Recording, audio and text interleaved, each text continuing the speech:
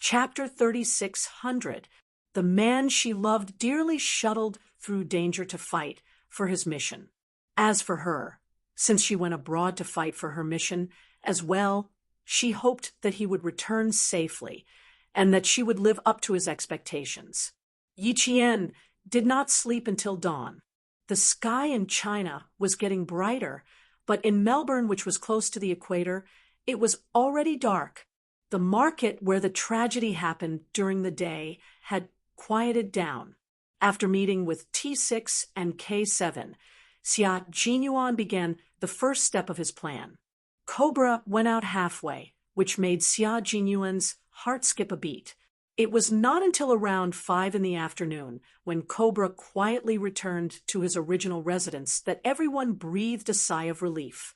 They were now afraid that Cobra would suddenly leave, and this worry gradually increased as the sky darkened and time passed. The closer it was to this point, the more they did not want any trouble to happen. At 9 o'clock in the evening, someone walked into the building. At around 10 o'clock in the evening, the person angrily left with his men. Sparrow Hawk, who was watching closely, told his comrades that the person looked around before leaving and whispered to his subordinates as he walked. At 11 o'clock in the evening, the lights in the building were still on. At around 12 o'clock in the morning, the lights in the room where Cobra painted during the day finally went out. The Snowfield Brigade's operation began. Yi Qian had already boarded the flight to Normandy and began her journey. In Melbourne, the night was so dark that one could not even see their own fingers. Even the street lights in the north had gone on strike. Compared to the bustling central area, there was an additional layer of horror that made people afraid to walk at night. The comrades of the Snowfield Brigade were like leopards searching for food at night, staring coldly at the building in front of them. They were all quietly waiting for Xia Jinyuan's return and for the operation to begin in the early hours of the morning. Cobra returned to his room and did not show up again. No one knew which room he was in. The entire 8-story building was his place, so he could stay in whichever room he wanted. Time passed very slowly, so slow that it seemed that the sky would be bright in a while. When Xia Jinyuan's low voice came from the microphone, the hidden Special Forces soldiers' eyes flashed with hostility. Move. After confirming that Cobra had not left, Xia Jinyuan led his soldiers and his comrades to carry out a cleanup operation. The 6 of them sneaked into the building and locked onto the 6th floor. They used their best assassination skills, quietly covering the mouths of the people guarding the corridor and twisting their necks, swiftly finishing them off. The Snowfield Brigade Special Forces, who were dressed exactly like these people, took over their patrol duties. If one only looked at the background and did not look at the front, one would not be able to tell anything. The 6 of them worked together to eliminate the assassination targets outside one by one. Young Sparrow Hawk, who was guarding outside, reported the latest news. "You guys hide for a while. Someone wants to make a move. I saw an acquaintance that I met last night. The guy who left angrily at 10 o'clock. One of his subordinates is sitting in the car." As soon as he finished speaking, he heard the sound of a car coming to a screeching halt, followed by a barrage of gunshots. Bang, bang, bang, bang, bang, bang. The gunshots completely broke the silence of the night. The Special Forces soldiers who had just taken action heard the hurried but orderly footsteps in the building, and a trace of solemnity appeared in their eyes. The gunshots were sudden, but Cobra's men did not panic at all. It was obvious that they were prepared and even seemed to be waiting for this moment to arrive. The windows of the closed rooms were all opened. Then, young Sparrow Hawk saw a heavy machine gun, and in an instant, the 3 cars below were turned into a beehive. Chapter 3601. Cobra was well prepared and ruthless. It was as if he knew in advance that someone would sneak up on him. So he made preparations in advance, making the person who tried to sneak up on him regret it. After Yao Zi reported the situation outside, Xia Jinyuan, who had already sneaked into the building, became even more serious. Cobra was a guy who was more difficult to deal with than any of the previous assassination targets. He was always ready for battle and didn't let his guard down 24 hours a day. Stay calm, don't rush out. In the dark, Xia Jinyuan's low voice traveled into the ears of all his comrades. He is more prepared than we thought.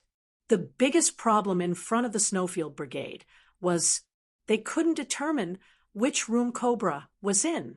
They could only guess that his room was on the 6th floor based on their observation during the day. How many rooms were there on the 6th floor? Based on the floor plan, there were a total of 9 rooms on the 6th floor. During the day, they observed him painting on the balcony of the suite on the 6th floor. Then, would he still be in this suite at night? Even Xia Jinyuan couldn't confirm. Cobra's whereabouts were unpredictable, and he rarely showed up. After sneaking into the underground market for so long, they had only seen Cobra's back once. And this was the second time. They only saw him twice a month, and they didn't know when they would see him again. Faced with this situation, the Special Forces of the Snowfield Brigade could only seize the opportunity to complete their assassination mission every time they saw Cobra. This kind of assassination was full of uncertainties, and there were too many dangers involved. They couldn't miss this opportunity, so they had to be more careful. Xia Jinyuan knew that tonight's operation was very dangerous, so even if he sneaked into the building to monitor, he only had G3 as his comrade. Now he had 6 comrades. Facing a guy who was ready for battle at any time, Xia Jinyuan, with his back against the wall, said in a low voice, "You guys stay alert, I'll go scout. I'll go with you." G3, who was right next to him, said without hesitation, it was better to have 2 people scouting together than 1 person. If something really happened, they could immediately cover and retreat. Xia Jinyuan looked at G3 and thought for a while before he nodded. Young Sparrow Hawk tightened his grip on his gun and said in a low voice, "We'll be outside, and the T6 combatants will be at the back. Brothers inside, don't worry, we'll hold the fort outside for you." Everyone knew that Cobra's exact location couldn't be determined. Everyone knew that once they entered, it would be the most dangerous time for them to pull out their guns. So, if it really came to that, they would have to rely on their brothers outside for support. The Special Forces of the Snowfield Brigade would never let their comrades shoulder the danger alone. They were so used to sharing danger with each other. Cobra's people and the guys who came out of nowhere had escalated their firepower. They were shooting from above and throwing grenades at the entrance of the building. The sound of gunfire and bombs mixed together, causing the surrounding civilians to tremble in fear. They had already experienced a scare during the day, but who knew that the danger was not over yet? The gunfire in the middle of the night caused many people to hug each other tightly. In the darkness, their eyes revealed deep fear. They were scared, lost, and helpless, but no one came to help them. They could only rely on themselves and the warmth of their families to get through the long and torturous time. Chapter 36:02. The elderly knelt in front of the statue of the Virgin Mary. They prayed for the disaster to pass quickly and for the Virgin Mary to protect them. They bowed deeply and prostrated themselves on the ground for safety. Boom! A series of huge explosions rang out. The grenades made the entire building tremble. However, Cobra did not move at all. She did not show up at all. It was as if she had already left.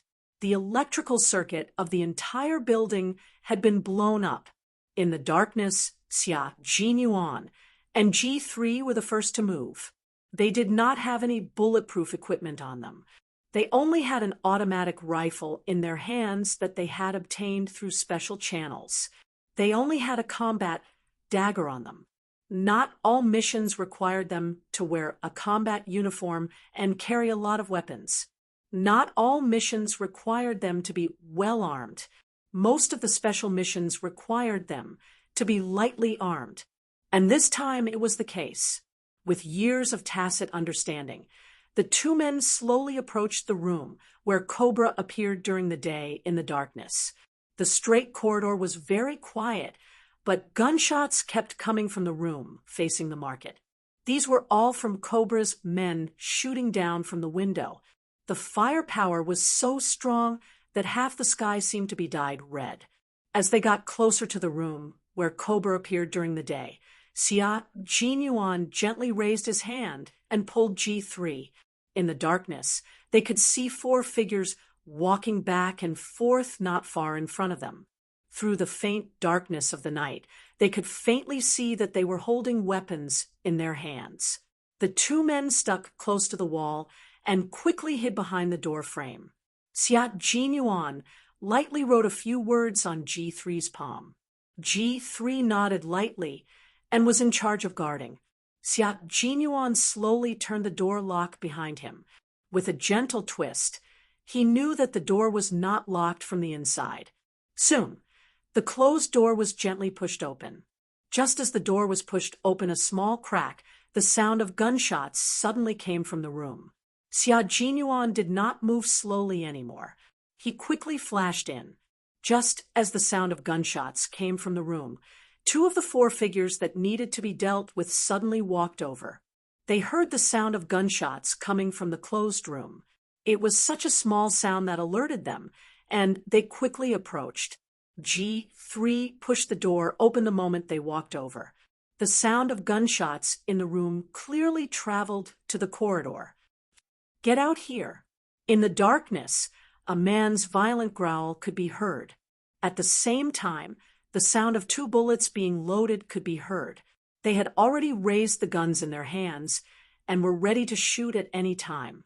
In the room, G3 and Xia Jinyuan took care of two guys who were shooting down with submachine guns. The room was very empty, and there wasn't even a place to hide. The moment the two bodyguards pushed the door open and walked in, the two had already pushed the two guys out of the window of the 6th floor. Then, the two picked up their submachine guns and started shooting down the market. The door was opened, and a bodyguard took a look. Then he asked in perfect English with a cold tone, "Who just walked out of the room?" G3 replied, "It's me. I think I heard gunshots outside the room. I was worried, so I came out to take a look." The same standard English answers were given.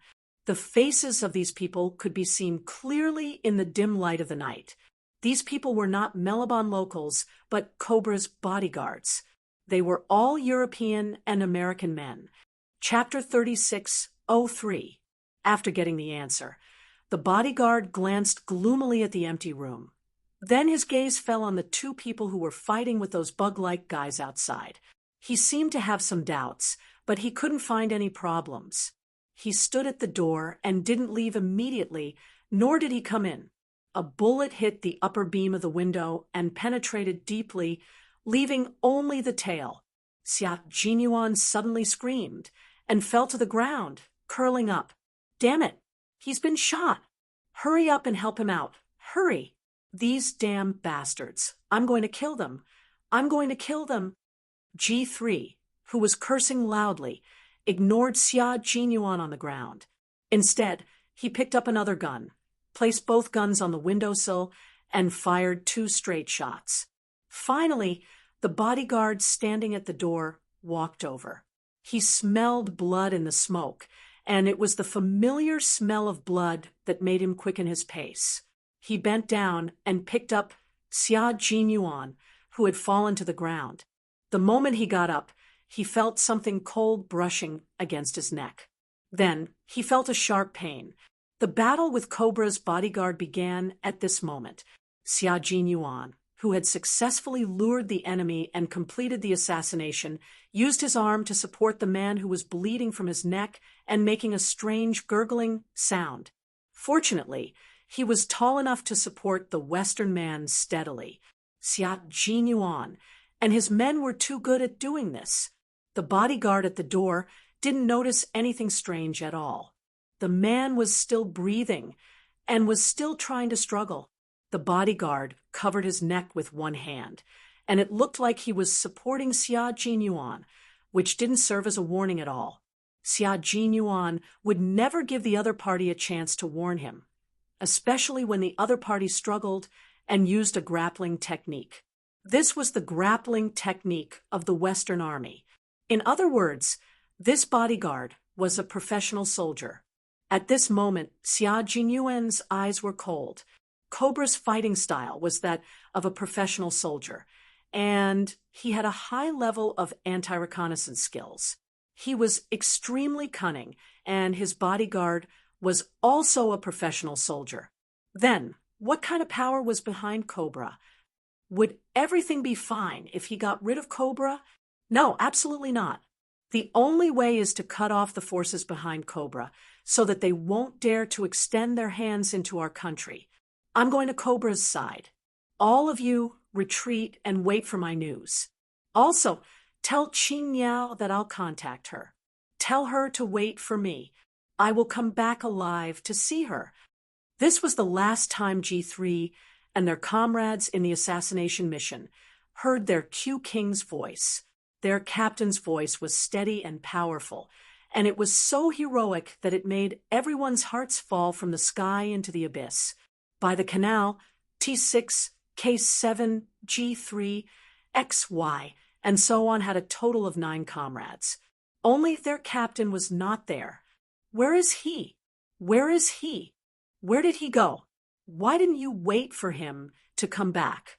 The T6 combatant could see the seriousness on his comrades' faces that made his limbs turn cold. He grabbed G3's collar tightly with both hands and growled fiercely, "If you're with him, why didn't he come back? Why? Let go." K7, who was closest to T6, gripped T6's wrist tightly. He could see that T6 was so agitated that the veins on his neck were bulging out. The hostility in his eyes was like a raging tornado on the surface of the sea. It was as though he would destroy this place at any moment. K7 gripped his wrist tightly and said word by word, "If you want to know why, you have to let go and let G3 speak. Let go, T6." Chapter 3604. Among all his comrades, only T6 and K7 did not hear Xia Jinyuan's last words. They did not know what had happened. The evening breeze of the Melbourne Canal blew in their faces. G3's slow and heavy voice drifted into everyone's ears along with the wind. Cobra was a professional soldier, and his bodyguards were also professional soldiers. Q King realized that the power behind Cobra was not what the current investigation showed. Compared to assassinating Cobra, he hoped that the power behind Cobra would never have the guts to reach into our country again. What is the power behind Cobra? Which countries are involved? How much do they know about our country? How many spies do they have in our country? These are the questions that Q King wants to find out. He said that he would definitely come back alive. He also asked me to tell Qing Niao that she must wait for him to come back. He knew that he might not be able to come back alive, but this was the best opportunity to get close to Cobra directly. Xia Jinyuan, who knew his mission and duty well, did not give himself a way out. Between survival and duty, he chose duty. He had the courage to face death and the wisdom to fight for survival. He said that he would definitely come back alive. Then, they would all wait for him to come back. But how long would they have to wait? No one knew. That night, the wind of the Melbourne Canal was very cold. The cold wind blew into their bones, and even their warm hearts were covered with a thin layer of frost. At 4:00 in the morning in Melbourne, Y sent their latest news back to China. At that time, it was already 3:00 in the afternoon in China.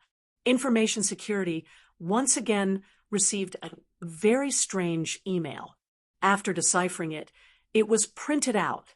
10 minutes later, Major General Yang received the deciphered paper document. Major General Yang, who had been waiting for news from Melbourne, saw the deciphered message on the document.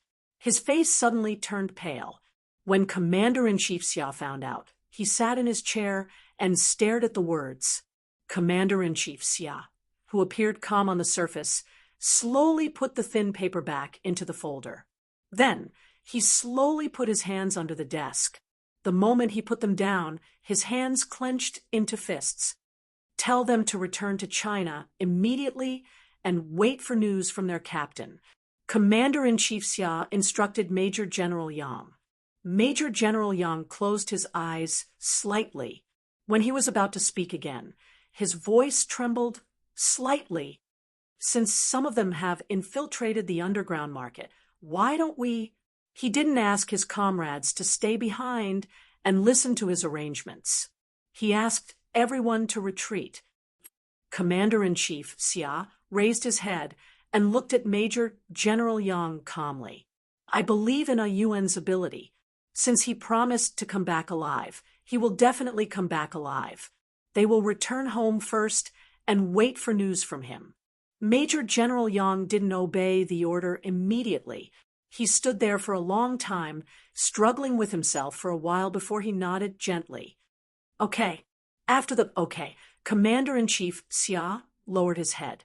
His eyes were still looking at the deciphered words. His clenched hands under the office slowly loosened. Then he said calmly, Yi Qian needs to participate in the competition. I'll tell her when she returns home. Yi Qian, who was also in a foreign country, had arrived in Monfei. When she got out of the car, a sudden palpitation almost made her faint. Li Jinyan, who was standing at the door of the car, saw her face suddenly turn pale and immediately supported her. This scene happened to be seen by the Korean students who got out of the other car. Seeing this, a contemptuous smile flashed across their eyes. Chapter 36:05. The two siblings did not notice the gazes of the Korean students. Li Jinyan had already noticed that his sister's complexion was not very good these 2 days. Others might not be able to tell, but as her brother, he could tell that she was in low spirits. She did not say why she was in such a bad mood, and he could not guess it either. The Monfei military personnel who were supposed to receive the Chinese students had not arrived yet, and this was Monfei's military restricted area. Even the invited students were not allowed to walk around freely. They had to be led by the Monfei military personnel. The Korean students who arrived at the restricted area around the same time had already been received by 3 Monfei military personnel. They spoke fluent English and warmly welcomed the arrival of the Korean students. However, no one from the Chinese side came over. It was as if they had been forgotten again. Behind them, the Korean students and the Monfei military personnel were chatting happily.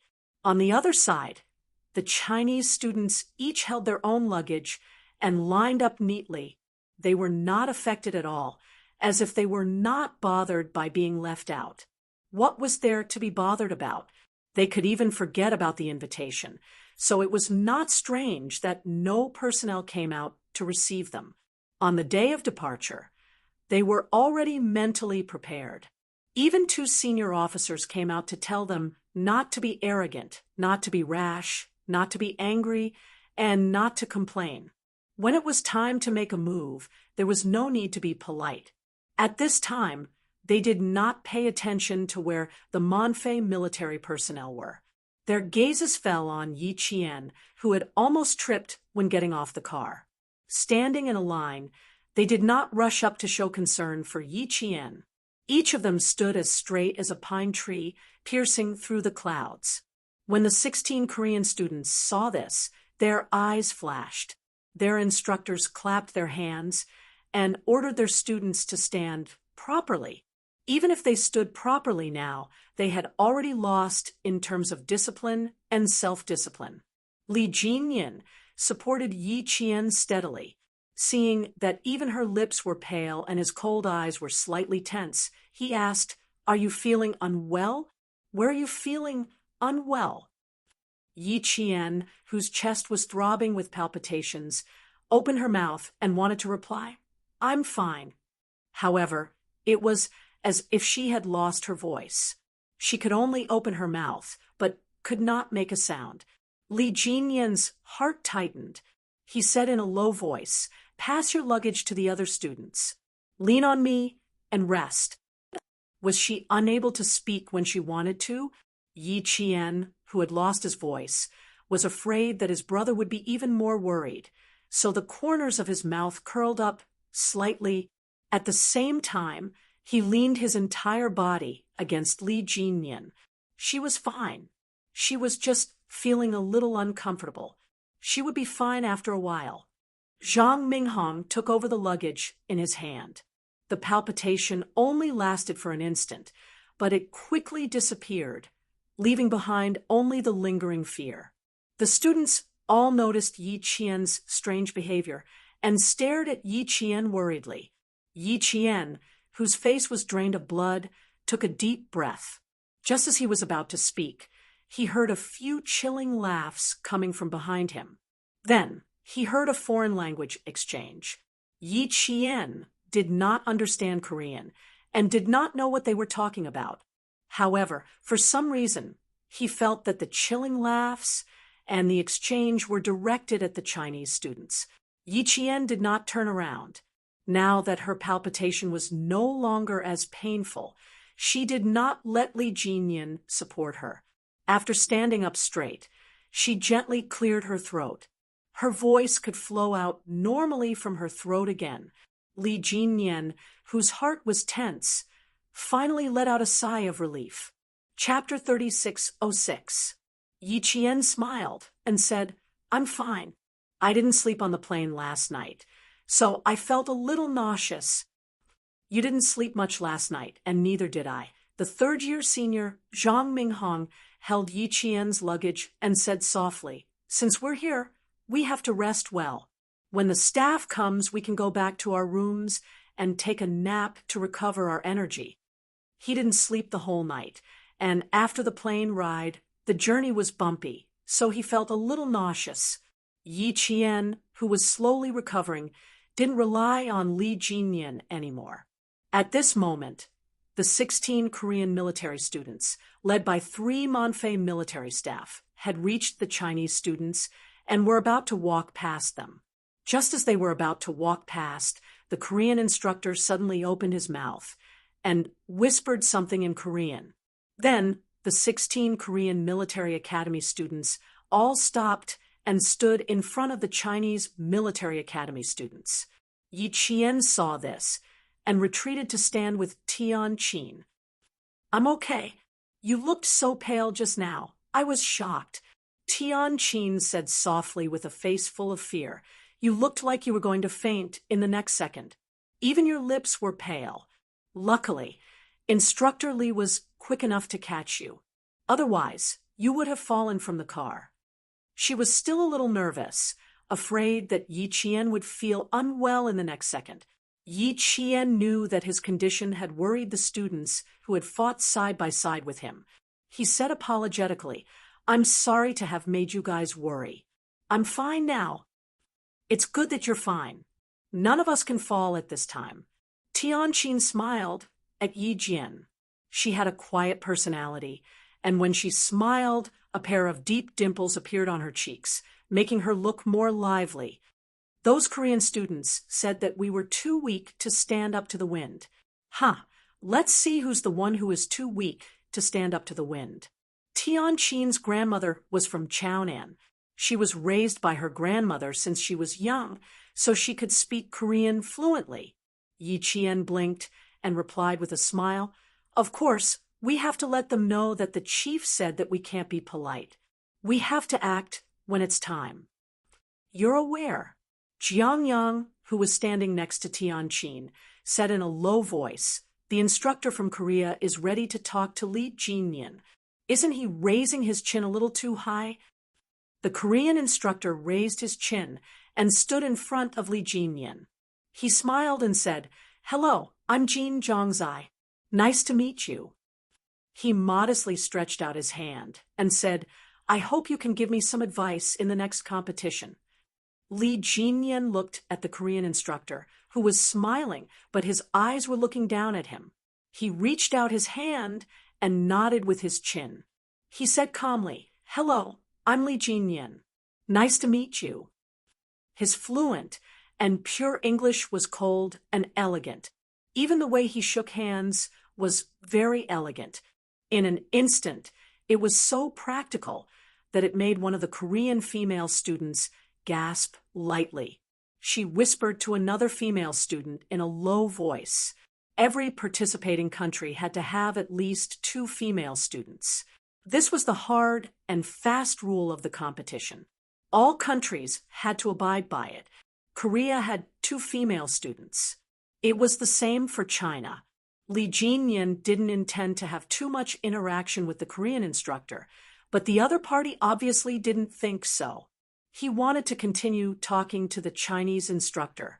He looked at Yi Qian and said worriedly, "Your female student doesn't seem to be feeling well.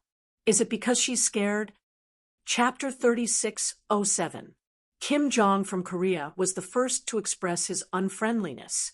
Although he looked concerned, he was too hypocritical, so much so that Lee Jinyan didn't even bother to expose his hypocritical concern. His thin lips curled slightly.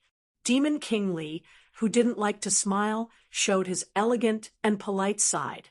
"My body is indeed a little unwell. I need to rest for a while." "Then you must rest well. Fortunately, it's only unwell. If you're afraid, that would be terrible." Kim Jong's smile became even more fake in front of the instructor. His small and narrow eyes flashed with disdain, and his tone was even more considerate of the Chinese students. Participating in such a large-scale competition for the first time will indeed make people feel pressured, especially when I heard that your country only received the invitation a month ago. Presumably, you haven't prepared well. It's normal for your students to feel pressured. Our instructors should counsel them well. How could a student from a poor country not be afraid when he had never seen such a big scene before? Unwell was a very good and perfect excuse. But who would believe it? The Chinese had shown their national and military strength to the world during that grand ceremony. Since then, they had been active in the international arena, afraid that other countries wouldn't know that they had developed their own weapons. What a joke! How could a country with so much land and so little resources want to become the #1 country in Asia? How laughable! The Korean students were already laughing softly. A female student tilted her head and looked Yi Qian up and down without hiding her gaze. Finally, her gaze fell on Yi Qian's face, and she smiled to the student beside her. "The Chinese female student is very beautiful. She's like a porcelain in a display case. You can't touch her, you can only look at her." She was speaking in their own language, but her gaze was always on Yi Qian. Obviously, she was taking advantage of the fact that the Chinese students couldn't hear their language, so she didn't avoid it. When Tianqin heard this, she first looked at Lee Jinyan. After the instructor nodded, she smiled in very standard Korean and said, "You're also very beautiful. You're like a flower growing in a greenhouse.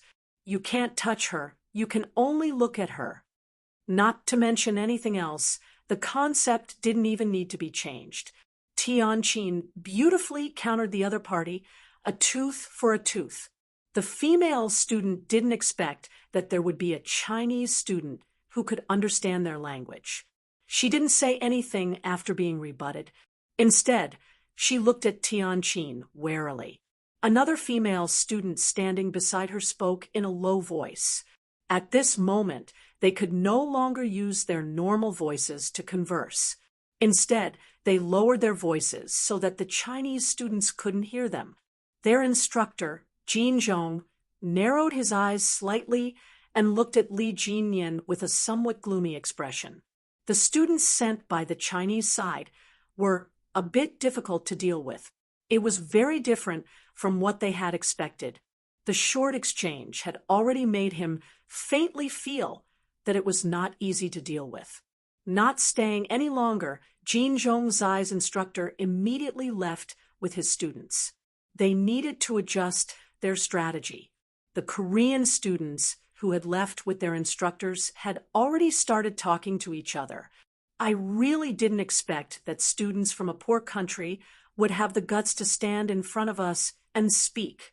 It seems that they have been educated to the point that they don't know the strength of our country. Do you expect all of them to be as open-minded as us in a country that is so poor in material things? No, I don't expect that at all. I even hope that they can continue to be so ignorant and continue to be citizens of their poor country. Chapter 36:08. This time, they had purposely lowered their voices when communicating with each other, thinking that the Chinese students could not understand their language. But in the end, a Chinese student rushed out and spoke in fluent Korean, causing their temples to throb. Inexplicably, they felt threatened. Gather later. We need to adjust our strategy against the Chinese students. The leader who had finished talking to the instructor had a dark expression. He said to the students, "The instructor said that the Chinese students won't be as easy to deal with as we expected. We need to adjust our strategy." The Chinese students wouldn't be as easy to deal with as they expected. The female student, who had already suffered at the hands of Tianqin, agreed. She said that the female student, who was prettier than their country's celebrities, was like a piece of porcelain that would break at the slightest touch. She implied that she only had looks but couldn't withstand a single blow. Who knew? The female student bit her lower lip, and a trace of humiliation flashed in her eyes. Who knew that the Chinese students would counterattack, that she was a flower that grew in a greenhouse. Other than being pretty, she was useless. She thought that even if the Chinese students knew what she was implying, they would swallow their anger. A student from a poor country with nothing had no confidence at all, who knew that they would immediately counterattack, making her lose face. The female student who felt humiliated said, "That's right. They look very arrogant. Arrogant people are either very powerful and have the right to be arrogant, or they are just using arrogant words and actions to hide their incompetence." Then, do you think the Chinese students are the former or the latter? A male student asked seriously. The female student looked back slightly.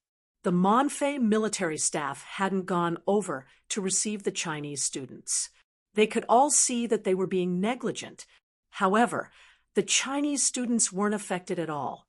Led by their so handsome that he looked like a celebrity, all of them stood like pine trees in the snow. It was enough to make people ignore everything else. I choose the former. The Chinese students are well trained. They didn't show any anger when they were neglected by the Monfei military staff. Their psychological quality is very strong. The female student answered. The male student smiled and said, "It's just to maintain the last bit of dignity. If they lose their last bit of dignity, then China will become an international joke. In order to maintain their dignity, they have to do this."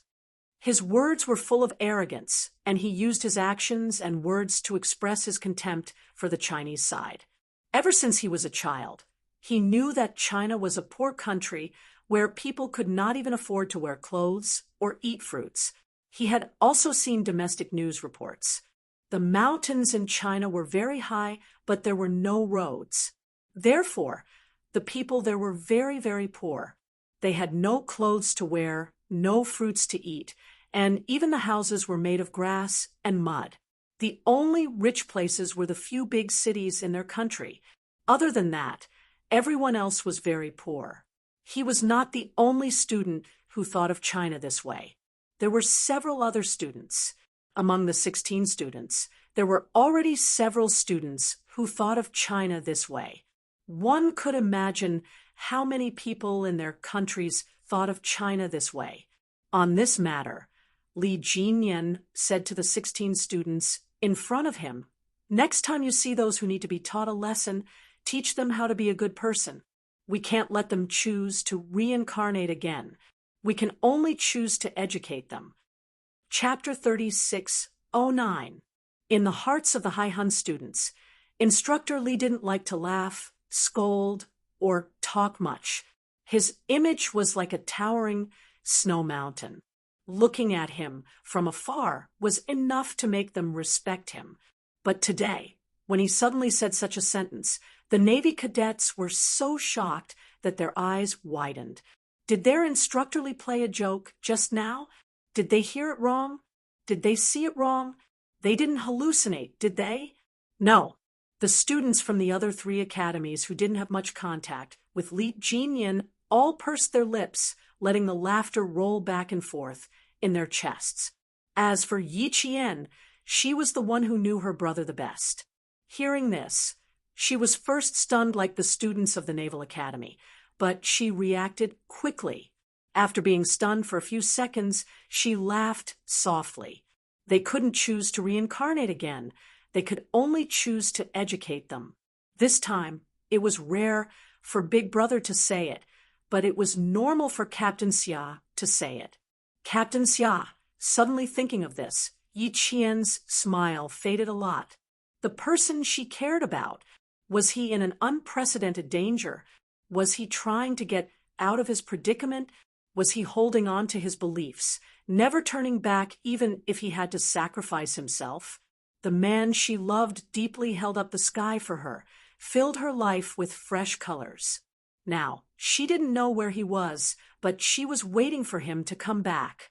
Even if he was in an unprecedented danger, even if he couldn't get out of his predicament immediately, she believed that he would hold on to his beliefs and be fearless of sacrifice.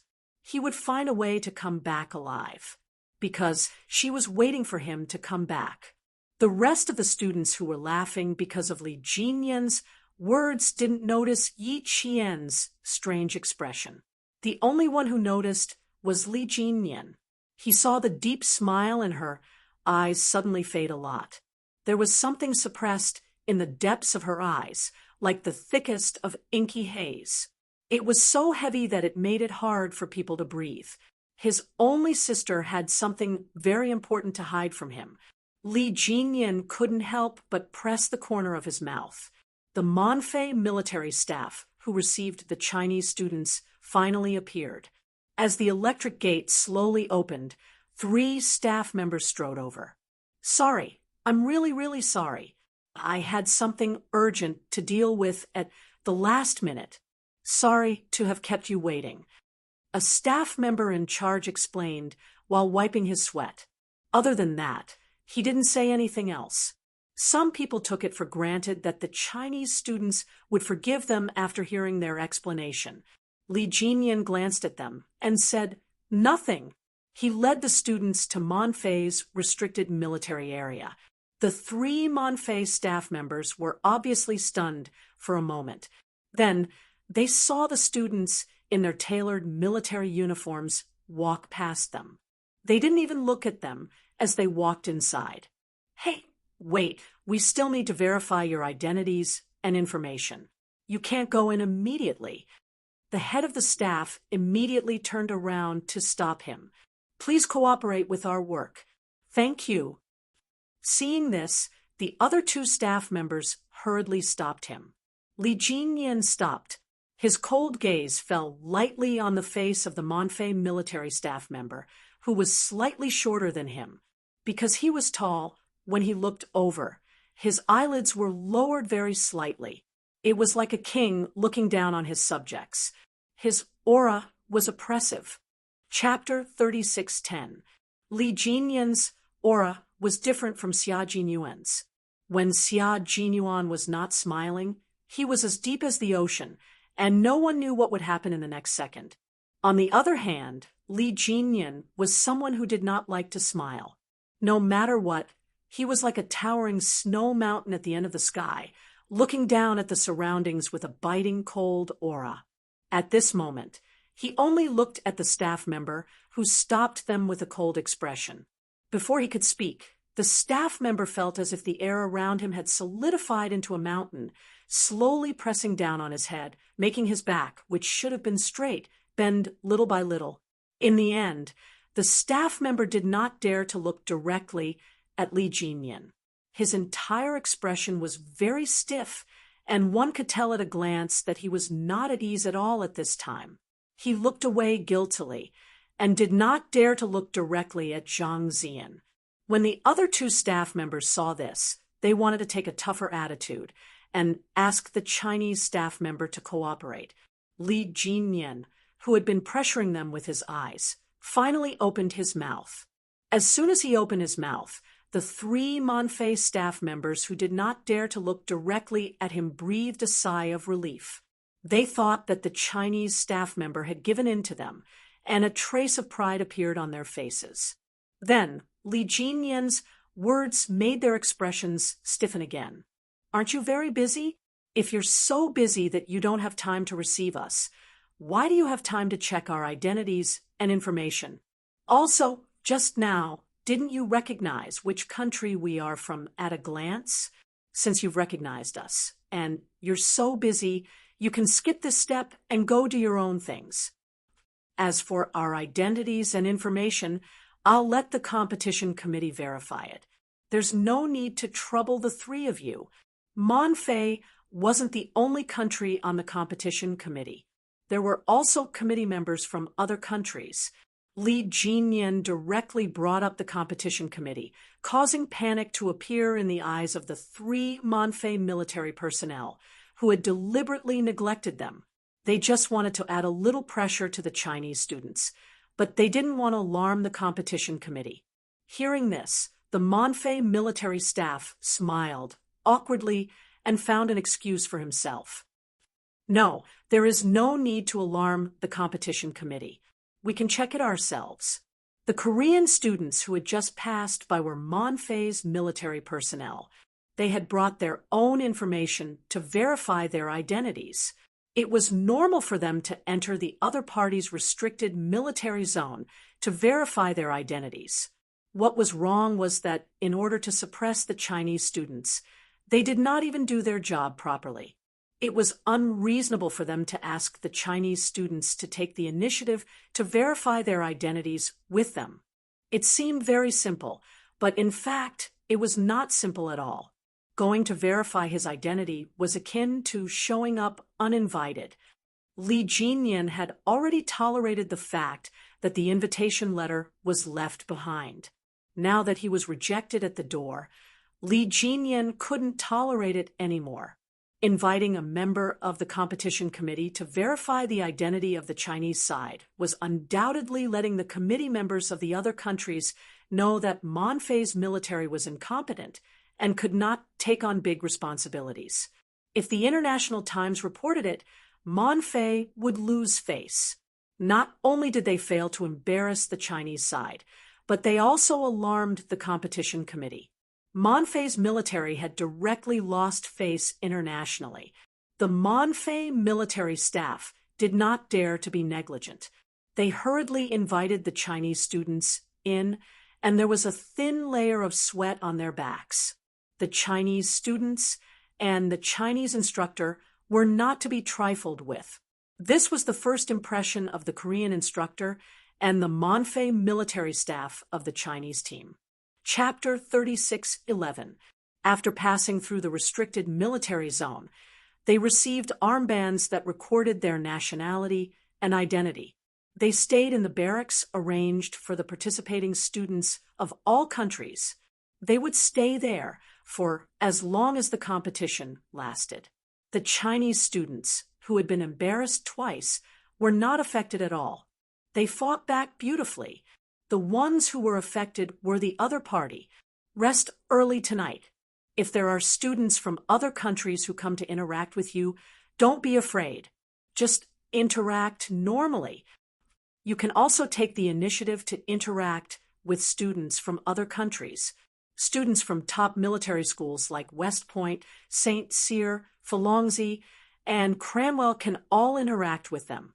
As for students from Korea, greet them politely when you see them. There's no need to interact too deeply. It's easy to learn bad things, but hard to learn good things. I'm afraid you'll learn their arrogance and narrow-mindedness.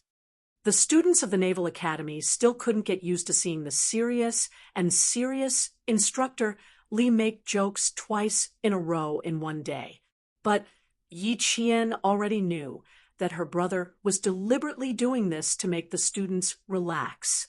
He was not really cold-hearted, just used to it. The students were all in bunk beds, with 4 people. Yi Qian and Tianqin were also in bunk beds, with 4 people. When they pushed the door open, Yi Qian and Tianqin saw the 2 female students already in the room. Their eyes flashed. It was really enemies were bound to meet. The Chinese female students were assigned to the same room as the Korean female students. The Korean female students who arrived early saw the Chinese characters on the bedside and knew that they would be staying with the Chinese female students for the next few days. They did not want to stay with the Chinese female students, so they immediately applied. Instructor Kim Jong-jae was also afraid that the female students from his country would be affected, so he reported it as a very serious matter. In the end, it was not out yet. They did not know if they could successfully apply for a change of rooms. When the Korean female students saw Yi Qian and Tianqin, they only looked up and nodded slightly. It was considered a greeting. Yi Qian and Tianqin also nodded slightly. They put their luggage on the bedside and began to unpack. There was not much luggage. 2 sets of combat uniforms, 2 pairs of combat boots, 2 thick and thin backpacks. Other than that, there was nothing else, not even toiletries. It was written in detail on the invitation letter. Other than the combat uniforms of each country, everything else would be provided, so there was no need to bring anything. The 2 of them tidied up quickly and lightly. In less than 2 to 3 minutes, they were done. The Korean female students did not move. Their luggage was still properly placed on the bed. Seeing the Chinese female students tidying up their things, one of the Korean female students sniffed and rolled her eyes. She whispered to the other female student who had been stabbed by Tianqin, "What an unbearable existence. If I don't change her, my mood for the next week will be affected. Let's talk outside." The female students who had been stabbed were very wary of Tianqin. The Chinese students could understand their conversation, but they themselves could not understand the conversation between the Chinese students. The language barrier troubled her. Tianqin was a pilot from the Air Force Academy. She was excellent in all aspects. She would board the fighter jet with the official pilots when she went to the Air Force Base. She had a steady personality. When she heard the words of the Korean female students, a cold light flashed in her eyes. Chapter 36:12. Yi Qian didn't understand Korean, but she could hear the disgust in the Korean students' voices. The Korean students were unfriendly to the Chinese students. Similarly, she didn't like the Korean students. Although she didn't dare to make friends in her previous life and didn't dare to show her face, she had more or less heard about the news about the Korean students. With the bad memories she had of the Korean students in her previous life, first impressions were the strongest in this life. She didn't like the Korean students either. Now that the other party had expressed their unfriendliness, it was a good opportunity for her to express her unfriendliness openly. There was no need to hide it. Therefore, Yi Qian was quite happy to see the Korean students being unfriendly. Hearing the disgust in the Korean female students' whispers, Yi Jian curled up the corners of her mouth slightly. She suppressed the darkness in her eyes, and the fierceness hidden in the depths of her eyes faintly faded until it disappeared. There were many countries that looked down on the Chinese. She had participated in 2 international competitions, so she was used to it. How to make these people shut up or be afraid wasn't just a matter of words. She had to show some actions. The Korean students. She made a mental note of them. The Korean students whose names were recorded by Yi Jian had already walked to the door. They felt a chill run down their spines and turned their heads at the same time. They saw that the two Chinese female students were busy with their own things. They didn't even give them a glance as they walked out. Are they pretending to be virtuous? What a joke. We don't even want to see them. The female student with the flat nose was a little angry. A citizen from a poor country was more arrogant than them. What a joke. What right did they have to be arrogant? Was it because of their large territory, large population, and poverty that made them arrogant? What a joke. Whether they want to see us or not. It's true that we don't want to live with them. Let's go find Instructor Kim first. Although the Korean female student with delicate features was afraid of Tianqin, she still couldn't calm down. She raised her voice and said, "We don't have to put up with people we don't like." Tianqin, who had finished tidying everything up, looked at the two people who were about to leave the room with a smile. Yes, there's really no need for that. A person who doesn't even know the most basic manners won't be welcomed anywhere. We have always been humble and polite, but we don't like people who don't even have basic manners. What do you mean? The Korean girl with the flat nose was instantly enraged. Are you saying that we don't even have the most basic manners? What a joke. Your country's etiquette is based on ours. In the end, what did you learn? I only learned arrogance. The infuriated Korean girl said a bunch of things that Yi Qian couldn't hear. Tianqin translated for Yi Qian as fast as she could. Yi Qian's eyebrows curved into crescents as he listened to the translation. Looks like they didn't learn much about official history, but learned a lot about unofficial history. In her previous life, she didn't like Korea because there was a news report that said that Confucius was a Korean. It also said that China, the Gulf, and Japan had been in Korea's territory for a long time. What was even more shocking was that they also said that the ancestors of Korea first established the country of Hung and ruled the Eurasian continent with the Tian Shan Mountain as the center of today's Chinese territory. Later on, a branch of the people of Hung migrated to the west and created the ancient Egyptian and Babylonian civilizations. Another branch created the ancient Indian civilization. Another branch moved to the southeast and created the Yellow River civilization. Then another branch moved to the northeast and finally reached America. Chapter 36:13. In short, the ancestors of Korea created the four universal civilizations. Without their ancestors, there would not be the four universal civilizations of today. In her previous life, Yi Qian had been running for her life to survive. She did not have the time to pay attention to other things. Even when it came to national affairs, she did not pay much attention to them. Even so, she knew about these things in Korea. It could be seen how ridiculous the unofficial history of Korea was. When Tianqin heard this, she smiled and replied in fluent Korean, "It seems that your country needs to learn about history. Only by looking at history can you be more broad-minded and accept all the rivers in the world." Accepting all rivers was spoken in Chinese. It could not be helped. There was no such thing as accepting all rivers in Korean. Even now, Koreans still had to pronounce it in Chinese.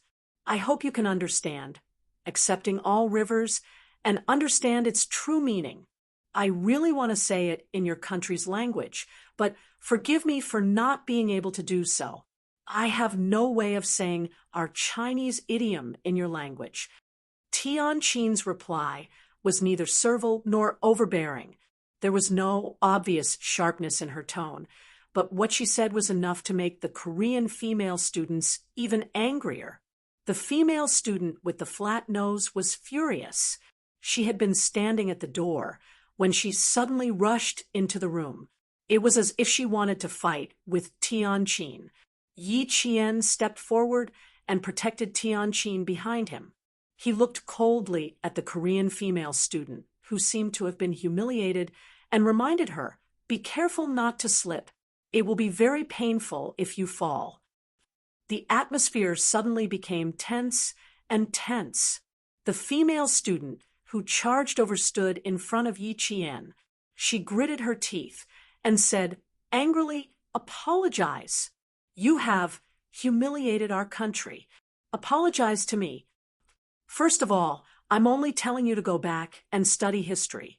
This is a suggestion for studying. You can choose to listen or not.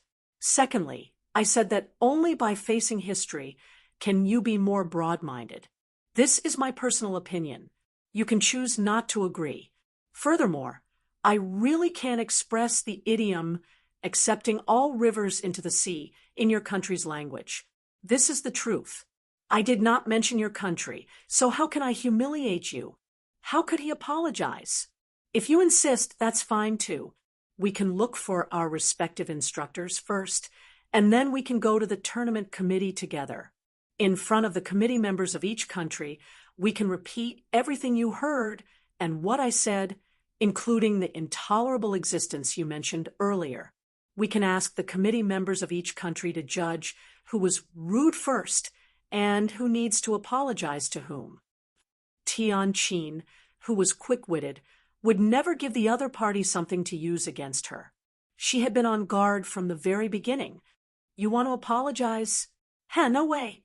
When the pretty Korean female student saw this, a dim light flashed in her eyes. Instructor Kim was right. They had indeed underestimated the Chinese students. Tianqin stopped watching and walked over. She pulled the angry female student aside and whispered a few words into her ear.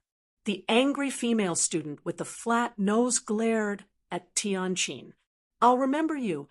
Just you wait."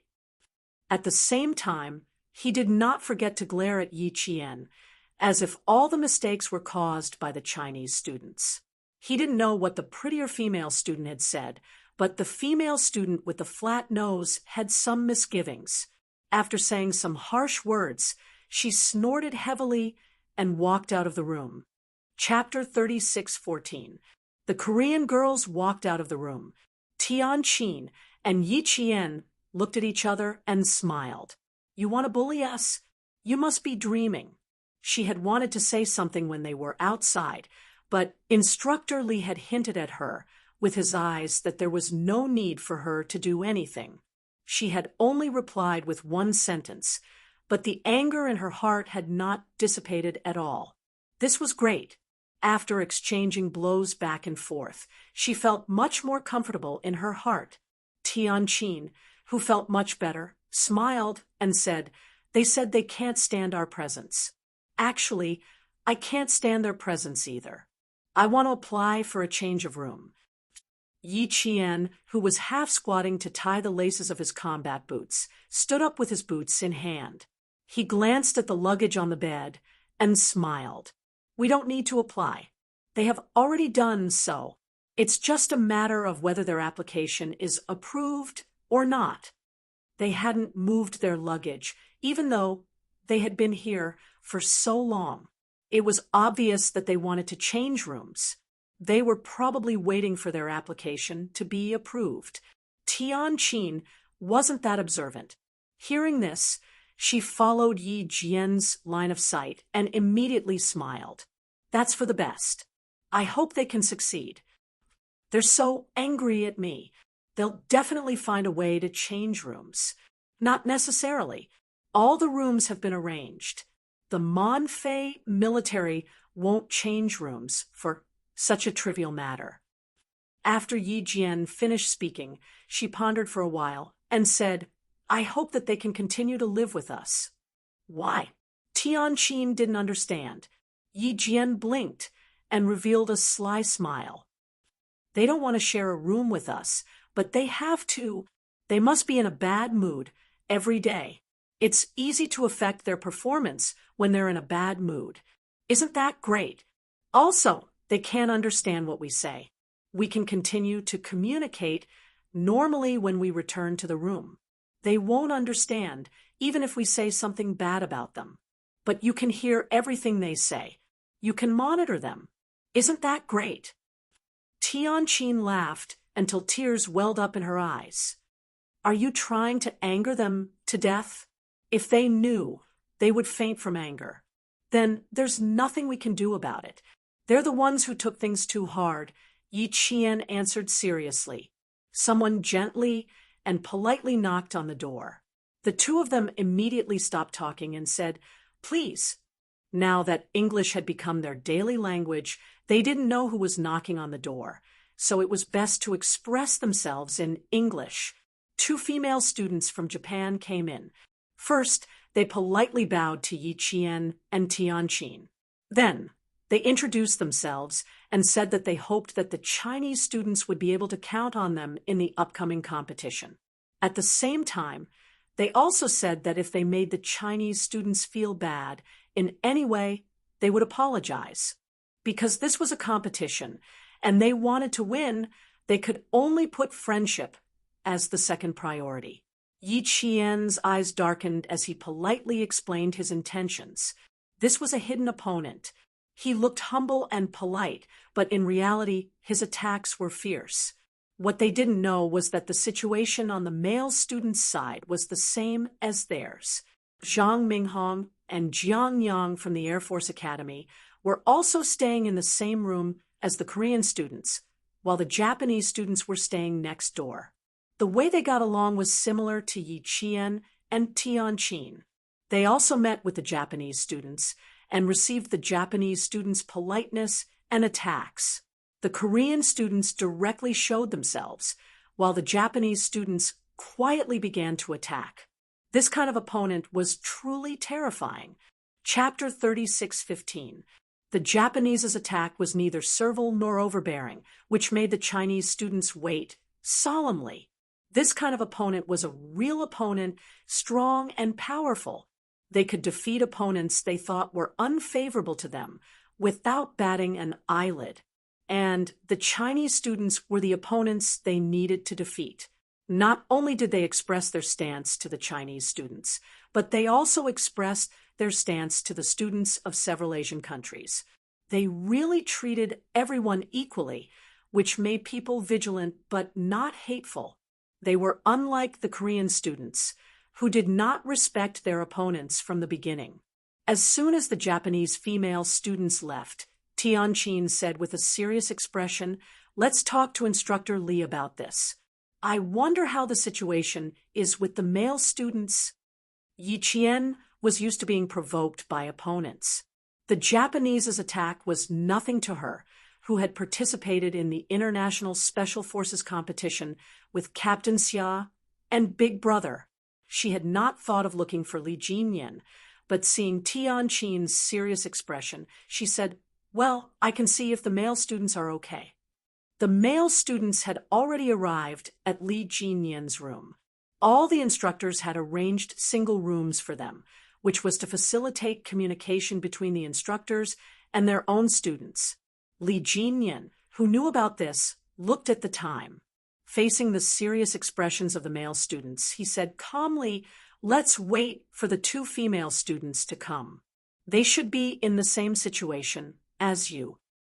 It should be said that the Japanese students had talked to several Asian countries. Just before the 14 male students arrived, the Korean students next door also entered Instructor Kim's room with serious expressions. It had to be said that the Japanese's move was very clever. It instantly made the students of other countries feel psychological pressure. When Yi Qian and Tianqin came in, they saw that the 14 male students were already there. When they saw the two of them, the male students all raised their hands and greeted them with relaxed expressions. Had they already talked to them? Yi Qian, who raised his hand in response, couldn't help but smile. His gaze passed through the crowd and landed on the bed. When the two siblings' eyes met, they both smiled happily at the same time. Obviously, the two siblings' mood was not affected by the Japanese students' attack. In the face of the Japanese's neither servile nor overbearing attack, Li Jinyan looked at the young and resolute faces and smiled faintly. This is a strategy. The competition hasn't started yet, but the Japanese students have already begun to exert psychological pressure on you. They put the competition first and friendship second. We're the same. Let's let them know that we also see them as strong opponents that we need to defeat. We'll give them a taste of their own medicine. Also, Japan's attack also shows that they have a lot of psychological pressure for this competition. It's understandable that instead of being affected by the students of other countries, it's better to take the initiative to affect the students of other countries first. This is called preemptive strike, which is the best strategy for military strategists. In your hearts, you also see them as strong opponents that you need to defeat. It's just that we have always been reserved and don't like to show our thoughts. In this case, you can continue to choose to smile and face them. It's just that you inadvertently let the opponent know your thoughts. Actions without words are often more deterrent and more stressful than words. You don't have to care too much about what they do. What you did before is what you're doing now. It's not a good thing to let others see through you at a glance. Continue to maintain your current reserved manner. Be bold and forceful and plan strategies without batting an eyelid. This will make your opponents who take the initiative to attack even more fearful. Chapter 36:16. Just like Li Jinyan himself, his silence was very oppressive. Just by standing there without saying a word, everyone knew that he was a powerful character that was not to be trifled with. Letting him lead the team overseas was an arrangement made after careful consideration by the military. First, he was very young and would not blindly adhere to the rules. Second, he was calm and steady, which would make the students more convinced. Third, he was capable. Although he was young, he had a strong aura. No one would dare to look down on him when he walked out. Fourth, since it was a competition between the military academies of various countries, it was not appropriate to send an old person. It was better to send a young and capable one, which would let the other countries see what the young soldiers of China were like. Taking all these factors into consideration, the military decided to let Li Jinyan be the chief instructor and lead the team overseas for the competition. They believed that with his ability and the students' own abilities, there would be no problems. This was indeed the case. The cadets of the 4 military academies trusted the young instructor Li very much and would come to him for advice on anything. After his analysis, the 16 of them felt as if they had taken a calming pill, and their hearts calmed down again. The student from the Air Force Academy laughed and said, "Instructor Li, according to what you said, we are all the same. There is no difference, so there is no need to be afraid, right? You can ignore the fear. Since we are all the same, there is no need to worry about it. As for the difference in strength, it depends on whether you can defeat your opponent. Friendship first. Forget it. What we pursue is the competition." Li Jinyan led the team and did not think about friendship first. "I personally pay more attention to results and prefer to be a top soldier. For an international competition like this, either you don't come or you come and win some prizes and get a few rankings. Otherwise, why would the students from Japan and Korea act like they will definitely win from the beginning? Because they also put the competition first. I just said be more reserved. Although we are also here for the competition, we must be more reserved. Don't let others see through us. There were no other requirements. They were here for the rankings." The students were overjoyed when they heard this. They would quietly compete to obtain a ranking, and after obtaining a ranking, they would subtly compete in the next competition. Then, they would subtly compete again to obtain a ranking, and so on until the end of the competition. When Yi Qian saw that the students had relaxed, he became even calmer. He secretly gave his elder brother a thumbs up. She did not expect that the strict and impartial big brother who trained the water ghosts, who was so cold that no one dared to approach him, also had a friendly side to him. This was the first time she had seen it. She stood by the windowsill, which was half closed. A ray of sunlight fell on the ground from all sides. Yi Qian happened to step on it, and a ray of sunlight fell on her face through the gap in the windowsill. When she smiled, the bright and beautiful sunlight seemed to follow her smile. The sunlight was bright and beautiful, and her smile was as dazzling as a peach blossom. Li Jinyan unconsciously deepened the smile at the corner of his mouth. His sister was supposed to be carefree and carefree. She should have a dazzling smile and innocent eyes. Gloominess and heaviness really didn't suit her. Yes, he would let her smile for now. Soon, he would make her unable to smile for the rest of her life. Yi Qian, who was smiling with curved eyebrows, suddenly felt a chill run down his spine. He had a bad feeling that something big was going to happen very soon. She looked around and did not notice anything. However, the deep smile at the corner of her big brother's mouth stunned her. Chapter 36:17. The cold Li Jinyan's smile stunned the male cadets around him. The other cadets did not dare to say it out loud, but the male cadet from the Naval Academy did. He exclaimed, "Instructor Li, you really should smile more. When you smile like that, it's really even more beautiful than a woman." He didn't dare to say this because their instructor, Li, had already put away the smile on his face and was looking at him coldly. In an instant, this male cadet from the Naval Academy was terrified. How could he dare to say it again? He did not even dare to speak now. When the other male cadets saw this, they all silently averted their gazes. For some reason, they all seemed to know what the unfinished words were, because they were also speaking from the bottom of their hearts. In this place, only Yi Qian dared to continue smiling.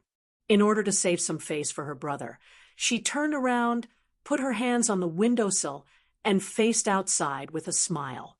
To be honest, she also felt that her brother's smile was more exquisite and beautiful than a woman's. Captain Xia's handsomeness belonged to the yuppie type of handsomeness. His facial features were clear and handsome, and there was a hint of wickedness at the corners of his brows.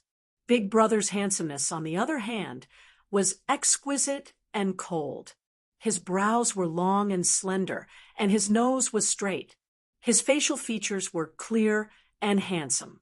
Because he did not like to smile, his eyebrows were always cold. When the corners of his mouth were pressed together, it was like an unsheathed sword, instantly causing people to overlook his facial features. Now that he had suddenly smiled, the cadets who had not dared to look at him too closely suddenly found a bright spot. They were all instantly attracted by his smile. Unfortunately, this benefit only lasted for a few seconds. In the blink of an eye, it became a towering snowy mountain that could only be admired from afar. They did not dare to get close to instructor Li. Li Jinyan was already very lenient towards his cadets. If it had been the water ghosts of the storm commandos, he would have already punished them with all sorts of training. As Yi Qian smiled, she felt that something was not quite right behind her. She turned her head to look and saw that the 15 cadets, including Tianqin, had all quietly left one by one. They did not seem to have any intention of asking her to leave with them. "Yi Qian, I'll wait for you in my room. Instructor Li wants to talk to you in private." Tianqin, who was the last to leave, waved at Yi Qian. Under Li Jinyan's cold gaze, she walked away step by step, not forgetting to close the door behind her. The 15 students left together, and the room suddenly became a lot more spacious. Li Jinyan rubbed his temples. He felt that training this group of students was more tiring than leading a special training team for a month. They were young, energetic, and had 100,000 whys. If one were to say that they were mature, They would always do some childish things. If one were to say that they were childish, each and every one of them was so sharp that it made him admire them. Even the slightest movement in the wind could not escape their eyes. He also had a lot to say. In front of them, he could finish a month's worth of words in a single day. It was physically and mentally exhausting. After returning to the country, he didn't want to continue hanging out with these students for a moment longer. It was better to quickly return to the team. And most importantly, these students, after rubbing his temples, Li Jinyan looked up at his sister and said helplessly, "The students nowadays are very bold. Do you often bully the instructors in school?" How would he dare? Yi Qian hurriedly denied it. Bullying the instructors is like stepping on the lion's head. We're tired of living, so we definitely wouldn't dare. But we often joke about the instructors. Bro, your smile just now was so beautiful. In the future, you don't even have to speak when you chase after sisters-in-law. Just smile. You can even smile for a sisters-in-law for me. Ouch. That hurts. After saying that, his head was also hit hard. Yi Qian, who was a step slower to react, held his head in pain and almost squeezed out 2 streams of tears. Chapter 36:18. It really hurt. He didn't hold back at all. Do you think your brother is selling his body? Li Jinyan retracted his hand after giving Yi Qian a popcorn. He pointed to the only steel green leather chair in the room. Sit. I want to talk to you. Yi Qian sat down obediently. She knew what he wanted to talk about. She sat down and smiled bitterly. Brother, I know what you want to say. Don't worry, I'm fine. I'm just thinking too much. Her answer made Li Jinyan's heart ache. She always liked to silently shoulder everything on her own. How could her thin shoulders handle too much? As her brother and her closest relative, he would do his best to share her burdens and resolve her difficulties. But Li Jinyan secretly adjusted his emotions. There was no hurry. It wouldn't be too late to scold her later. Yi Qian didn't say anything. Li Jinyan had already guessed that her strange behavior these past few days was because of Xia Jinyuan, especially when she suddenly changed her expression when she got out of the car. It was as if she sensed something. It made his heart tighten. After returning to the room, he immediately contacted the people back in the country and called Major General Yang. Major General Yang didn't say much. He only instructed Yi Qian to talk to Commander-in-Chief Xia. This made him feel uneasy. It was one thing to be worried about her, but he couldn't accept her reaction. She didn't have the calmness of a Special Forces soldier at all. Don't worry, don't worry.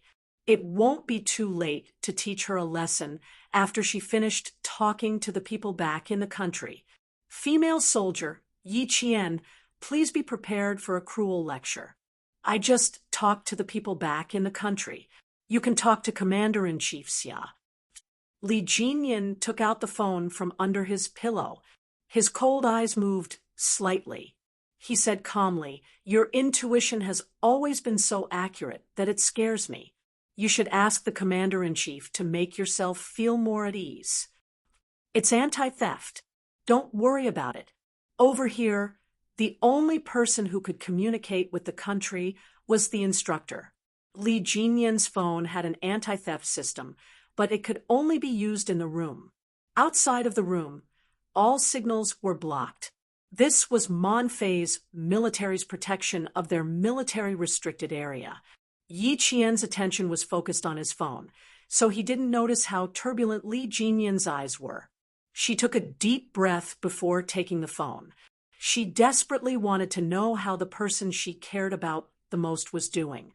Commander-in-Chief Xia, who had been waiting for her call, picked it up as soon as it rang. Xiao Yi, this girl, was deeply in love with his 6th brother. She was probably so in love with him that she had developed a mysterious telepathy that could not be explained by scientific common sense. Little Yi, how have you been these past few days? Commander-in-Chief Xia didn't immediately talk about Xia Jinyuan. He first asked about Yi Qian's situation. He learned from Major General Yang that her condition had been very bad these past few days. When she got out of the car, she almost fell down. Yi Qian could hear the deep concern in his voice. He didn't dare to say that he was a little absent-minded these past few days. He calmed himself down and replied, "I'm fine. I just miss the country a little." Because the call was made overseas and in a military-restricted area, although the phone was monitored by an anti-theft system, the mission that Xia Jinyuan carried out was too confidential. Yi Qian couldn't ask Commander-in-Chief Xia directly. Commander-in-Chief Xia also couldn't tell Yi Qian directly. He could only pass on the message through small talk. After a few minutes of conversation, Commander-in-Chief Xia only said the exact words that Xia Jinyuan asked his comrades to pass on to Yi Qian. Chapter 36:19. Yi Qian, who had been waiting for the news, tightened her grip on her phone when she heard this. The veins on the back of her hand bulged. Li Jinyan, who had been paying attention, also tightened his grip on his phone. While he was worried about her, Li Jinyan, who had always been strict with himself, felt more and more anger building up in her heart. Just because Xia Jinyuan went abroad on a mission, she caused herself to be in a daze. No matter how accurate her intuition was, she had to know who she was first. After a few seconds, Yi Qian loosened her grip and answered Commander-in-Chief Xia in her most normal voice, "Tell him not to worry. I will wait for him to come back. I will wait for him to come back." He told her to wait for him and that he would come back alive to see her. Her captain Xia had always been a man of his word. He had never disappointed her before, and this time was no different. With his news, Yi Qian was suddenly enlightened. Since he said that he would definitely come back alive to see her, then she believed that he would definitely come back.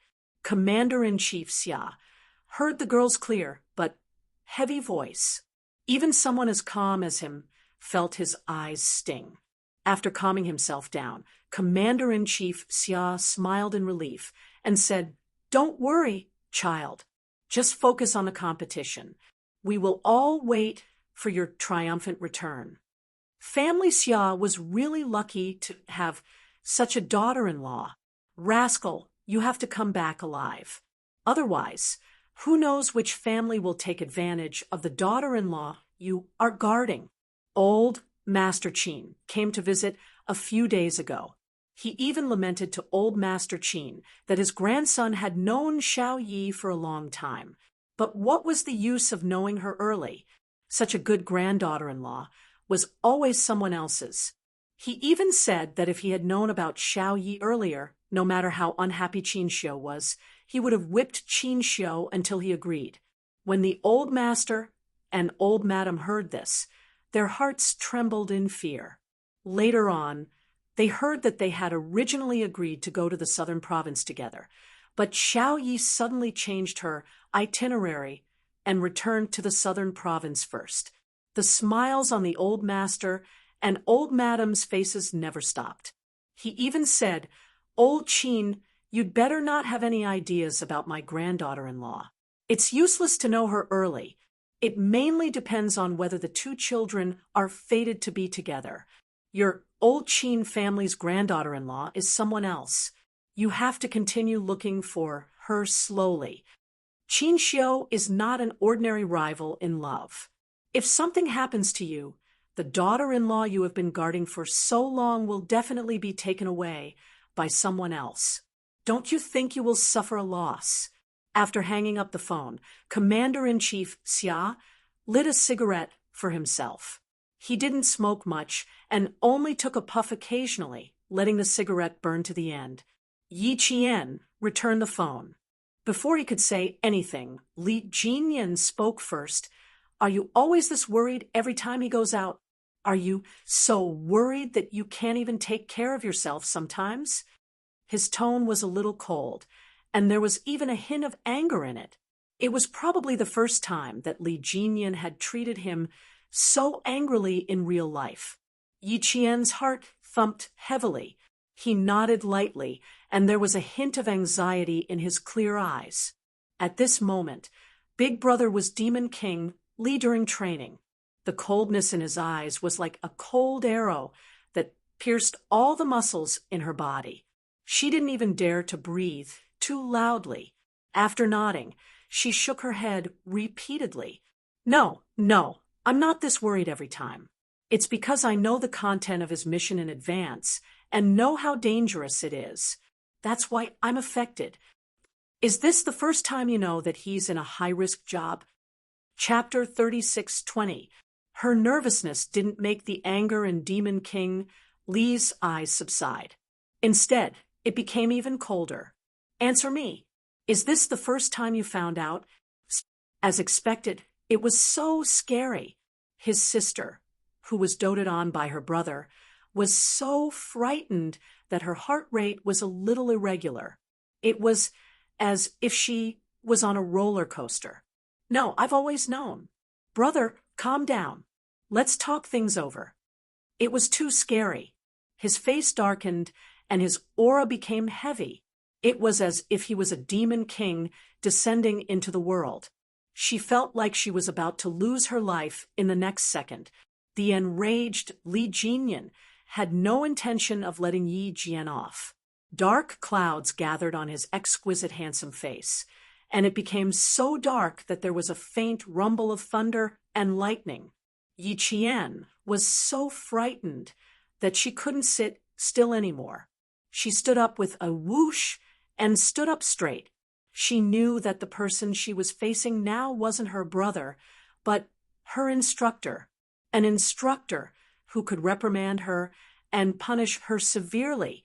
Li Jinyan also stood up. His dark eyes were as cold as ice as he stared coldly at Yi Qian. It seemed like she had forgotten her own identity and Xia Jinyuan's identity because he hadn't reminded her during this period of time. You want me to calm down? Yi Qian, I've been watching your situation for the past few days. From the initial worry to the current disappointment, Yi Qian, as a member of the Special Forces, you've disappointed me. As your former captain, I taught you how to kill the enemy and how to fight, but I didn't teach you how to face it. This is my fault. Answer me. Who is Xia Jinyuan? He shouted in a low voice. He wasn't the kind of person who would fly into a rage. His eyes were filled with anger, but he definitely wasn't the kind who would shout and shout. And this kind of person was usually more terrifying. Yi Qian answered solemnly, he's a soldier. Ha, I thought you didn't know that he was a soldier. Li Jinyan smirked coldly. What about you? Who are you? I'm also a soldier. Yi Qian answered firmly. In return, Li Jinyan sneered softly. So you knew all about it. Since you knew all about it, then you knowingly committed a crime. Do you know what you did wrong? Do you know where you went wrong? Who is Xia Jinyuan? He's a soldier before he's Yi Qian's boyfriend. Who are you, Yi Qian? She's also a soldier first, and then Xia Jinyuan's girlfriend. A soldier's duty must always come first, and feelings must always come second. After putting on a military uniform and carrying a steel gun, you must remember that you are a soldier first and foremost, not some other identity. As for you, you only remember that both sides are soldiers, but you forget what a soldier should bear. Don't tell me that soldiers are also people. That's right, soldiers are also people, and soldiers also have emotions and desires. But don't forget, as a soldier, you have no right to be sad. You can't even control your own actions well. You can't even be strict with yourself. Yi Qian, look down at your military uniform. Take a good look. Do you have the right to be distracted while you're on a mission? Do you have the right to worry about him? No, in my eyes, you really don't have the right. You're even more unworthy of all the training he gave you.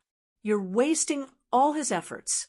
This time, Li Jinyan was no longer an older brother who doted on his sister. He used words as sharp as a sword to fiercely attack Yi Qian. He wanted to make Yi Qian face her own mistakes directly.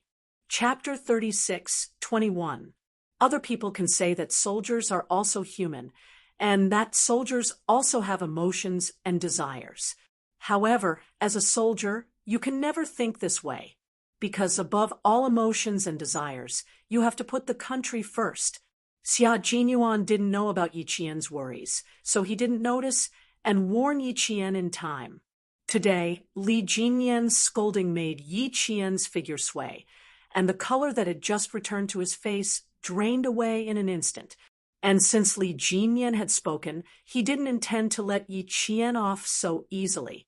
He might as well not say it, but if he did, it wouldn't be just a few words, nor would it be in a gentle voice. It would definitely draw blood and cut you to pieces. At this moment, Yi Jian's every word had been cut to the bone by his every word. She was covered in cuts and bruises. But even so, Li Jinyan didn't let Yi Qian off so easily. His cold gaze was fixed on Yi Qian, and the words he said made Yi Qian feel extremely ashamed. He dares to sacrifice for the country in ways that others don't. But what about you? Yi Qian, what are you doing now? I don't believe that he didn't tell you what you should do if something really happens to him one day. Based on my understanding of him, he definitely told you. Every word was harsh, but every word was advice. Yi Qian, who had been scolded to the point where he didn't dare to move, pursed his lips and seriously accepted his elder brother's cold criticism. Yes, her Captain Xia did tell her what she should do if he really was gone one day. She could not fall. She needed to live well for him. She needed to use her own ability to protect the country that they shared together. She could not retreat. She could not be afraid. She needed to continue to walk forward bravely. She needed to continue walking forward with his willingness until she sacrificed herself or until she retired from the army. If not for Li Jinyan's stern admonishment, Yi Qian would not have realized what she had done wrong. Ever since she returned to school from the capital, she had been constantly worried. She had let her worry continue until it had become a habit that she could not help but think about every day. She wasn't distracted in class, and she didn't think too much about it during training. But once she was free, she couldn't help but think about how her lover was doing. She looked forward to it, thought about it until she finally received news of him. She found out that they couldn't even tell the military where they were, and could only say that everything was fine. The moment she heard the news, she cried tears of joy, but also became even more worried. Until today, when the palpitations that scared her came again, her emotions were somewhat out of control. Just as her elder brother had said, she had forgotten her own identity because of love. She had let down Captain Xia's nurturing. Responsibility is as heavy as a mountain. Stand aside for love. Yi Qian, remember your place, remember his place, and remember what I said today. If you can't bear the responsibility of wearing this uniform, then it's better to take it off as soon as possible. Don't let more people be disappointed in you, and don't let him, who has been holding your hand all this time, be disappointed.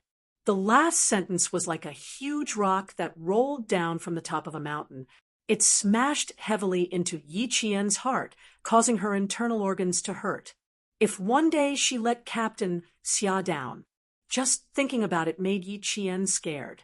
Li Jinyan did not let Yi Qian apologize to him. After he finished speaking, he pointed at the door with a cold expression. His tone was so cold that it seemed like he would cut off their sibling relationship in the next second. Go back and reflect on yourself. You don't have to apologize in front of me. Chapter 36:22. This round of criticism instantly made Yi Jian sober up. After she sobered up, shame and self-blame surged into her heart like a tide, making her ashamed to face her brother. After giving a military salute, Yi Qian didn't stay any longer and returned to her room to reflect. As soon as she left, the handsome and cold Li Jinyan stared at the closed door and stood there quietly for a long time. Then, he took a few steps and sat on the only chair in the room. He raised his hand and gently pinched the bridge of his nose. He didn't want to criticize his only sister, but when she made a mistake as her brother, he had to stand up and tell her sternly what she did wrong. He could spoil her, but he couldn't spoil her without any principles. He could give her everything, but he couldn't turn a blind eye to her mistakes. He couldn't do it. He would rather be hated by her. He had to criticize her severely. This was true love and wouldn't hurt her.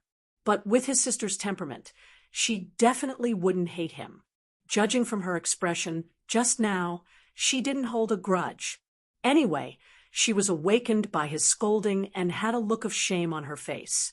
His younger sister's perception was quite good. After this reminder, it was likely that she would not make the same mistake that would disappoint him in the future. Xia Jinyuan once told him that Yi Qian would never make the same mistake twice. He definitely wouldn't give her the chance to make the same mistake again. His thoughts were the same as his own. He didn't want her to make the same mistake again. He had to stop the first time and uproot the small seedlings that reignited from the dead. He had to trim the extra branches on her body so that she could grow stronger. Moreover, she wasn't an ordinary soldier. She would be a Special Forces soldier in the future. No, she was a Special Forces soldier now. She was a Special Forces soldier who carried out high-risk missions. Every time she carried out a mission, she would twist her head into her own hands. If she wasn't properly trimmed, small mistakes would accumulate over time and eventually become big mistakes. By then, she would be ruined. Li Jinyan, whose nose was slightly hot from the pinching, let out a long sigh. When he criticized Yi Qian, he didn't feel good either. He sat quietly for a while before he calmed down. Yi Qian didn't calm down. It wasn't because of the harsh criticism, but because he couldn't forgive himself for the mistake he made unknowingly. The Korean girl's voice came from behind the half-closed door. Yi Qian, whose hand was already on the door handle, paused. He adjusted his breathing and state of mind before pushing the door open and entering.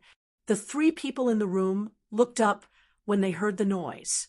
The girl with the flat nose bit her lower lip and glanced at Yi Jian unwillingly. Then she obediently packed the luggage that they had not packed before. The more delicate Korean girl suddenly smiled at Yi Qian to show her goodwill. She greeted him in English. "Sorry to disturb you for the next few days. I'm Li Shanri from the Korean Army Military Academy. It's nice to meet you and Tianqin." She nudged the girl who was silently packing her luggage. The girl's face was full of unhappiness and reluctance, but she still greeted Yi Qian.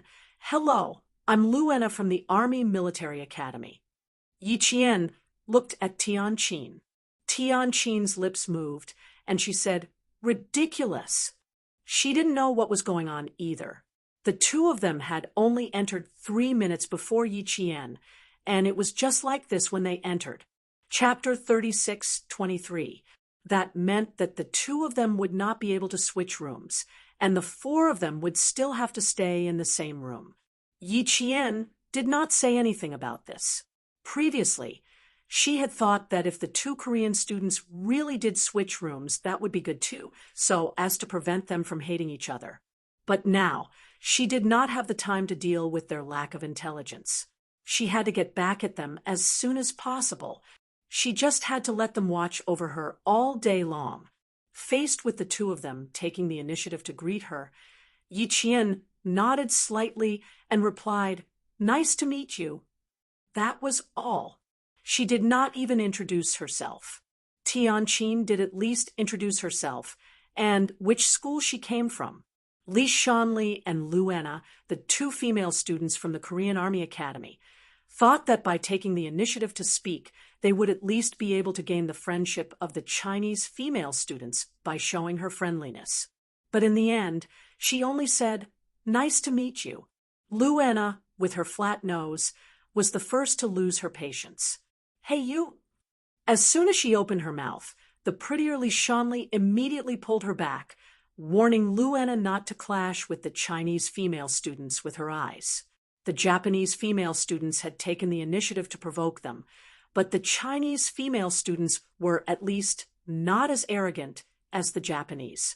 Instructor Jean Zhongzai had told them to be on guard against the Japanese and maintain a friendly relationship with the Chinese students. Luana was pulled back by Li Shanli, and the words she was about to blurt out were forcefully swallowed back. She did not say anything else, but when she was packing her luggage, she used a little too much force, and the metal bed seemed to shake because of her. Tian Qin and Yi Qian did not pay much attention to it. Jet lag made the two of them tired, so they simply packed their things and lay down on the bed to sleep. The students from the various countries from Asia all had to experience jet lag. This day was also the only day that the students from the various countries could rest. Tomorrow was the start of the international competition between the military academies, so they should make the best use of this time to recharge their energy. Lying on the bed, Yi Qian only closed her eyes and did not immediately fall asleep. She was still reflecting on the mistakes she had made during this period.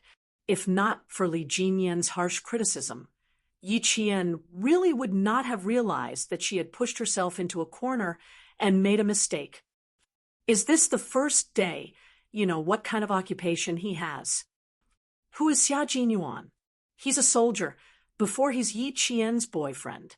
Who are you, Yi Qian? She's also a soldier first, and then Xia Jinyuan's girlfriend. A soldier's duty must always come first. Feelings must come second. Yi Jian, who was lying flat with her hands on her lower abdomen, turned over slightly and lay on her side. She blocked the sight of the people who were sizing her up from the direction of the iron bed opposite her with her back. Yi Qian closed his eyes and reflected deeply on himself. Thinking carefully about what he had done during this period of time, he felt a chill in his heart. Wrong. She was really wrong. Her mistake was that she shouldn't have let her worry about Captain Xia affect her. Her mistake was that she shouldn't have ignored their identity because she was worried about Captain Xia. He shouldn't have put the cart before the horse because he was worried about Captain Xia. He didn't even care about the mission he was carrying out. Wrong.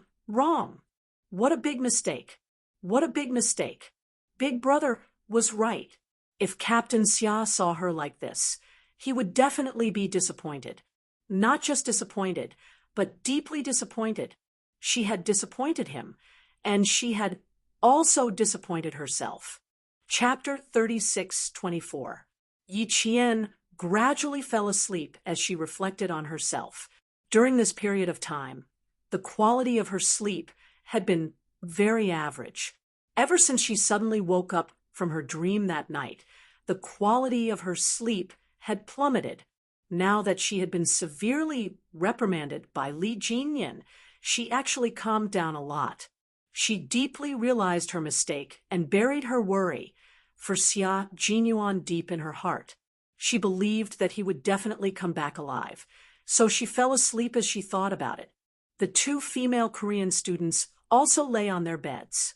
Although the room was arranged with metal beds, they were not on the upper or lower floors. Instead, they were single beds against the wall. The curtains were drawn to block out the sun. They slept side by side with Yi Qian. Li Shanli, who was separated by the aisle, kept her gaze on Yi Qian, whose back was facing her. She didn't know why, but she had a faint feeling that the Chinese student who could understand Korean wasn't the best. The real expert was the other Chinese student who was sleeping opposite her. Although she didn't talk much and didn't have a strong presence, she had a feeling that this Chinese student would be very good. A dog that bites doesn't bark. This Chinese student gave her such a feeling. After sizing up Yi Qian, for a while, Li Shanli yawned lightly. Sleepy, she stopped staring and speculating Yi Qian. As her eyelids gradually closed, Li Shanli also fell asleep. There was an 11-hour time difference between Monfei and China. It was now 10 o'clock at night, and all the Chinese students had already fallen asleep. As the instructor, Li Jinyan, and the instructors of the other countries had all gathered, the organizer, Monfei, announced the rules of the competition and what the students needed to pay attention to in their restricted military zones. The instructors of the other countries gathered together and exchanged questions in English with different accents.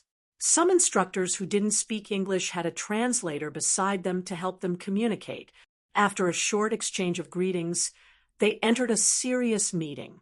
Unlike the competition between the special forces, the basic competition schedule between the students of each country was announced in advance.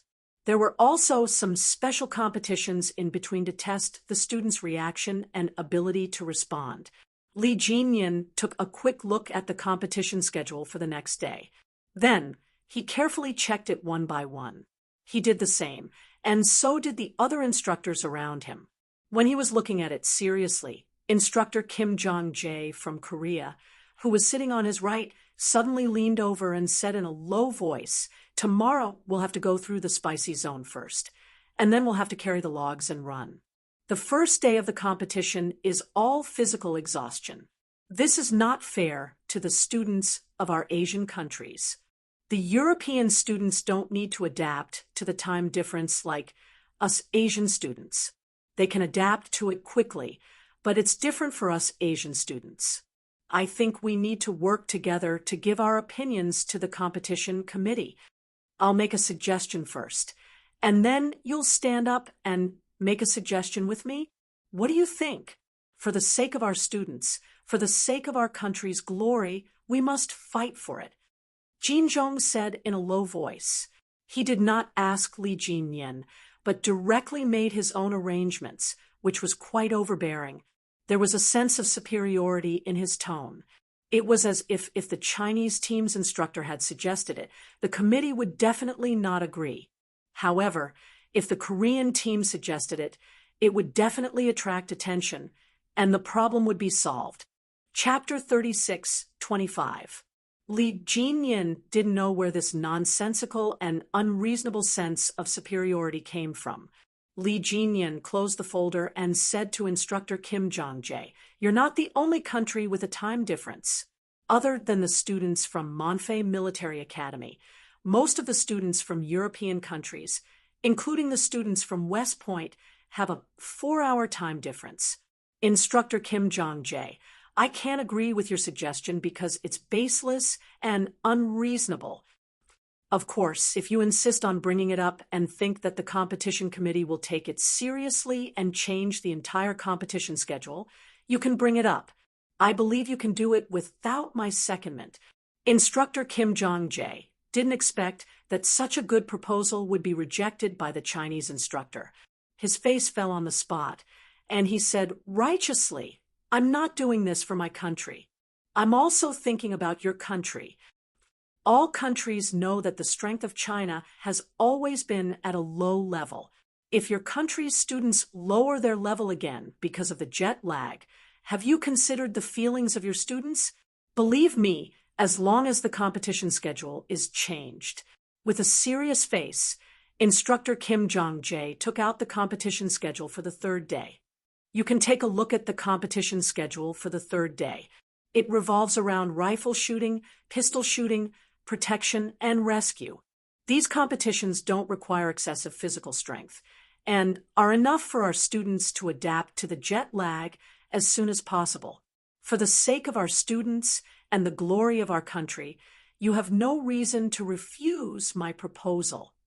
Li Jinyan glanced at it, and there was a faint smile on his handsome face.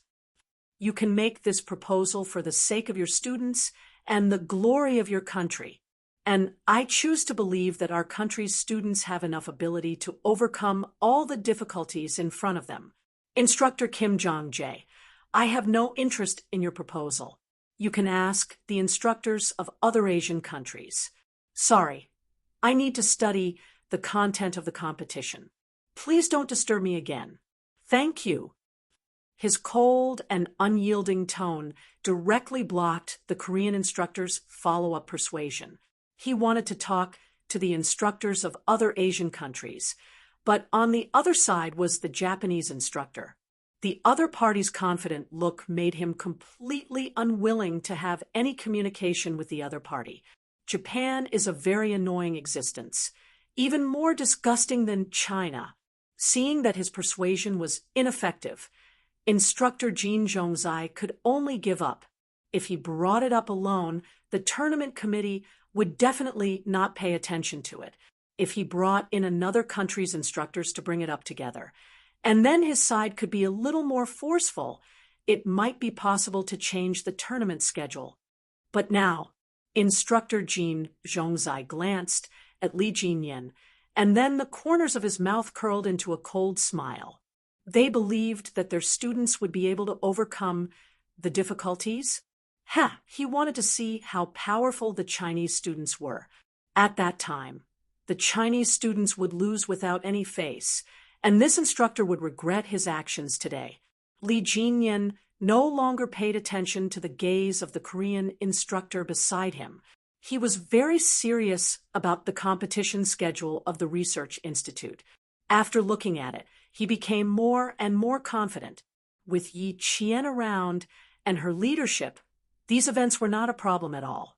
Yi Qian and all the Chinese students knew that the next day's competition would be held at 6:00 p.m. Monfei time. After sleeping for almost 7 hours, her mental state had recovered to its peak. Chapter 36:26. Yi Jian and Tianqi knew that the competition would start at 6:00 in the evening in Monfei. Yi Jian and Tianqi didn't get up to eat lunch. They slept until 5:00 in the evening due to the jet lag. They woke up in time for dinner, which was 5:00 in the morning. Usually, Yi Jian woke up at the same time as Tianqi. The two of them did not wake up the sleeping Korean female students.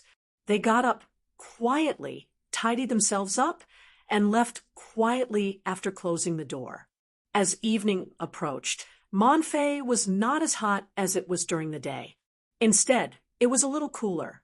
They put on their training uniforms and rolled up their sleeves, so they did not feel very hot.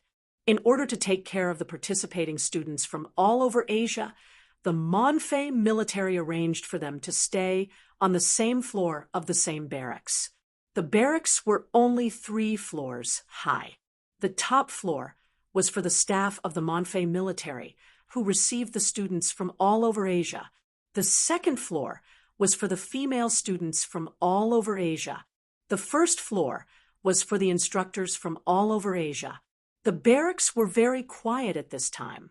The female students from all over Asia had not yet woken up from the jet lag.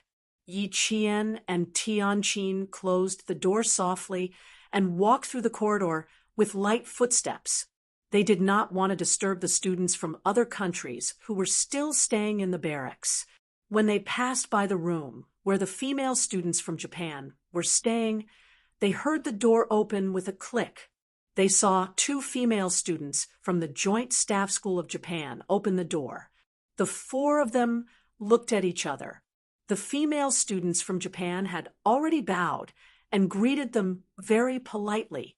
Yi Qian and Tianqi also bowed and greeted them in a friendly manner.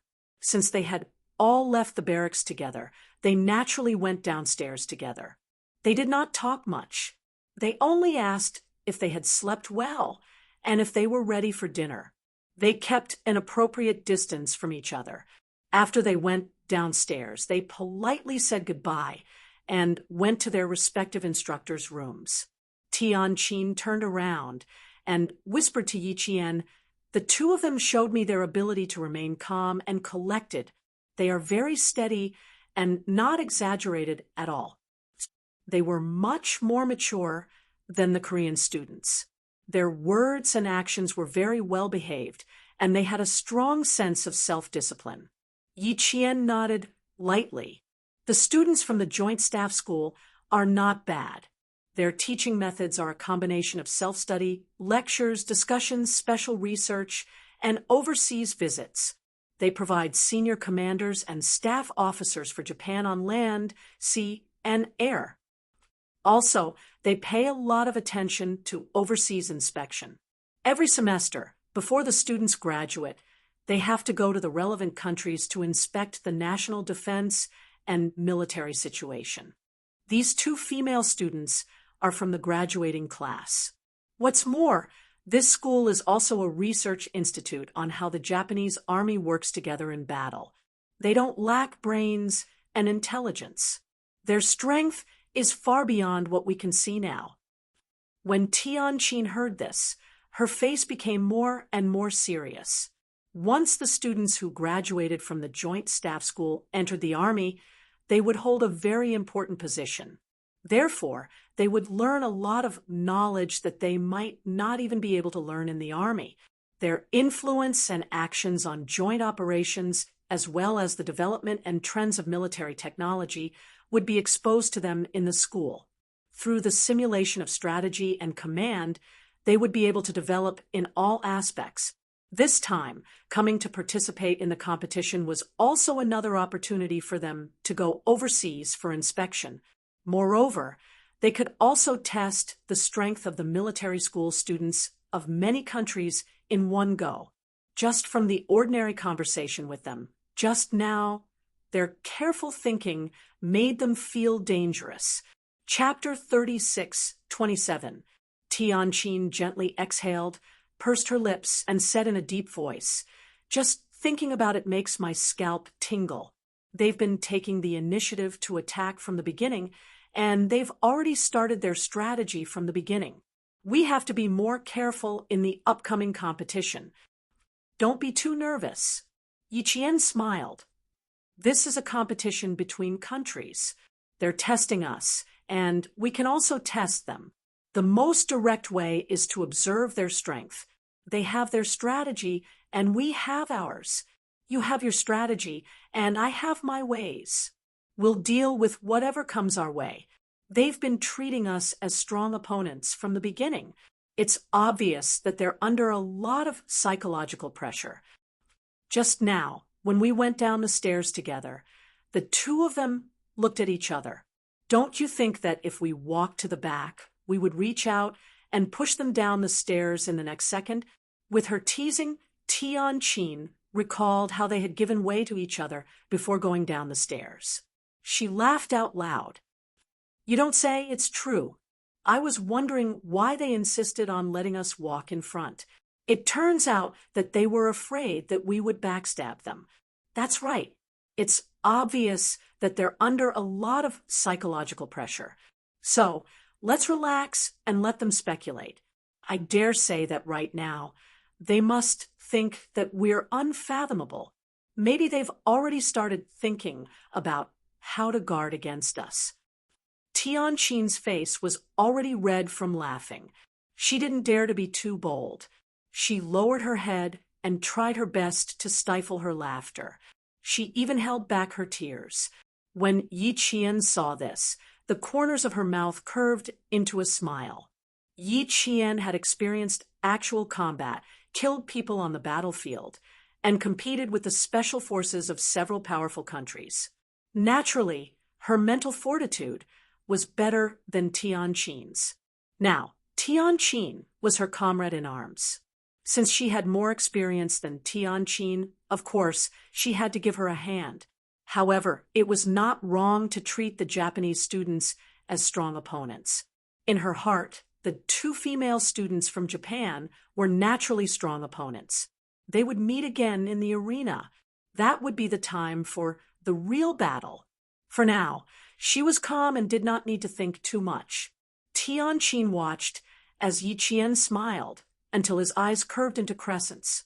The smile in his eyes was like a pool of clear water, clear and bright, with a calmness that made people feel reassured. She wiped away the tears from the corners of her eyes and said, "Looks like you had a good night's sleep. You're so energized that you immediately jumped into the competition when the competition started." She didn't know what had happened to Yi Qian. She thought that Yi Qian hadn't slept well during this period of time and wasn't in a good state of mind. Now that she saw Yi Qian's dimpled smile, it was as if a heavy burden had been lifted off his shoulders. She attributed all this to the fact that Yi Qian had slept for several hours consecutively today. When Yi Qian heard this, his eyes flashed. It turned out that they had seen his previous state. Fortunately, he had been harshly reprimanded by his elder brother. It was not too late to wake up now. I slept for nearly 7 hours in a row. I didn't have a single dream. After dinner tonight, let's go for a walk and practice a few moves on the field. We'll go back to our room to sleep before 9 o'clock. How about that? After deeply reflecting on his mistakes, Yi Qian had entered his best state. He shouldered his responsibilities and was ready to fight at any time for the upcoming competition. Just as Tianqin had said, even if the competition started now, he would immediately jump into the competition. When they reached the door of Li Jinyan's room, Yi Qian raised his hand and knocked. A cold and harsh voice came from inside. Tianqin gently pushed Yi Qian. "You first." "I'm scared of Instructor Li." She was inexplicably in awe and didn't dare to speak loudly. Chapter 36:28. Zhang Minghong, Jiang Yang, Li Xiang, and the rest of the 14 male students had arrived 10 minutes earlier. They had already gone through the schedule for tomorrow's competition and were now discussing the control and strategy of the competition. When they saw Yi Qian and Tianqin enter, the 14 male students all looked at Yi Qian. Yi Qian was only a sophomore, while they were all juniors and seniors. However, they always liked to listen to Yi Qian first, so they were all very sure of Yi Qian. Li Jinyan's gaze had already swept over Yi Qian's face for a while. Seeing that her gaze was clear, without the gloominess from before, he couldn't help but secretly nod his head. It seemed like she had been awakened by his reprimand. Jade without being polished would not become useful, even though she had already far surpassed her peers. And even these outstanding students had yet to reach her level, she still needed to work on it. Tomorrow's first competition will be Escape from the Poisoned Land. It will be held in a simulated village. The second competition will be carrying logs. It won't be a team carrying logs, but an individual. As for how heavy the logs are, I don't know yet. After that will be the obstacle course. I'm not worried about the other obstacles, but I'm worried about climbing the suspended chain barehanded. Under the chain bridge is a muddy pit about 1 meter deep. If you fall from the chain, you will lose points. The entire team will have to start from scratch. If you don't climb the chain in the allotted time, the entire team will lose points. There are only 3 major competitions tomorrow. 2 in the morning, 1 in the afternoon, and there might be an additional competition at night. It will be camping. When Li Jinyan mentioned the word camping, he saw Yi Qian's expression become extremely serious. After a slight pause, she asked Yi Qian, what do you think about camping? Judging from her reaction just now, she probably thought of the same thing as him. Yi Qian said, I think that if there is an additional competition, I'm afraid that we will have to prepare for the next competition before going to bed. When the time comes, we will have to sleep with our clothes on.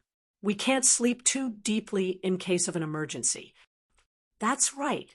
Since there's camping, there must be an emergency gathering. You all need to pay attention to it.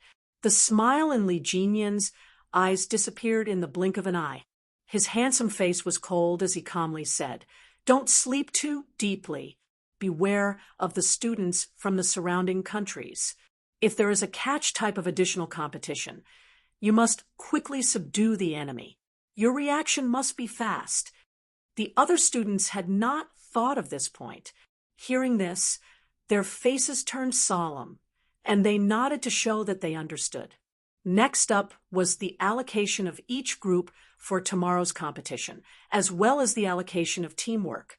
Zhang Minghong, realized that Yi Qian and their instructor Li had a rather high level of tacit understanding.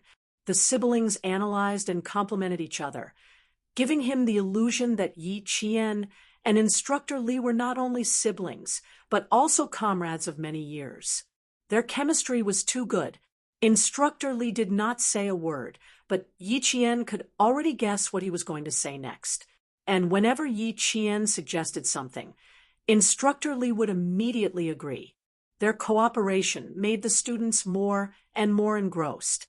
The more they listened, the more they felt that with Yi Qian and Instructor Li around, any difficulty in the competition would not be difficult at all. Because they were so engrossed in the discussion, the Chinese students all missed dinner time. When they looked up at the time after the discussion, good Lord, it was already 7:30 p.m. But it was not only the Chinese students who missed dinner time. Students from several other countries also did the same. When they met in the cafeteria, a total of several dozen students from several countries met and smiled tacitly. Chapter 36:29.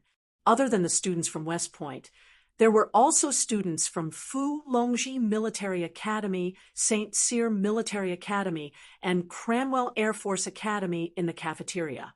These 4 military academies were famous all over the world. Needless to say, the military ability and quality of the students in these academies were even better.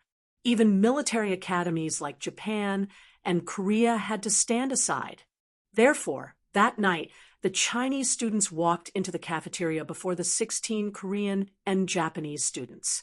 A second ago, they saw the Chinese students lifting their chins a little arrogantly, but the next second, when they walked into the cafeteria, they immediately lowered their chins and returned to normal.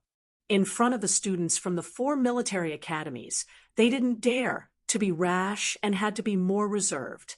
The dinner was very enjoyable.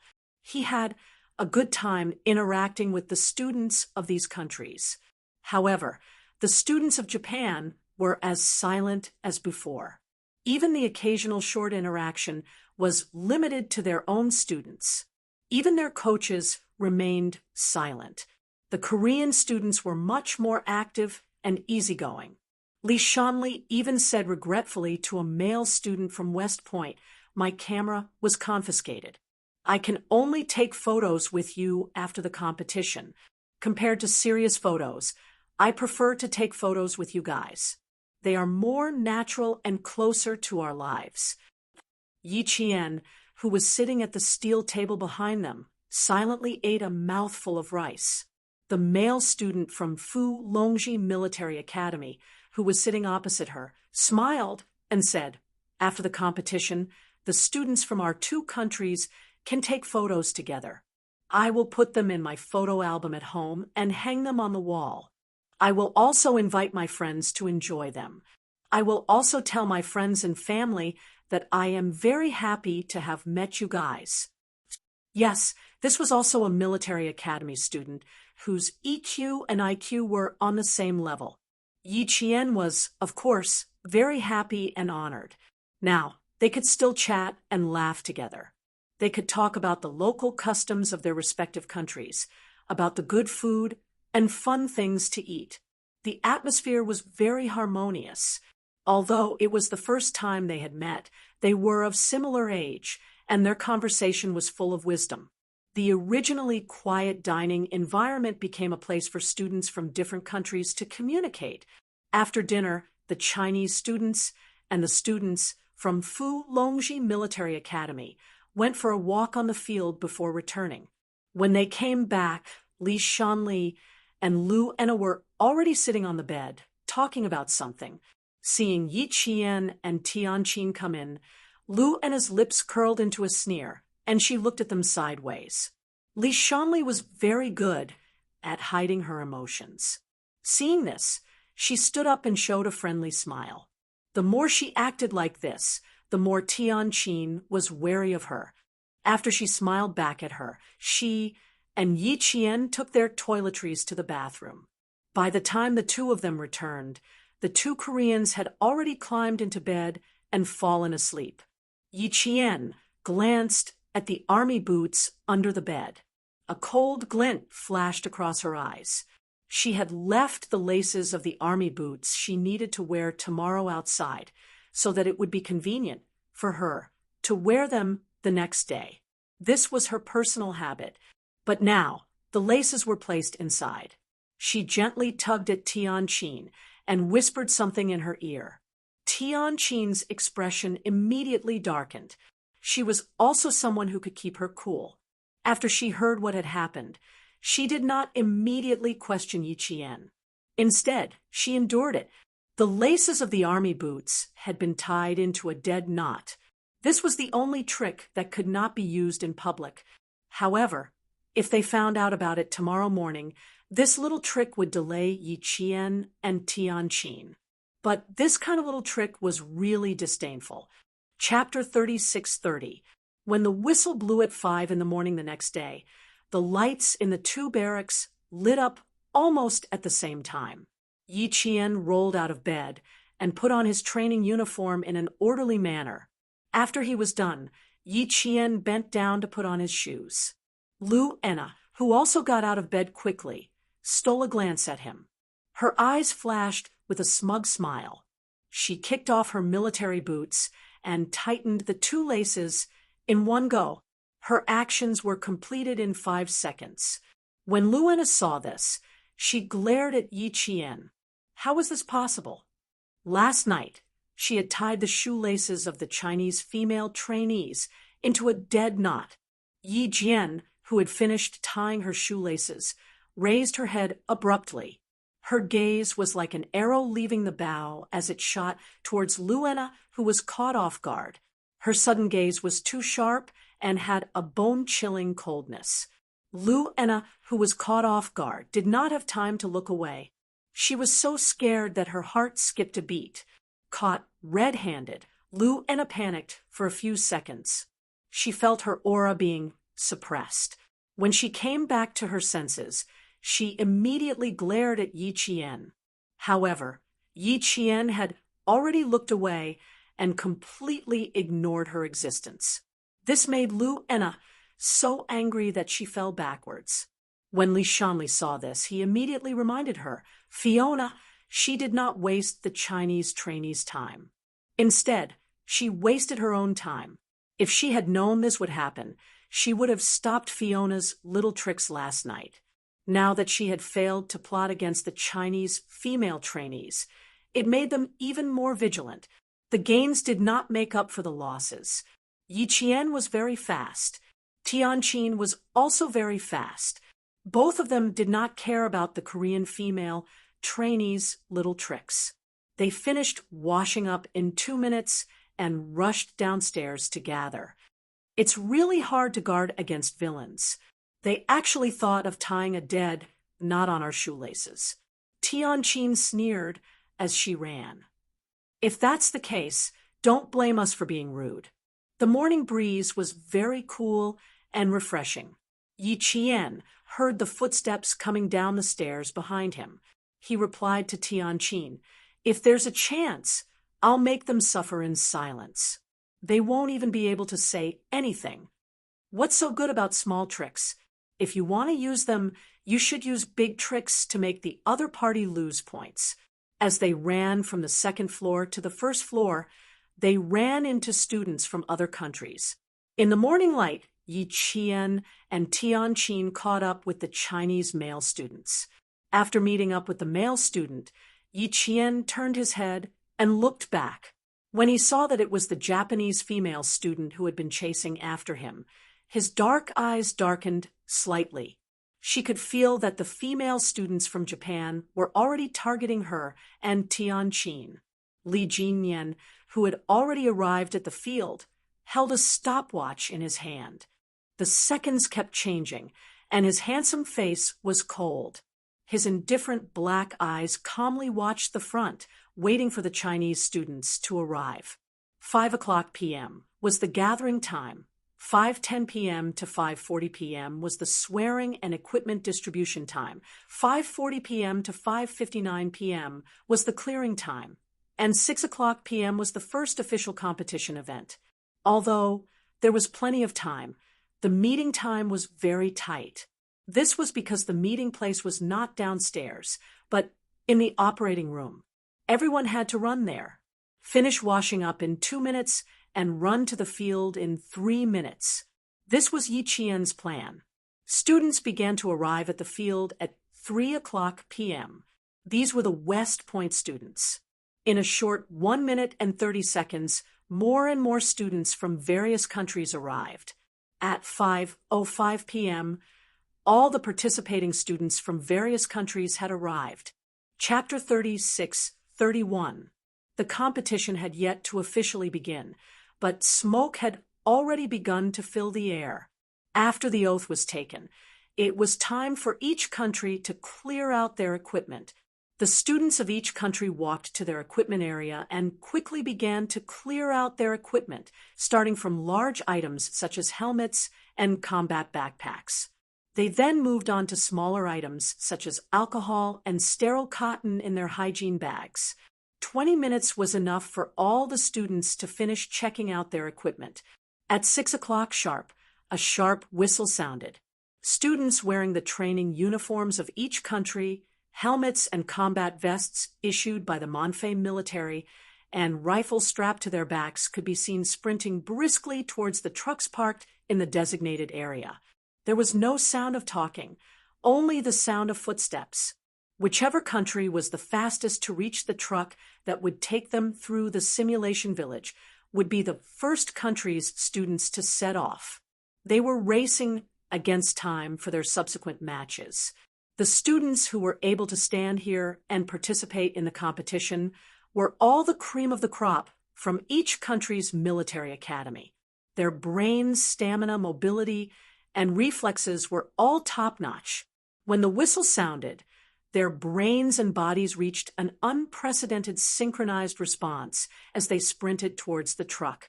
Faster, faster, faster, faster, faster.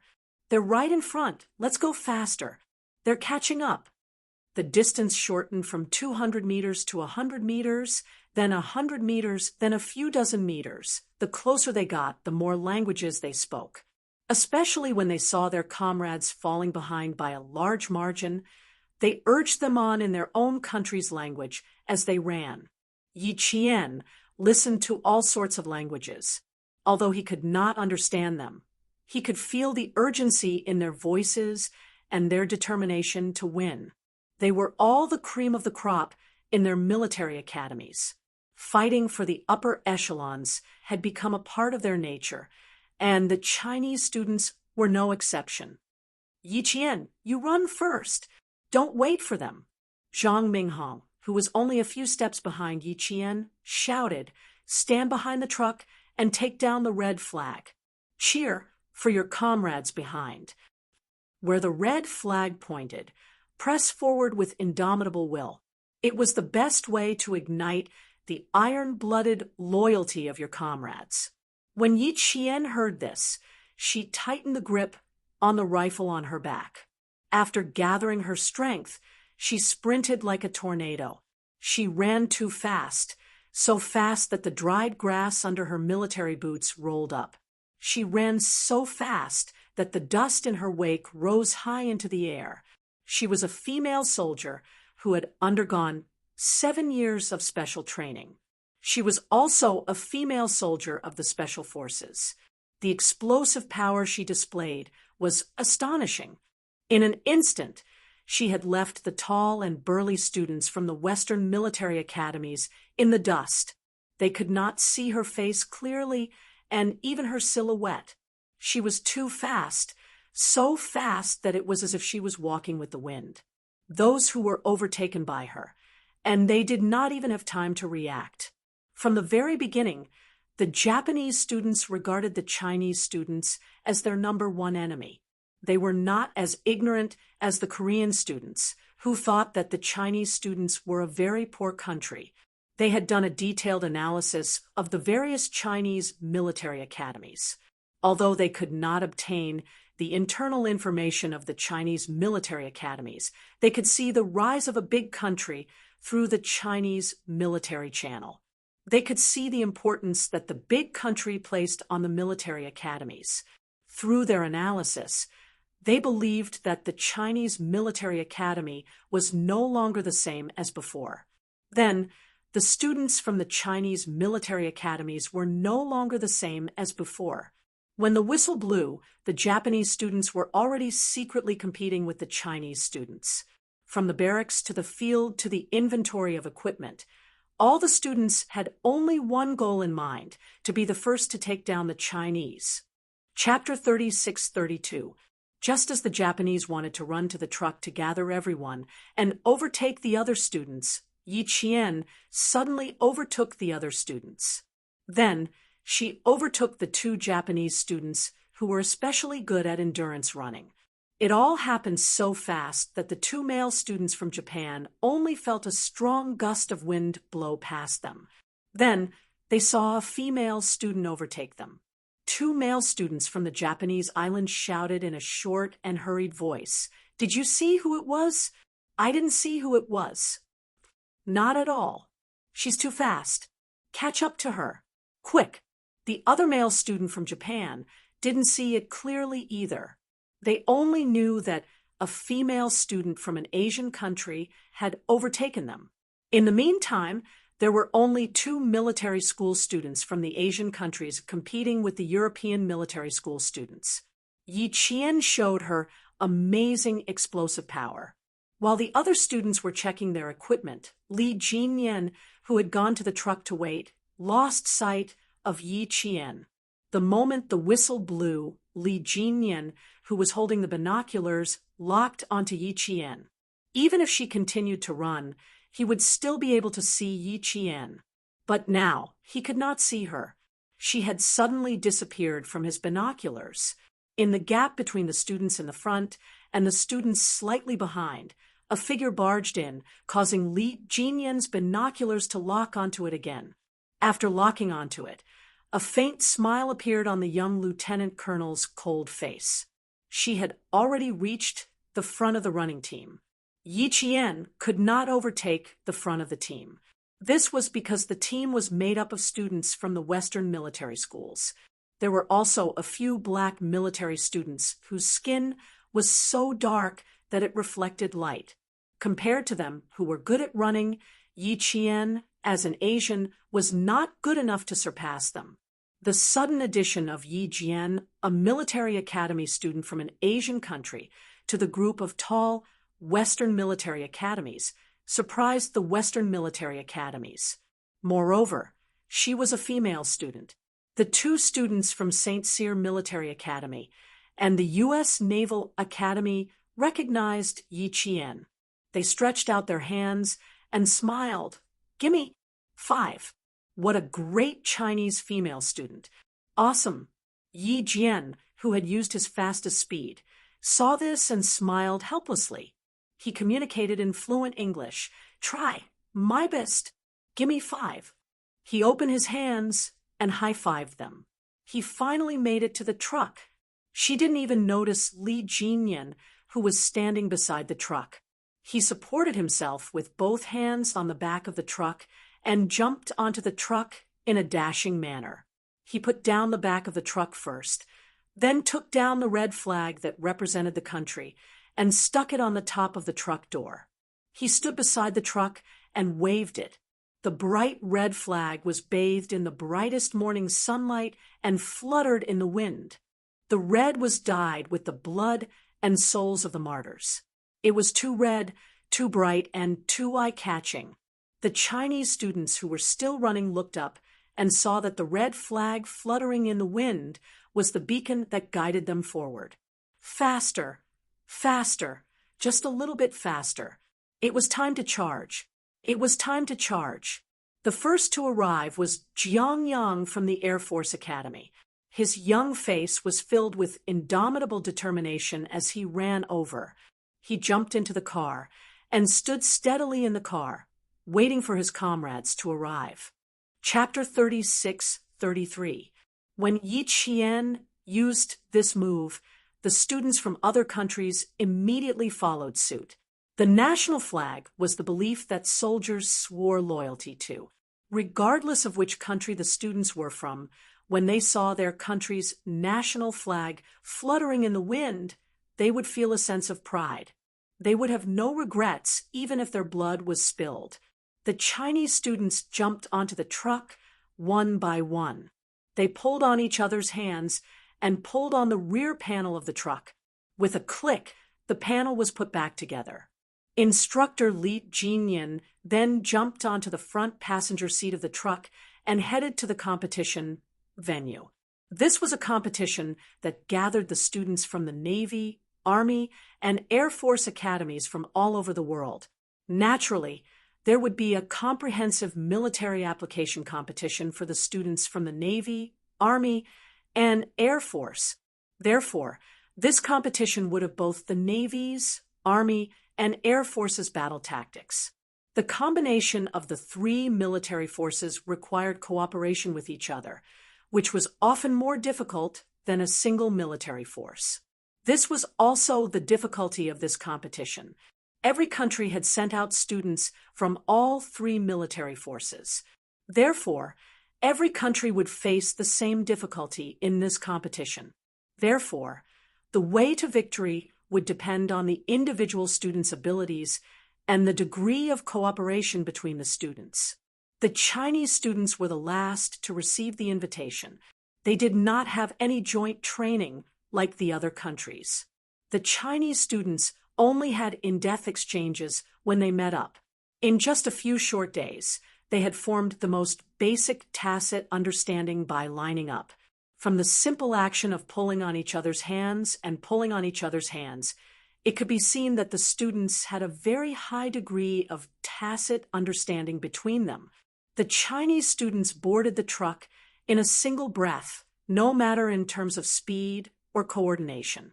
There was no sense of stagnation at all. In addition, Yi Qian suddenly waved a bright and dazzling red flag. This action instantly inspired all the Chinese students.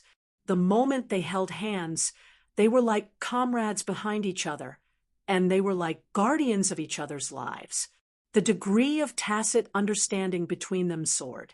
The sudden move by the Chinese students gave the other countries a lot of psychological pressure. This was because they saw the high degree of cooperation between the Chinese students. After the Japanese students jumped into the truck, all 16 of them had serious expressions on their faces. The atmosphere in the truck was heavy. The leader of the group was a student from the Japan Maritime Self-Defense Force Cadre Candidate School named Maki Fujishima. As the truck moved, his expression became more and more serious.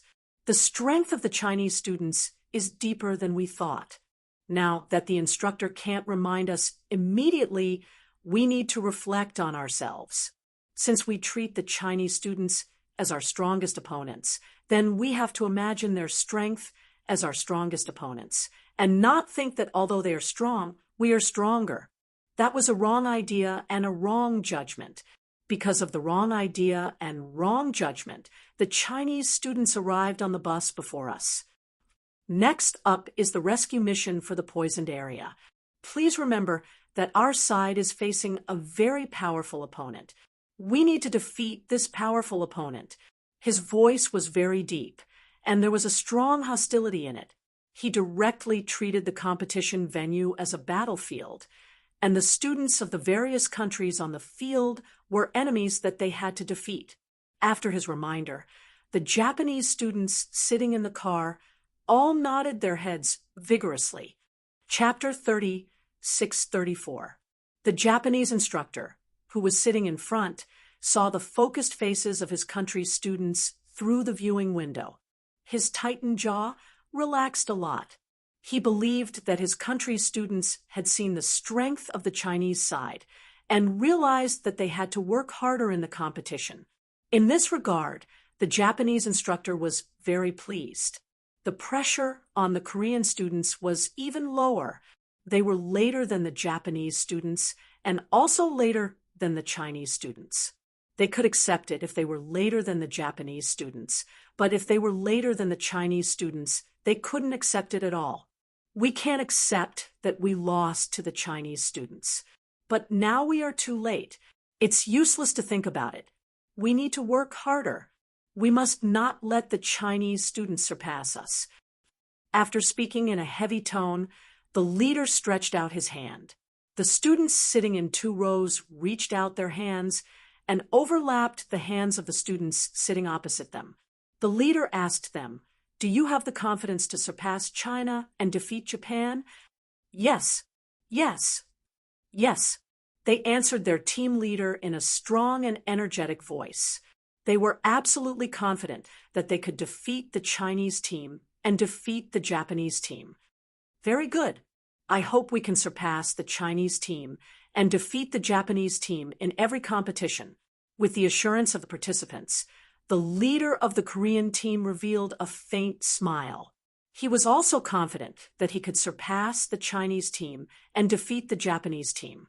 The Japanese and Korean students were not the only ones who were afraid of the Chinese team. The other participants from Southeast Asia and South Asia were also afraid. The blood-red flag fluttering in the wind was deeply imprinted in their minds. Even if other countries followed suit, they were not as shocked as the Chinese team. The Chinese team is an unbeatable nation. Very great. A student from a certain country commented on the Chinese team after being shocked. The Chinese team did not think so much. They knew that the next competition was to rescue the poisoned area. They had already started to make arrangements and plans. They did not know the details of the next rescue in the poisoned area, but the overall deployment still needed to be discussed. They needed to have a general direction. Half an hour later, the truck stopped. It was a fairly flat wasteland. There were many small and straight trees growing on the wasteland. That was the simulated village. The students from various countries were going to enter the wasteland forest. They needed to find the villagers who needed to be rescued from the forest covered with waterproof desert camouflage cloth. Yi Qian jumped out of the truck and saw his brother standing not far away. His calm eyes were full of trust as he looked at the students calmly. When the competition started, the instructors were not allowed to get close to the students. They were not allowed to communicate with the students until the end of the competition. These were the rules of the competition. Soon, the Monfei military's dispatcher guided the students into the competition. The instructors of each country stood outside and watched the students finish the competition. The rules of the competition were dictated in English, and there were no paper documents. As a result, there was a lot of pressure on the translators from some countries. He had to translate every sentence he heard so that the students in his country could understand. The atmosphere was solemn. Chapter 36-35. The Chinese team didn't have an interpreter with them because the English of the 16 students was quite good. Tianqin was fluent in 3 languages. At this moment, Yi Qian noticed the serious expressions on the faces of the foreign students. She couldn't help but purse her lips slightly. The special forces of the Snowfield Brigade were fluent in at least 3 languages. Some of them, like Wu and Yu, were even fluent in other languages. On the other hand, she didn't know a 3rd language other than English. It looked like she needed to master a 3rd language in the next 2 years of school. No, it wasn't a need, it was a necessity. The rules and precautions of the competition were quickly read out. Then, the students from each country had 10 minutes to come up with a battle plan. Li Jinyan received the English version of the competition rules. When his gaze landed on the second item, his eyes narrowed slightly. The second item said, "Use CN tear gas during the competition until the end of the competition." This was real tear gas, not the smoke grenades used during training. As far as he knew, among the 16 students, only Yi Qian had real tear gas training. The rest of the students hadn't. Tear gas usually had ingredients such as irritants and solvents.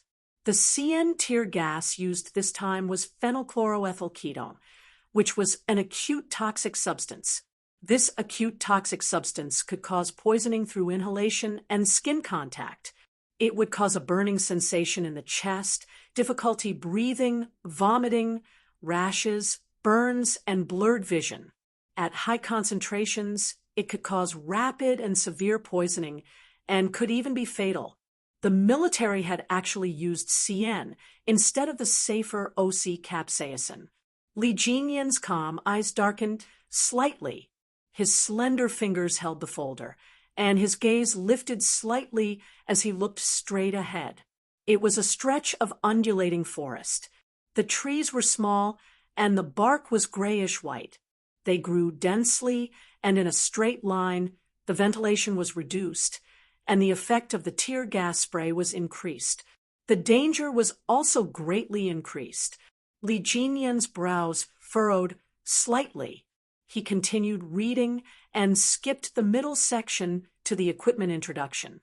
There was a comprehensive breathing protective equipment with a chemical filter which could prevent organic vapors, dust, smoke, and fog. There was a C-grade non-airtight protective suit, self-portable protective gear for escape, chemical anti-splash goggles, a face mask, anti-seepage gloves, and a protective target. The equipment specifications were very high. Li Jinyan's dark eyes gradually calmed down.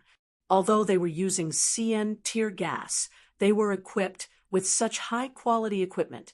Although the students hadn't really received CN tear gas training, they still had smoke grenades training. The entire training was the same as real CN tear gas. In that case, this was a test of whether the students were professional and had reached the standard. With Yi Qian around, he felt much more at ease. With Yi Qian around, Li Jinyan wasn't the only one who was reassured. The 15 students were also reassured. When they found out that they had used CN tear gas, the 15 students immediately clenched their fists. CN tear gas could only be used when they actually entered the military. During their time in the military academy, they really didn't have it. This was what Yi Qian told the students at the beginning of the discussion. I've had more than 10 rounds of CN tear gas training.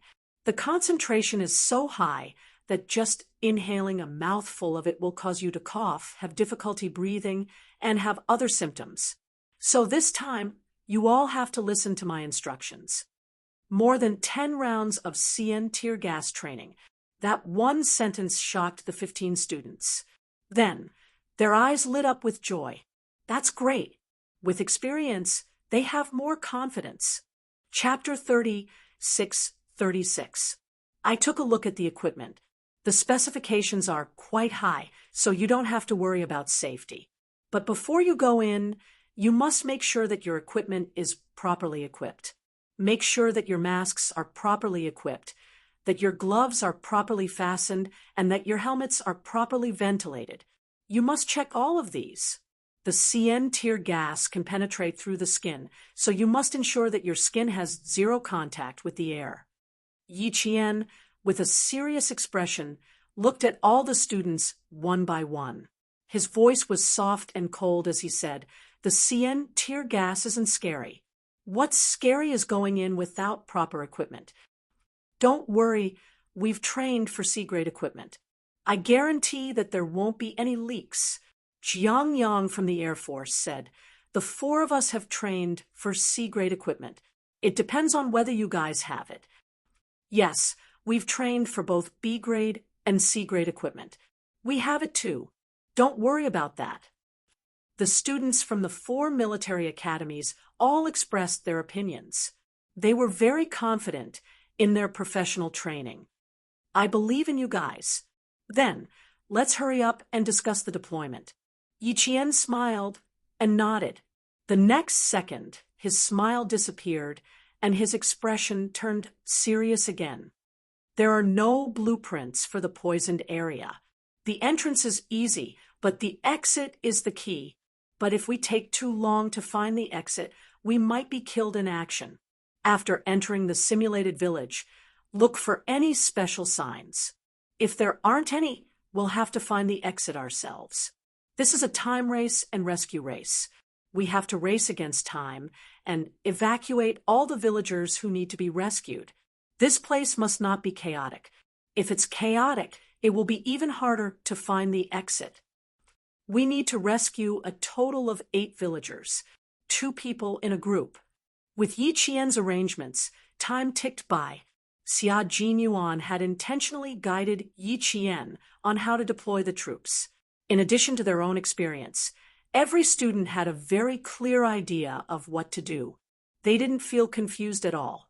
Normally, they rarely used tear gas during training.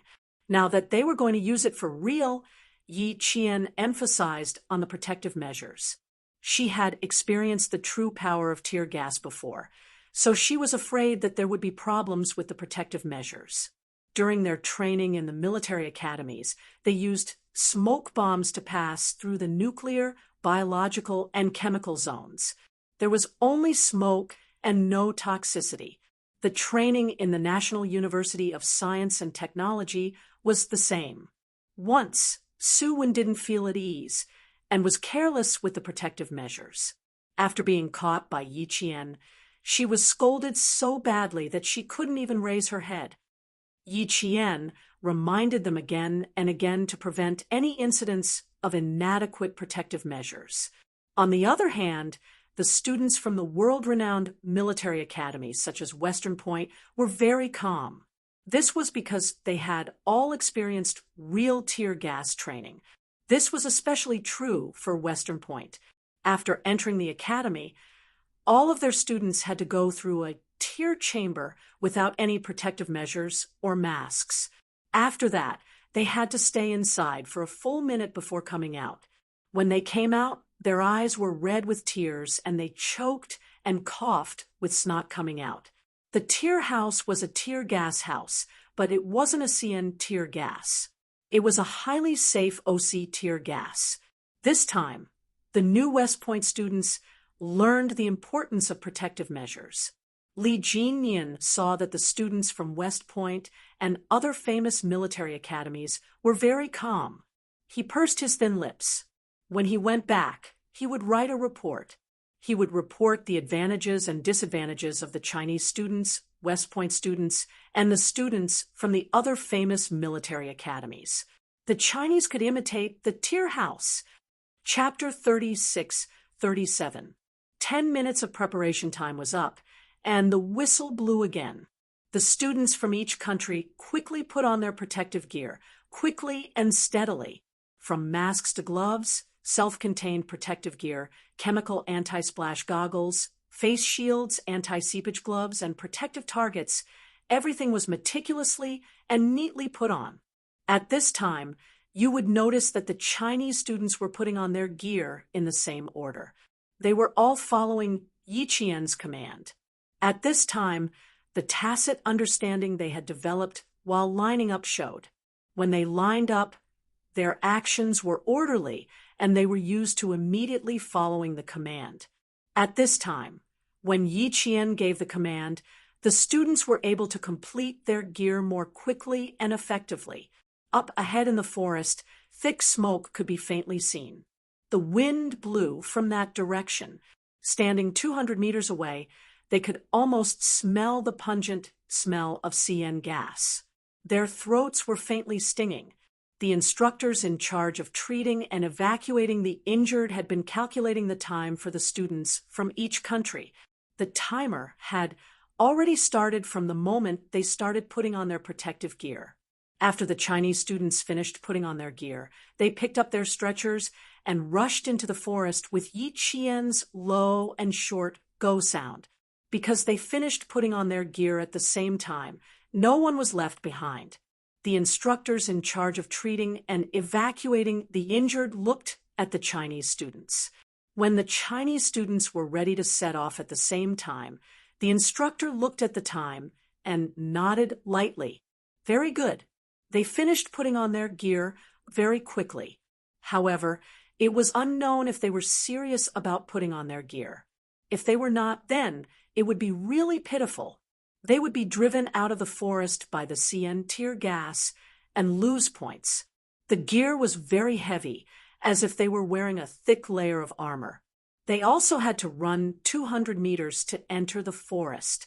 Running while wearing masks made breathing difficult, so their speed would inevitably slow down. However, no one stopped to rest. They followed closely behind Yi Qian and rushed into the forest. The Chinese team was not the first to rush into the forest. Before them, students from 3 countries had already rushed into the forest. The time difference was very short, less than 2 minutes. The Japanese were 1 minute and a few dozen seconds behind the Chinese team. The Koreans and Japanese had set off at almost the same time and were only a few dozen seconds behind. However, the Korean students were eager to win, especially when they knew that the Chinese team had beaten them. They ran with all their might. Run, run quickly, overtake them. We must overtake them. The Korean students kept up with the Japanese students and encouraged each other to surpass them in terms of speed. However, the Japanese students were not to be trifled with. The Chinese students had already rushed to the front. With a strong opponent in front, how could they allow the Korean students to surpass them? Speed up and adjust your breathing. Charge forward. Their leader, Maki Fujishima's voice could be heard through the protective mask. He did not want to give the Korean students any chance to overtake him. The students from these 2 countries were competing, and so were the students from the other countries. Unwilling to be left behind, they all ran with all their might into the forest. The forest was right in front of them. The Chinese students had already started the treatment. The rescued villagers were all lifelike models. There were men and women, old and young, and they all had the standard weights of height and weight. The first to be discovered was the child. Yi Qian immediately took out the first aid equipment and gave the child a simple cleaning before putting on a mask. Meanwhile, Zhang Minghong used the radio station to provide outside support, while Yi Qian quickly equipped the child. Chapter 3638. From the discovery of the child to the immediate removal of the medical equipment, to the simple cleaning, the wireless call for outside support, and the completion of the child's medical equipment. These were all steps of the competition. Not a single step could be omitted. If there were any omissions or errors in the order, it would be recorded in detail, and the corresponding points would be deducted. Yi Qian and Zhang Minghong cooperated well. 1 step at a time, the other at a time. There were no omissions or errors in the order. Fire the signal flare. Let's go.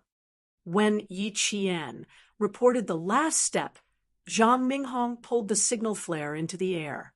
With a whoosh, the signal flare shot into the sky with a trail of fire. After placing the child on the stretcher, Zhang Minghong, who was working with her, removed the signal flare from the child's body at the same time. This was to let the officers outside know that they had confirmed the child's location and had successfully rescued the child. The desert camouflage cloth was stretched around trees, sometimes straight and sometimes curved. The entire route was very winding, and there were several forks. Now that the child had been rescued, they had to transport the child to a safe area within the stipulated time. This was where the students' attentiveness was tested. The exits were marked with special markings. They could only be found if they paid attention. Yi Qian walked at the front. Despite the strong tear gas, every step she took was very steady. She didn't show the slightest bit of impatience. She and Zhang Minghong looked left and right, quickly looking for an exit. The instructors waiting outside all looked up at the sky. This was the first signal flare fired. As for which country had fired the signal flare, it was impossible to tell. However, the Monfei military knew very well. They informed the accompanying soldiers through the walkie-talkie, and then the accompanying soldiers informed the instructors who fired the signal flare. Li Jinyan heard this. His cold eyes were as calm as an ancient well. He didn't feel surprised. He didn't need to guess to know who was the first to fire the signal flare. After all, Yi Qian had undergone professional training. She was different from the other students. He could say with certainty that she had undergone more training than the students from the world-renowned military schools like West Point. She had undergone several rounds of Devil Week and Hell Week training.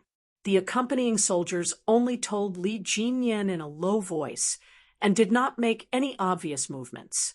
Therefore, the instructors from Japan and Korea who were standing next to them did not notice. They were still guessing with several other Western instructors which country's trainee had fired the signal flare just now. At this moment, Yi Qian had already discovered the exit. Through her goggles, she could see the stone letters on the ground. S here. Let's go. It was an SOS Morse code distress signal. Following the vertical placement of the SOS, Yi Qian and Zhang Minghong successfully rescued the villagers and walked out of the poisoned area. After handing the child over to the paramedics outside, the two of them once again entered the poison zone through the exit. They needed to help the other 7 groups of students complete the rescue and evacuation of the villagers. With Yi Qian and Zhang Minghong's help, the students who were later evacuated did not need to look for the exit. They quickly followed Yi Qian and retreated in the direction of the exit. They cooperated with each other. When the smoke from the tear gas became too thick, Yi Qian put one hand on the shoulder of the student walking in front and led them out. The Chinese students passed through the poison zone in an orderly manner.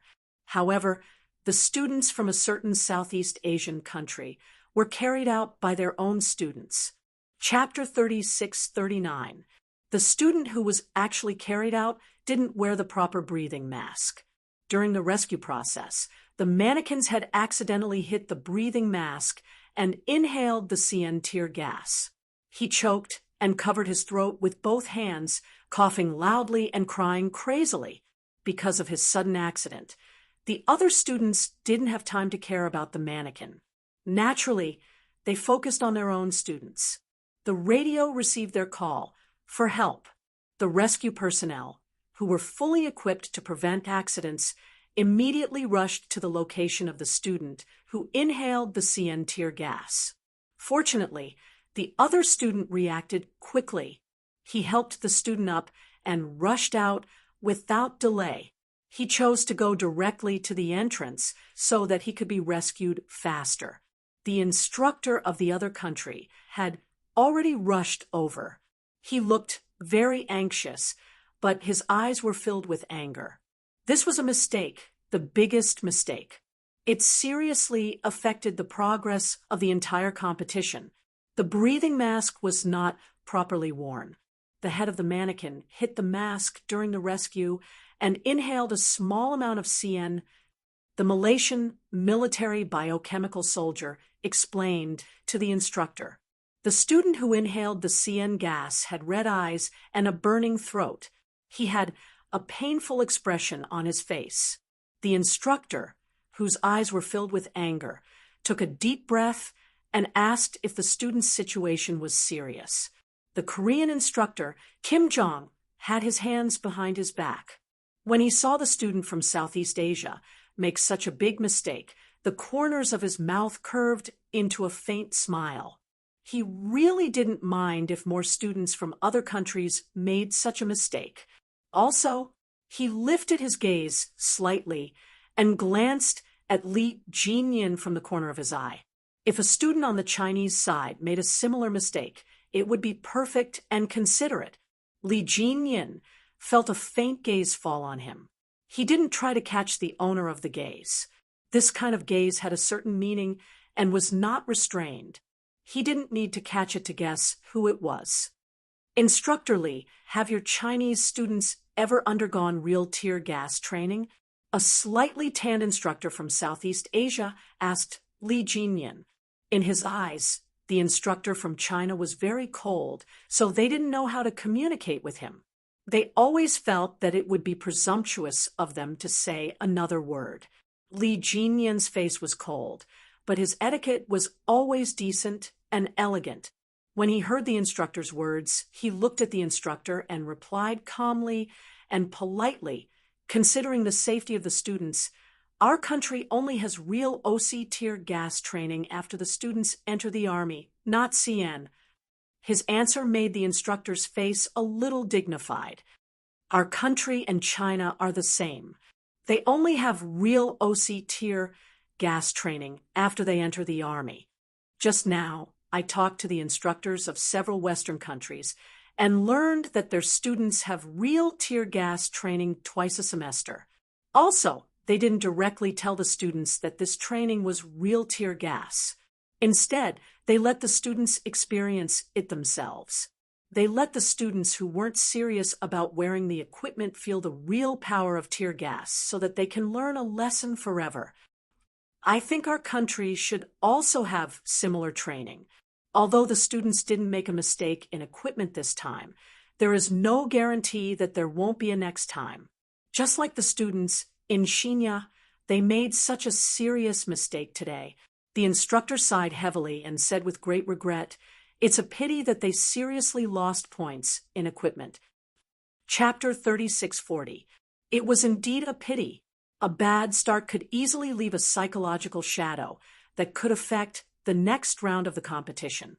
It all depended on the students' ability to adjust themselves. The rescuers in front cleaned the student who inhaled the CN tear gas. With the help of the instructor, the other student immediately returned to the forest to complete his rescue. However, there was a serious delay in terms of time. There was a time limit for rescuing people in the poisoned area. Similarly, there was also a time limit for rescuing people. Once the time limit was exceeded and the rescue person's life was endangered, the participant would lose points. Because Yi Jian raced against time to save the first person who was waiting for rescue, when she and Zhang Minghong returned to the forest again, it gave the Chinese students precious time to find the exit. As a result, the Chinese students were the fastest to pass through the poison zone. Even so, Yi Qian's team was almost overtaken by the West Point students. The West Point students rushed out of the exit with a stretcher and saw Zhang Minghong's figure flashing past the exit. They did not see who it was, but the red on the Chinese student's armband was too eye-catching.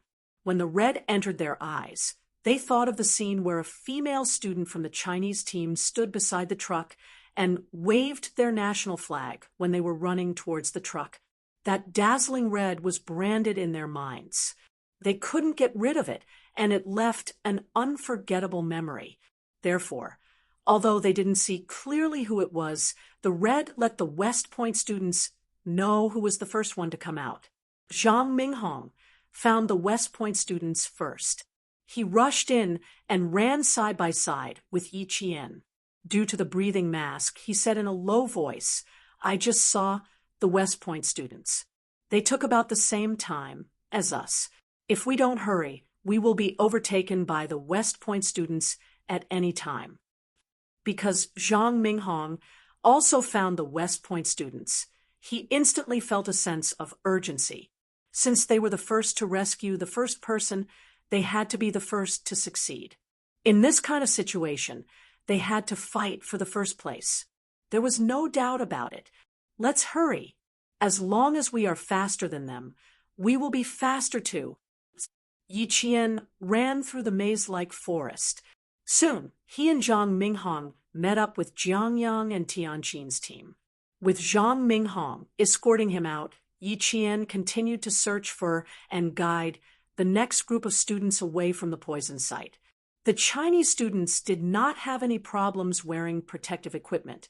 When they retreated, even if their movements were too violent, they would not be affected by the tear gas.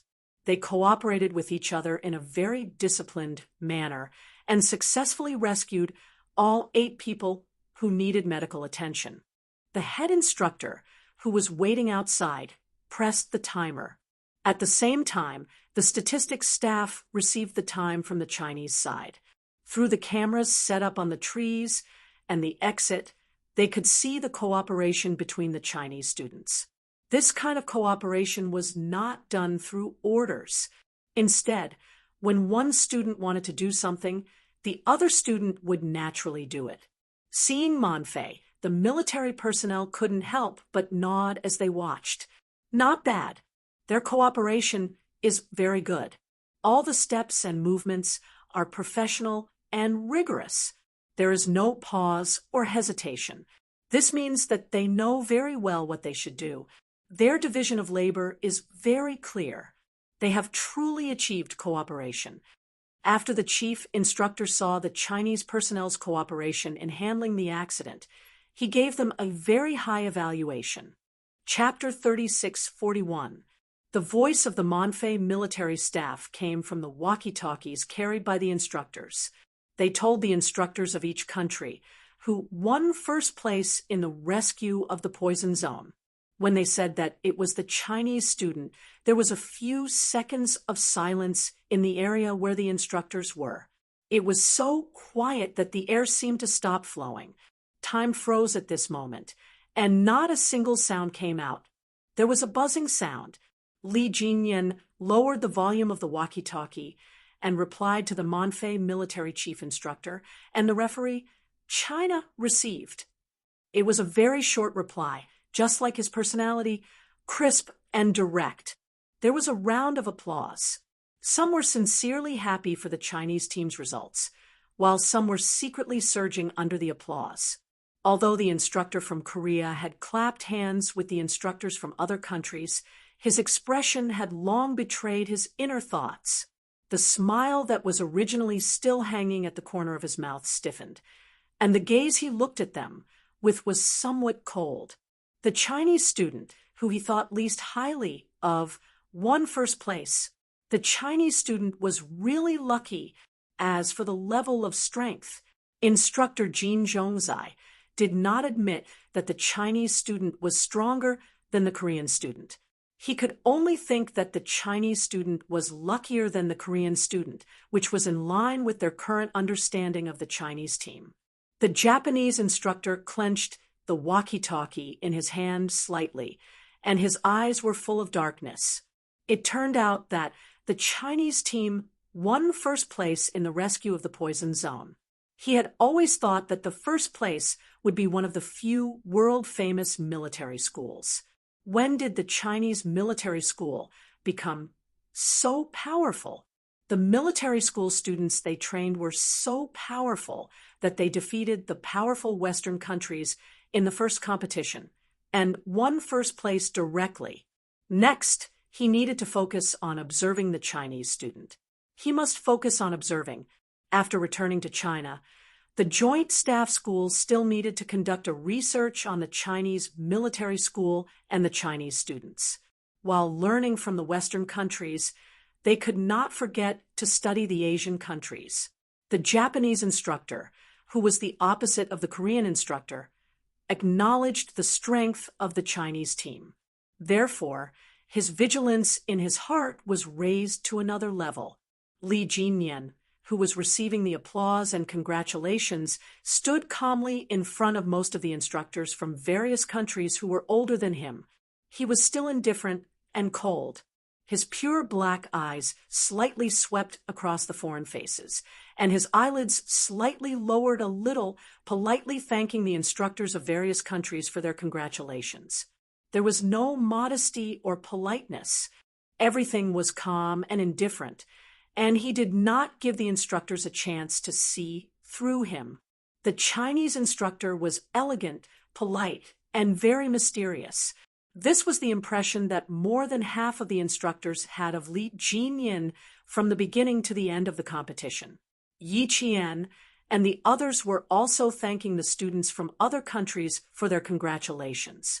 Every Chinese student was polite and courteous. Although they were easygoing, their military might was not to be underestimated. No matter how ugly the expressions of the Korean students were, they did not say anything overboard. Although they questioned the results of the Chinese students in the poison zone, no one dared to say it, nor did they have the right to say it. Although they came out at just the right time, there were already several countries in front of them. We will definitely surpass them in the next match. Lu Enna glared fiercely at Tianqin. She took off all her protective gear and swore to the students of her country in a low voice, I must defeat that Tianqin. I must defeat her. Chapter 3642. The Korean student, Lu Enna, had always thought that Tianqin, who could understand what they were saying, was the best female student on the Chinese team. As for Yi Qian, who only spoke among her own team members, she did not take her seriously at all. Yi Qian had always been a reticent person in front of the other students. She would only say a few words when she absolutely had to. After that, she would immediately choose to remain silent and quietly watch from the side, leaving the communication to the other Chinese students. As a result, she left the impression that she was quiet and reserved. This type of person was often the easiest to overlook. Yi Qian, who was not used to taking the initiative to walk in front of the public, also did not want to be remembered by too many people. In the previous competition, she had painted her face from the beginning to a certain extent to conceal her appearance. But this time, the students were clean before the competition and only painted their faces after the oath. Everyone had a deep impression of each other's appearance.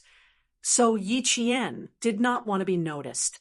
Captain Xia had once told her that she should try not to leave a deep impression in certain situations if she could. After all, their identities were different. In response, when she saw Lu Enna looking at Tianqin, Yi Qian said in a low voice, "Keep an eye on Lu Enna. She has made you an important target." Hearing this, Tianqin immediately said, "Is she a little short-sighted? She actually made her an important target? What about Yi Qian? Could it be that Lu Enna thought that Yi Qian was the weakest among all the Chinese students? Being short-sighted is a good thing. You should bear with it." Yi Qian, who was arranging her protective gear, pursed her lips and smiled. "You cover for me. We'll do a cover-up." Yi Qian was low-key. This was Tianqin's first impression of her. She was obviously very strong, but she was so low-key that if one did not interact with her, they would not be able to tell how strong she was. Instead, they would misunderstand her because of her beautiful appearance, thinking that she was just a girl with outstanding looks.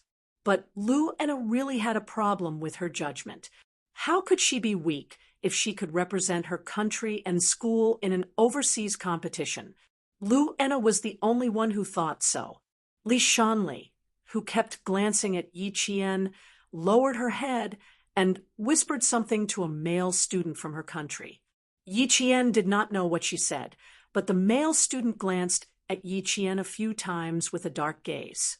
Then he nodded, as if indicating that he knew something. The students from each country put away their protective equipment and entered the next round of the log-carrying competition. Soon, the additional round was out. Originally, there was a single person carrying a log, but now there was a team carrying a log. After the competition, there was another battlefield rescue competition. 2 additional matches were added in one day. When the instructors of each country received the documents of the rules of the competition, they all frowned slightly.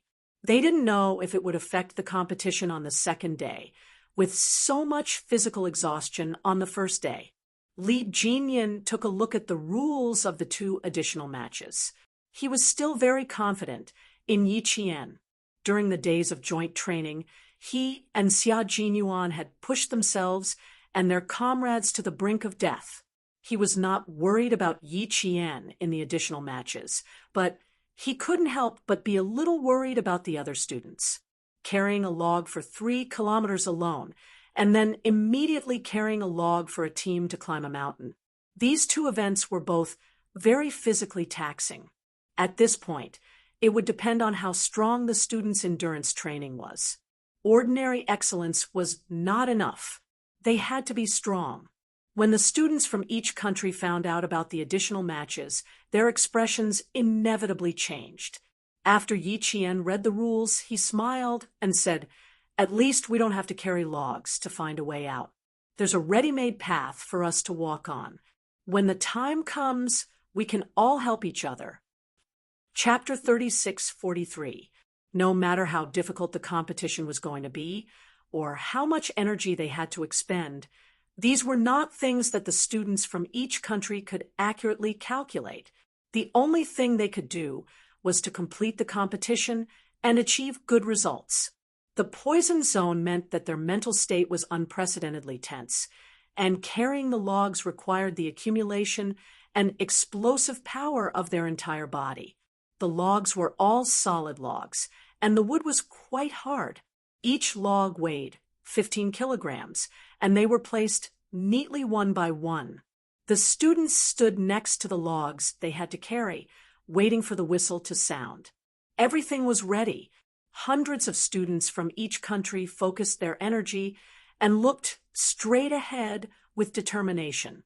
Their young faces still looked a little immature, but they were all calm and had no intention of backing down. These were the current generation of soldiers from each country. Even if they often offended the students from other countries, they were still the best students in the eyes of their own country's instructors. Li Jinyan held up the binoculars with both hands. His tall figure and calm appearance always attracted some people's attention. He didn't like to talk, but that didn't mean he didn't have a strong presence. Even if he didn't like to talk, his presence was still very strong. His aura that didn't lose out to others earned him some respect. Moreover, the good performance of the Chinese students increased the amount of respect they had for him. He quietly watched the Chinese students without saying a word. The other instructors standing next to him seemed to be thirsty to the point that their throats were itchy. After a few coughs of varying pitch, they slowly withdrew their gazes from the Chinese instructors and similarly raised their binoculars to observe their own students. When the whistle sounded, all the students stood up the round logs that were lying flat on the ground. Then they bent their backs and pulled the long riveted handles on the left and right sides of the round logs. In a short period of time, they lifted the 15 kilograms solid round logs onto their shoulders without anyone's help. They could only rely on themselves. It was easier for the boys, but the girls were at a disadvantage. It was difficult for the weaker ones to lift it in one go. Tianqin was a little strained. She was a pilot, and although the physical requirements were high, she didn't have daily physical training like the army. Her physical training was all related to flying. Just as she lifted the log for the first time, the weight of the log made her lose her balance. Suddenly, the log, which was leaning to the left, was lifted steadily. She didn't have time to turn her head to thank Yi Qian, who was standing on her left. She quickly used Yi Qian's strength to lift the log with her right hand. Finally, she was able to lift the unbalanced log on her shoulder. Run! When her left ear heard Yi Qian's clear and steady voice penetrating through her ears, Tianqin nodded slightly. She picked up the log and began to run 3,000 meters. The 3,000-meter log run was a sloping run. The entire running field was a small hill with uneven ground. Running to the top of the hill and back to the starting point was a round trip of 3,000 meters. As they climbed, the temperature gradually rose. It was not easy to run with a 15-kilogram log on their shoulders, but the U.S. Navy Academy was used to it. The log-carrying training originated from the United States Marine Corps. Its purpose was to improve physical fitness, train teamwork, and individual perseverance.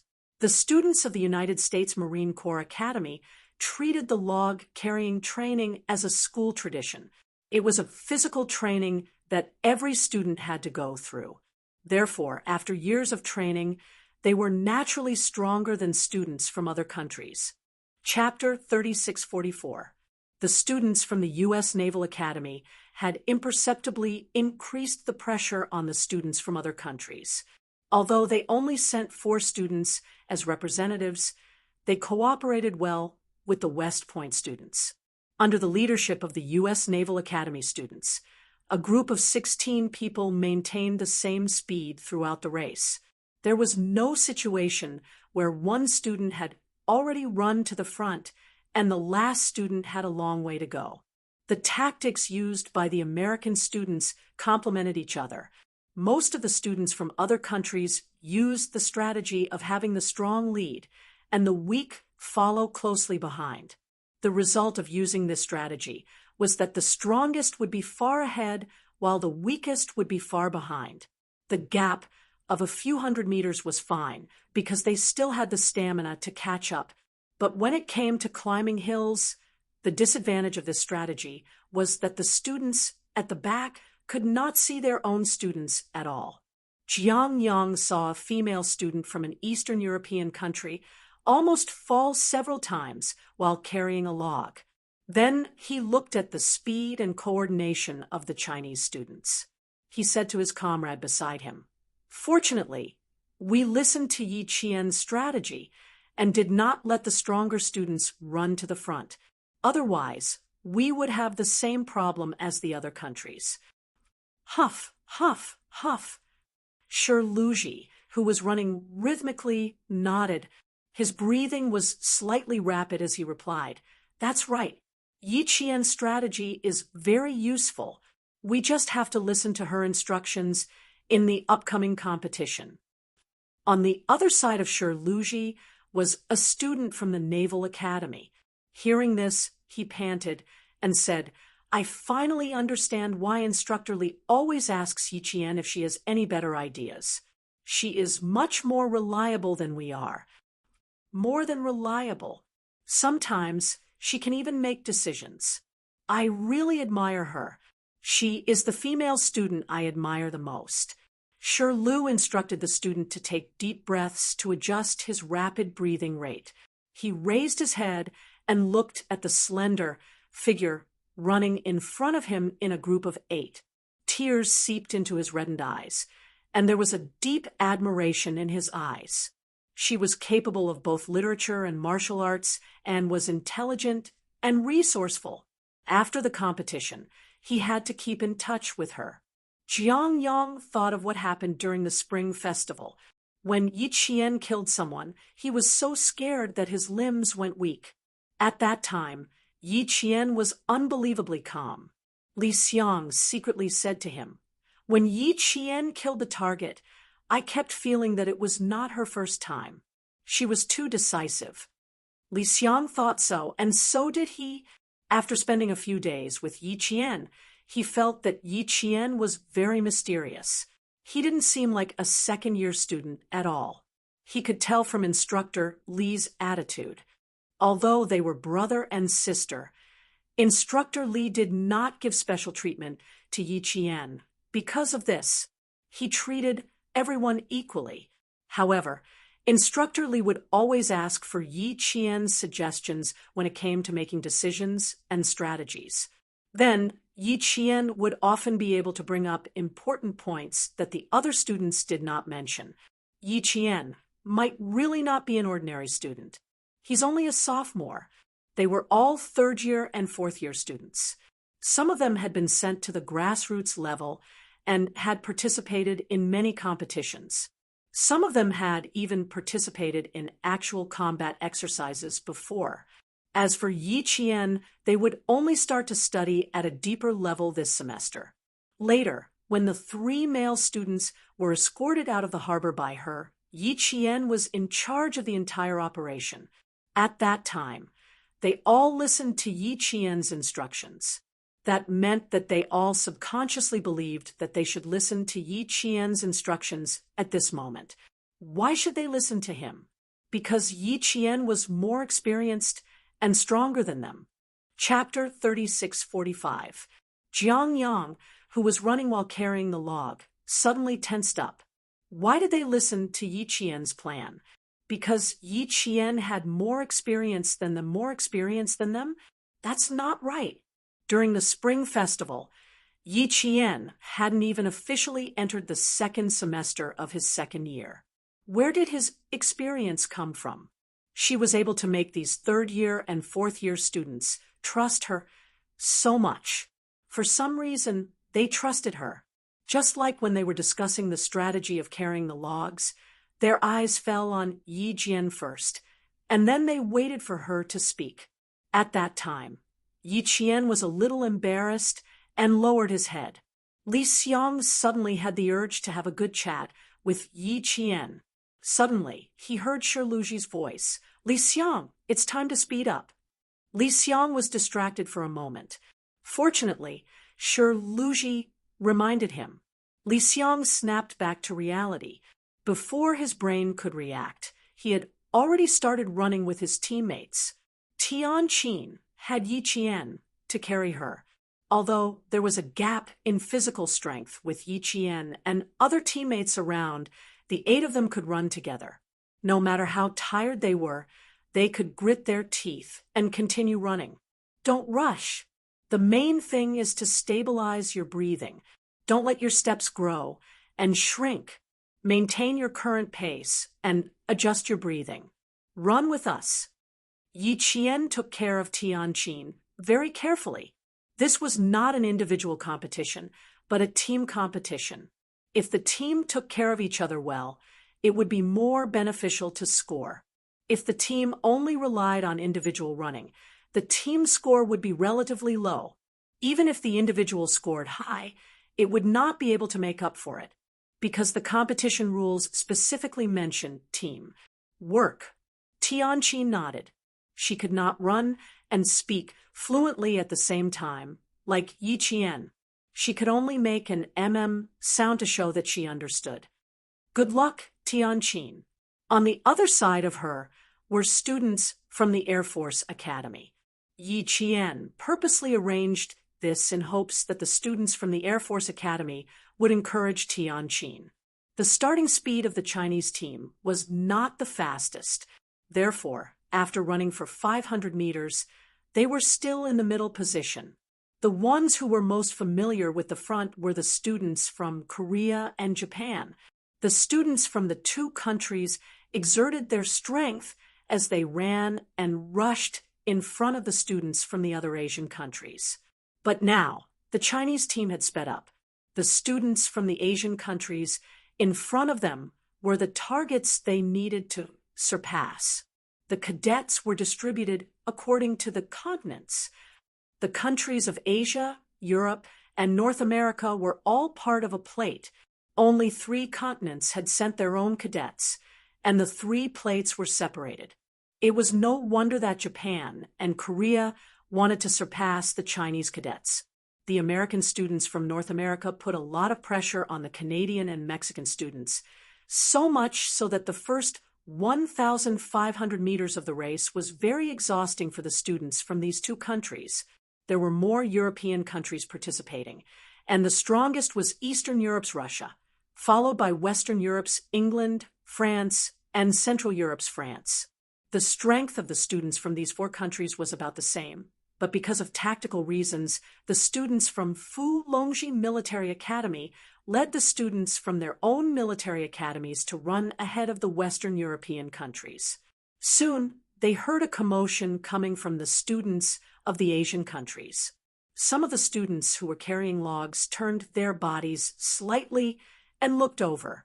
They saw that there were 2 groups of students who suddenly exerted their strength and overtook dozens of students. Chapter 3646. The Korean students who were running in front heard the commotion behind them. Lu Enna, who was lagging behind, panted heavily. When she heard the commotion, she couldn't help but turn around to see what was going on. Lu Enna's pupils shrank when she saw the commotion. She immediately turned around with the log on her shoulder and tried to increase her speed to catch up with the students from her own country. The Chinese students who were lagging behind suddenly sped up. They were very, very fast. She turned around and saw that they had overtaken several students from other countries. How could this be? How could the Chinese students still have so much energy to increase their speed? She looked at herself. She wanted to increase her speed, but the log on her shoulder seemed to be getting heavier and heavier. It was so heavy that it was difficult for her to move. She wanted to charge forward and tell her country's students that the Chinese students had caught up. However, she couldn't increase her speed at all. In fact, it was already good enough that she could maintain her current speed. The Japanese students, who had also heard the commotion, did not turn around like Luena to check the situation behind them. They silently prayed for their country's loyalty to them and ran towards the transit point. Don't look back. The transit point in front of us is our target. When we reach the transit point, we can turn around and see more clearly. Fujishima Maki, who was leading the team, reminded his country's students.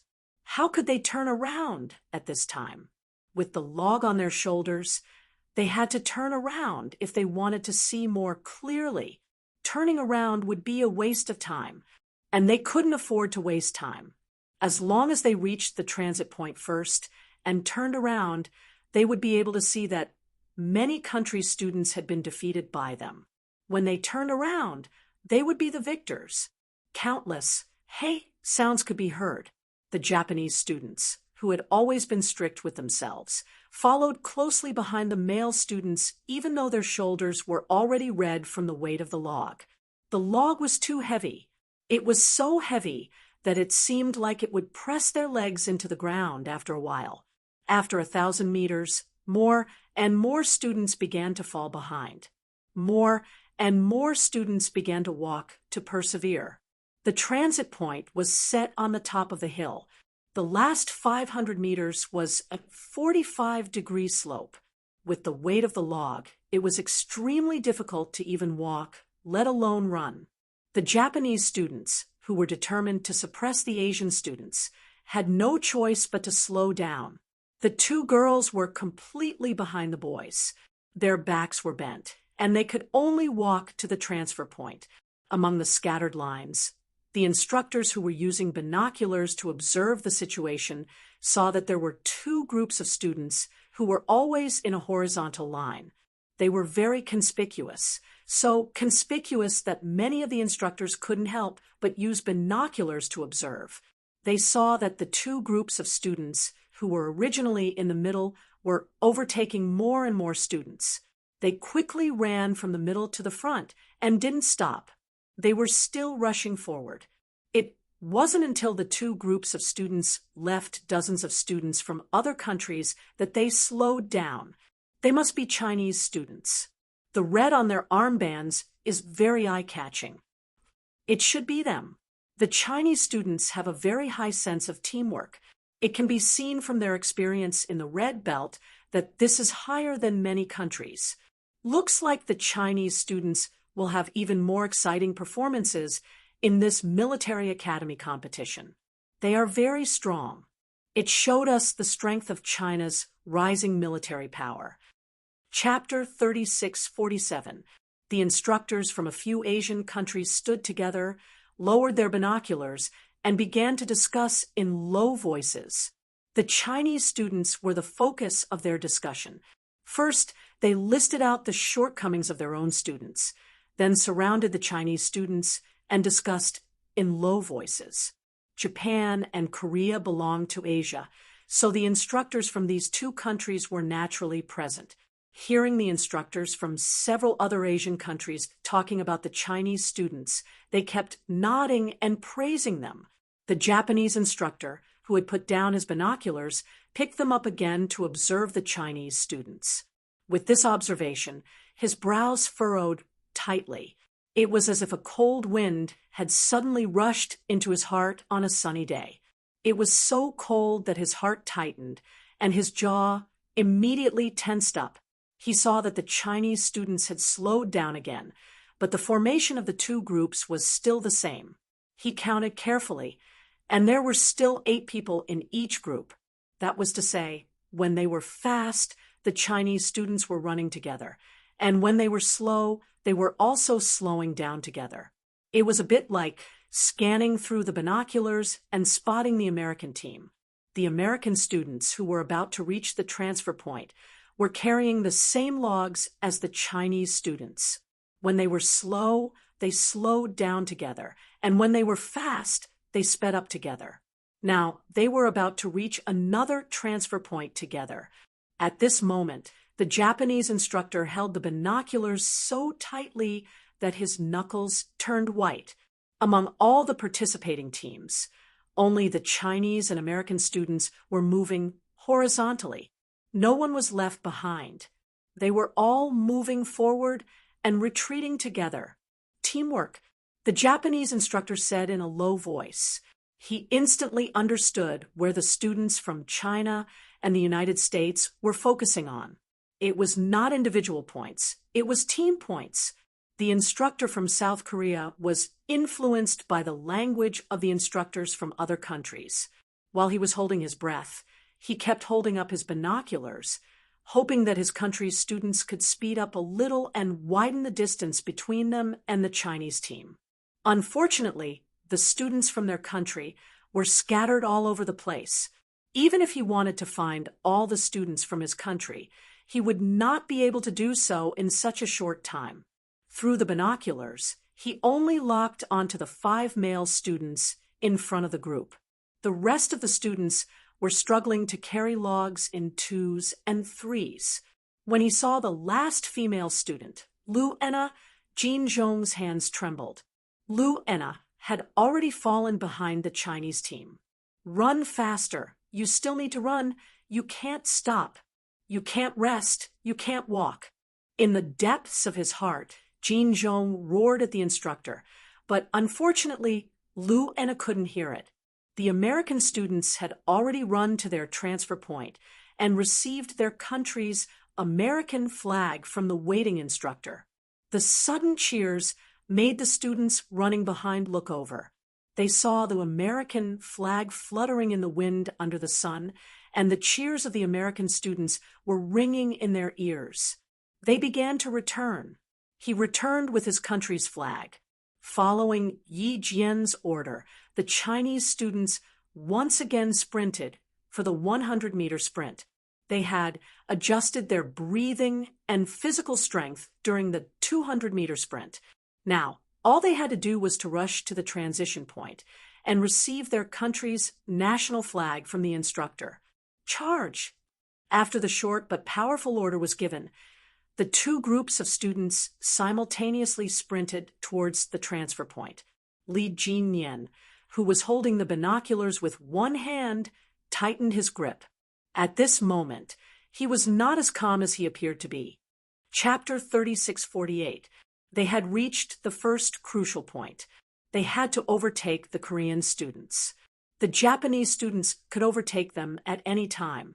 As for the sarcastic remarks made by the Korean instructors, they did not need to use words to refute them. They could only use their strength to refute them. The power of the sun grew stronger and stronger, and the training uniform was already drenched in sweat. Beads of sweat the size of beans slowly slid down from the hair and dripped into the eyes, piercing the eyes and causing waves of pain. It seeped into the mouth and then dripped down from the chin, flying into the grass with each step. More and more sweat flowed down, and the distance was getting closer and closer. Li Xiang saw the Korean students in front of him and thought of the sarcastic remarks made by them. His eyes moved slightly, and he shouted, "Brothers, let's go!" He was panting when he reached his limit. His voice was hoarse. However, he still managed to achieve the effect he wanted. When the Korean students heard the voice behind them, they clenched their fists and ran forward with all their might. Their shoulders were aching from the friction of the heavy logs. The Korean students who heard Li Xiang's shout knew that he was from the Chinese team. They had caught up and would overtake them at any time. Charge! Zhang Minghong gave the command. Following that, the Chinese students sped up again. The grass was trampled by their military boots, and large patches of grass were toppled. Some of the thick grass even had deep shoe prints on them. They closed in on them step by step and gradually overtook them. The hot wind blew past their faces, bringing with it the smell of grass and trees. The Chinese team maintained their speed and overtook the Korean team at the front. When the panting Tianqin rushed past a male student from Korea, she glanced at him from the corner of her eyes. She saw the other party's stifled expression, and she couldn't help but feel a burst of joy in her heart. Delightful, delightful, too delightful. Ha ha ha. Mocking the Chinese team? She really did not know where they got their confidence and arrogance from. They still want to overtake the Chinese team. Dream on. For the sake of pride, she would not allow the Korean team to overtake her, chase after the Japanese, and get their flag. Yi Qian ignored the Korean team's glare.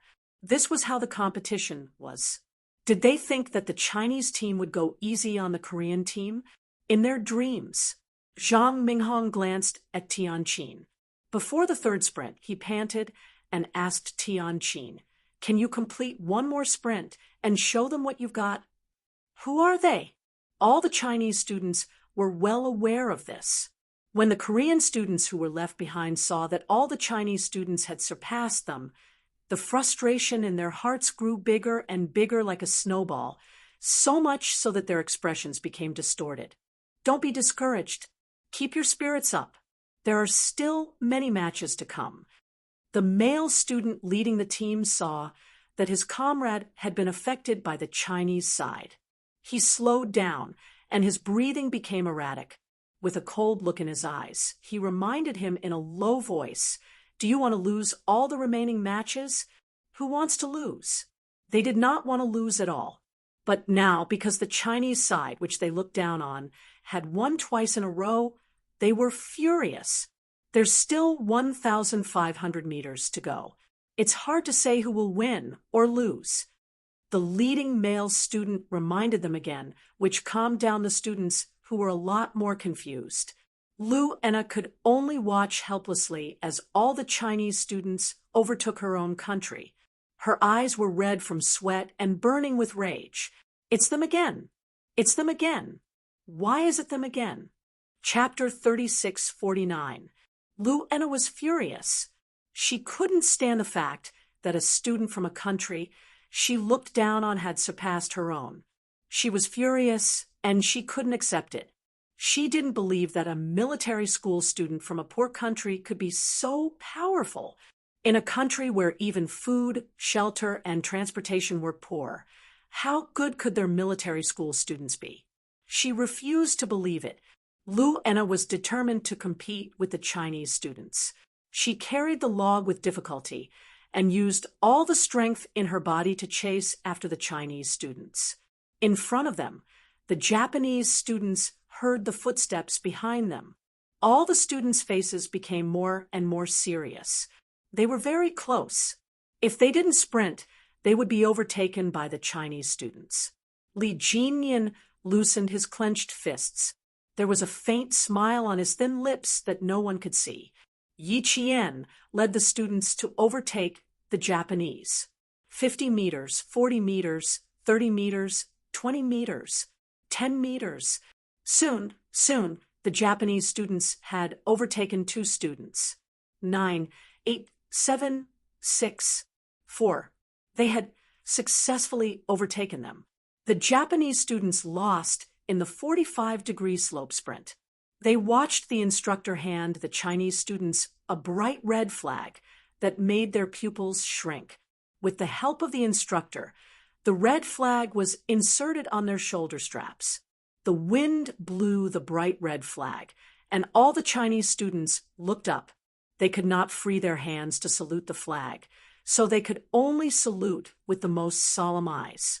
At that moment, the Japanese students felt their hearts skip a beat because of the solemn gazes of the Chinese students.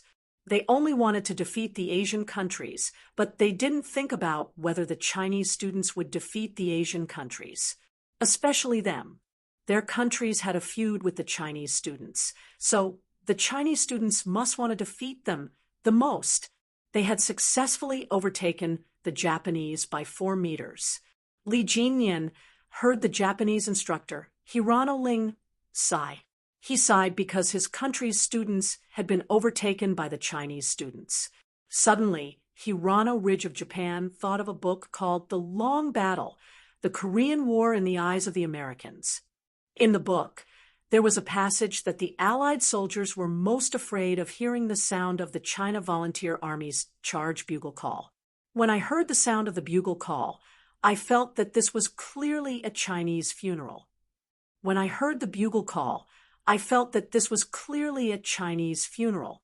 I heard the bugle call to charge, and I felt the fearless spirit of the Chinese soldiers. And now, in the young Chinese students, he saw a spirit of bravery that even the Allied soldiers were afraid of. The instructor from Flatfield Ridge slowly retracted his gaze. Finally, he looked at the young Chinese soldier who was leading the young military academy students overseas for the competition. His eyes were solemn. The young officers were leading the young cadets. It could be seen that the young Chinese had really risen. After a long war of aggression and a long period of turmoil, this country with a history of 5,000 years had stood up again and again like a giant, holding up the sky and earth of their country. There was no sign of defeat at all. The red flag in the instructor's hand was handed to the Chinese students. The red flag was not big, but the color was still so red and so dazzling. Yi Qian tried hard to turn her head and look at the red flag on her shoulder strap. She couldn't see everything. She could only vaguely see a touch of red sweep past the corner of her eyes. Chapter 3650. That flash of red was the faith of all the Chinese soldiers. Their loyalty would never change, and they would protect their faith with their loyal souls. Li Jinyan watched as the young students won the national flag again. As a soldier, he stared intently at the national flag that was getting closer and closer to him. His back straightened, and his military posture seemed even colder and more inviolable. When the 5 stars on the red flag were clearly reflected in his eyes, Li Jinyan raised his arm with a swish and saluted the flag as though it had been split open by the wind. Their students did not disappoint the country, and won once again. In the individual log carrying competition, the Chinese team came in 3rd place, and the Chinese individual scores added together came in 5th place. Overall, they came in 3rd place. They had left the 2 world-famous students of the Western Military Academy far behind.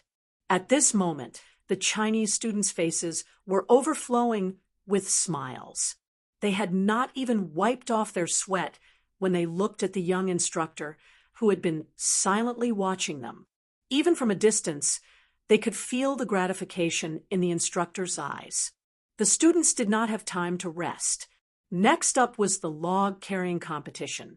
It was not about sitting in the mud and lying on their backs while carrying logs. Instead, it was a competition where they carried logs and ran across different terrains. This time, the logs in their hands could be lifted off the ground because the obstacles they had to cross were deep pits and logs that had to be crossed in succession. It was still 8 people in a team. This time, Tianqin and Yi Qian were separated. Each team had a female student, so that their strength would be evenly distributed. Lift in place, sprint back, carry together, pass obstacles. Yi Qian came up with a strategy for the short assembly. She had already memorized all the rules of the competition. The 16 of them formed a large circle. In the circle, Yi Qian said in a low voice, "This is an additional round, so the rules are simpler. After passing the 2 obstacles, it's time to run. This time, don't wait. Whichever team passes the obstacle first, start sprinting immediately." The Chinese students listened to her arrangements and nodded lightly in agreement. Listening to Yi Qian's arrangements was definitely the right thing to do. This time, Yi Qian did not make any detailed arrangements. Before the 5-minute meeting time was up, she had already finished the discussion. Everyone held hands and gently swung their arms to relax their tired and aching shoulders from running while carrying the logs. Yi Qian, who still had time to gather, said in a low voice, "The more people look down on us, the more we have to fight for our pride. No matter how tired or painful it is, just think about how confident the Japanese women are that they think they can beat us, and think about how the Korean students look down on us. Just thinking about it is unbearable. We don't want to argue with them. We'll just make them shut up during the competition. Yi Qian kept in mind the frivolous treatment of the Korean students and the natural treatment of the Japanese students. He was prepared to strike back at any time during the competition. Tianqin could not help but laugh when she saw this. Luena was really blind. Just now, the person she was glaring at was him and not Yi Qian. He wondered if she was really short-sighted. She did not even understand the real ruthless characters. He really did not understand why she was glaring at him. The Korean and Japanese teams were very different. They were afraid that they would lose to the Chinese team again, so they used every minute and second to arrange and deploy their teams. They wanted to win against the Chinese team in the additional round. They did not want to lose to the Chinese team again. That would really embarrass them. Chapter 36:51. However, they were soon hit by reality. The Chinese students did not give them a chance to overtake them. After lifting 20 meters on the spot, the Chinese students had already started sprinting back and forth. Then, they coordinated with each other to pass the obstacle. The Chinese students seemed to have done it all in one breath. There was no pause in the middle. With the special forces in the middle, they were like an unshakable stabilizing needle. After the morning competition ended, the total score was immediately announced. The Chinese team was still in third place. As for Japan and Korea, who were determined to beat the Chinese team, they were directly ranked in the top 5. Fortunately, they were not in the top 10. When the scores came out, the instructors from the various countries were already standing with their own students. Li Jinyan reached out his hand and felt countless pairs of hands stacked on top of the back of his hand. There were too many people, so he couldn't stack them one by one. Thus, he decided to stack them in groups of 8, then happily toss them aside and put them down. There were 2 big matches in the morning on the first day. The Chinese team won the first match beautifully. The foreign students, who were ranked behind, were not discouraged. Under the guidance of the instructors, they readjusted their mentality and rested well to prepare for the afternoon competition. The Korean instructor, Kim Jong-zai, saw that their students were not looking good because they lost to the Chinese team. He swallowed the words of criticism that were about to come out of his mouth. He could only comfort them first so that it would not affect the following matches. You have seen the strength of the Chinese team. They sent their best students to participate, but we did not. Therefore, it is not surprising that you lost to the Chinese team. They sent their best students, and yet they were unable to get first place. This shows that their overall strength is still very weak. The strong ones are only the few that they saw. I am also at fault for not reminding us seriously when we lost this morning. In the afternoon competition, everyone must treat the Chinese students seriously. Do not underestimate them because they are from China. If they did not seize the time to warn their own students, they would not have time to do so when the obstacle course started at 1 o'clock in the afternoon. The Japanese instructor, Hirano Ryu, said something to the Chinese students. They walked away and nodded as if they were afraid that others would overhear them. They seemed to be discussing something important again. On the Chinese side, there were already students from other countries who came to congratulate them. They shook hands with the American students who won first place and started a short conversation. The American students did not have any hostility. They truly regarded the Chinese students as opponents. There was no contempt in their words and no invisible arrogance. When they congratulated them, their expressions were very sincere. The Chinese students learned a lot from chatting with them. Li Jinyan was also talking to the American instructor in a low voice. Beside him were the instructors from the top 5 countries. Everyone was talking about the training that had started in the morning. No one looked down on the Chinese students anymore, and no country thought that the Chinese students were weak. Even the Malaysian military did not dare to do so. Their president even personally sent a telegram to the Chinese Ministry of Foreign Affairs to express his deep apologies for the omission of the invitation letter. The afternoon match officially began at 1 o'clock. Li Jinyan only had one simple request for the students, which was to stabilize their position in the top 3. If they were to advance one more place, they would be happy. If they were to fall one more place, they would need to reflect on themselves. Fortunately, the students did not let them down. Especially when they were drawn to finish the steeplechase with the Japanese students, the Chinese students, who had rested well, were in high spirits. They looked at the Japanese students with bright eyes, which made the other side panic. Chapter 3652. Li Jinyan had never asked the students to achieve any kind of results, which gave the students the illusion that he did not care about results. They had even privately discussed in whispers whether Instructor Li did not have much confidence in them, and did not even ask for results. Today, Li Jinyan suddenly asked them to pass the top 5, and try their best to stay in 3rd place. The students instantly understood why Li Jinyan had not asked for their results before.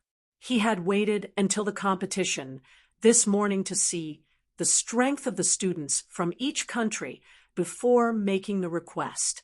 It was not that he did not want to mention it, but that he needed to examine it.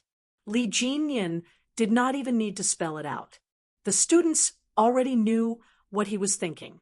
That was why Li Jinyan said that the students' minds were so sharp that it surprised him. They were smart and resourceful and could be molded. With their goals set, the Chinese students began to work hard to secure a spot in 3rd place. Since their instructor had said that they would be in the top 5, it meant that it would be difficult to secure a spot in the top 3. The students from the world-renowned military academies were not to be trifled with, especially since they were still at the back. Once they put in more effort, it was not impossible for them to overtake the Chinese. However, no matter how difficult the following competition was, they would do their best to secure a spot in the top 3. The afternoon obstacle course began at the hottest time. The whistle had not yet sounded, and the atmosphere in the arena was particularly tense. The air seemed to have been injected with lead, and the atmosphere was so heavy that there was not much of a smile on the students' faces.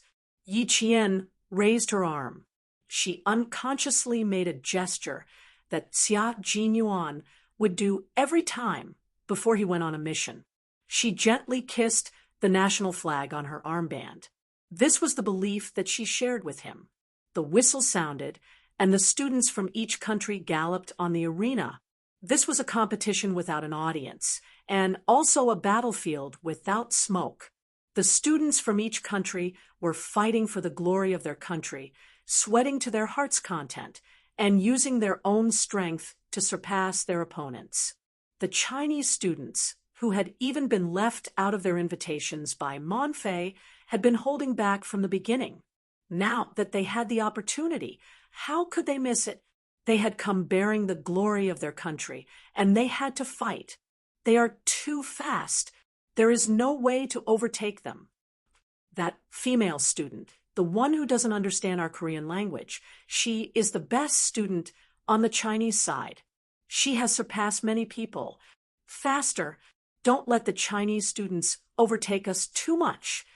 In the team steeplechase relay race, Yi Qian was the fastest out of all the female students. She was the first one to carry a box full of ammunition through the barbed wire fence. Then, she half-squatted outside to provide support for her teammates. When she climbed over the high wall, her body was as light as a swallow. She really did look like a bird as she leaped up the high wall to provide support for her teammates. When it was time to climb the iron rope 2 out of the 5 countries that were climbing the iron rope with her fell into the muddy puddle below. The intense physical exertion in the morning had taken a toll on the shoulders of many students. Even after a short rest, it was still painful. When it came to climbing the iron chain, their entire bodies were suspended in the air. They had to rely on their own arm strength to support their entire body. Naturally, those who were physically exhausted would fall down. The Chinese student, Tianqin, also fell once. She had to climb up again to pass. Her situation was not bad. She only fell once. Some students from other countries fell several times and lost all their points in the end. Most of the female students lost points in this competition. There were male students as well, but not many of them. Chapter 3653. If the cooperation between the Chinese students in the morning competition had left a deep impression on the instructors and the Monfei military, then the Chinese student Yi Qian in the team steeplechase relay race in the afternoon was definitely like a rising star. He was so dazzling that people couldn't take their eyes off him. Until 5 o'clock in the afternoon, when the steeplechase relay race ended, there were still many people looking at Yi Qian. His performance was so wonderful. Even when competing with students from Western countries, he had an absolute advantage over the other side. He had demonstrated the strength of a soldier from a great country in every way. From 1 o'clock to 5 o'clock, the Chinese team used 4 hours to maintain the ranking of the first day. They still held the top 3 positions, not letting the Western countries surpass them in the top 4 and top 5. When the Asian students saw Yi Qian finish the 800-meter steeplechase, they couldn't help but rub their faces. His time was 4 minutes and 11 seconds. He was firmly in first place. Even the Western students couldn't surpass him. In this regard, Li Jinyan thought he was doing well. In the face of the congratulations from the Monfei military, he was still as calm as a breeze and as calm as a lake. The instructors who were talking to him in a low voice couldn't figure out what he was thinking at all. The more he was like this, the more people didn't dare to look down on him. The instructors had already received news of the camping competition tonight. In other words, it could be called escape from death. The Monfei military would send soldiers to ambush the students of each country. The students of each country would be divided into 2 opposing sides. One side would surround the other, and the other side would have to break out of the encirclement. If the other side couldn't break out of the encirclement, they would lose.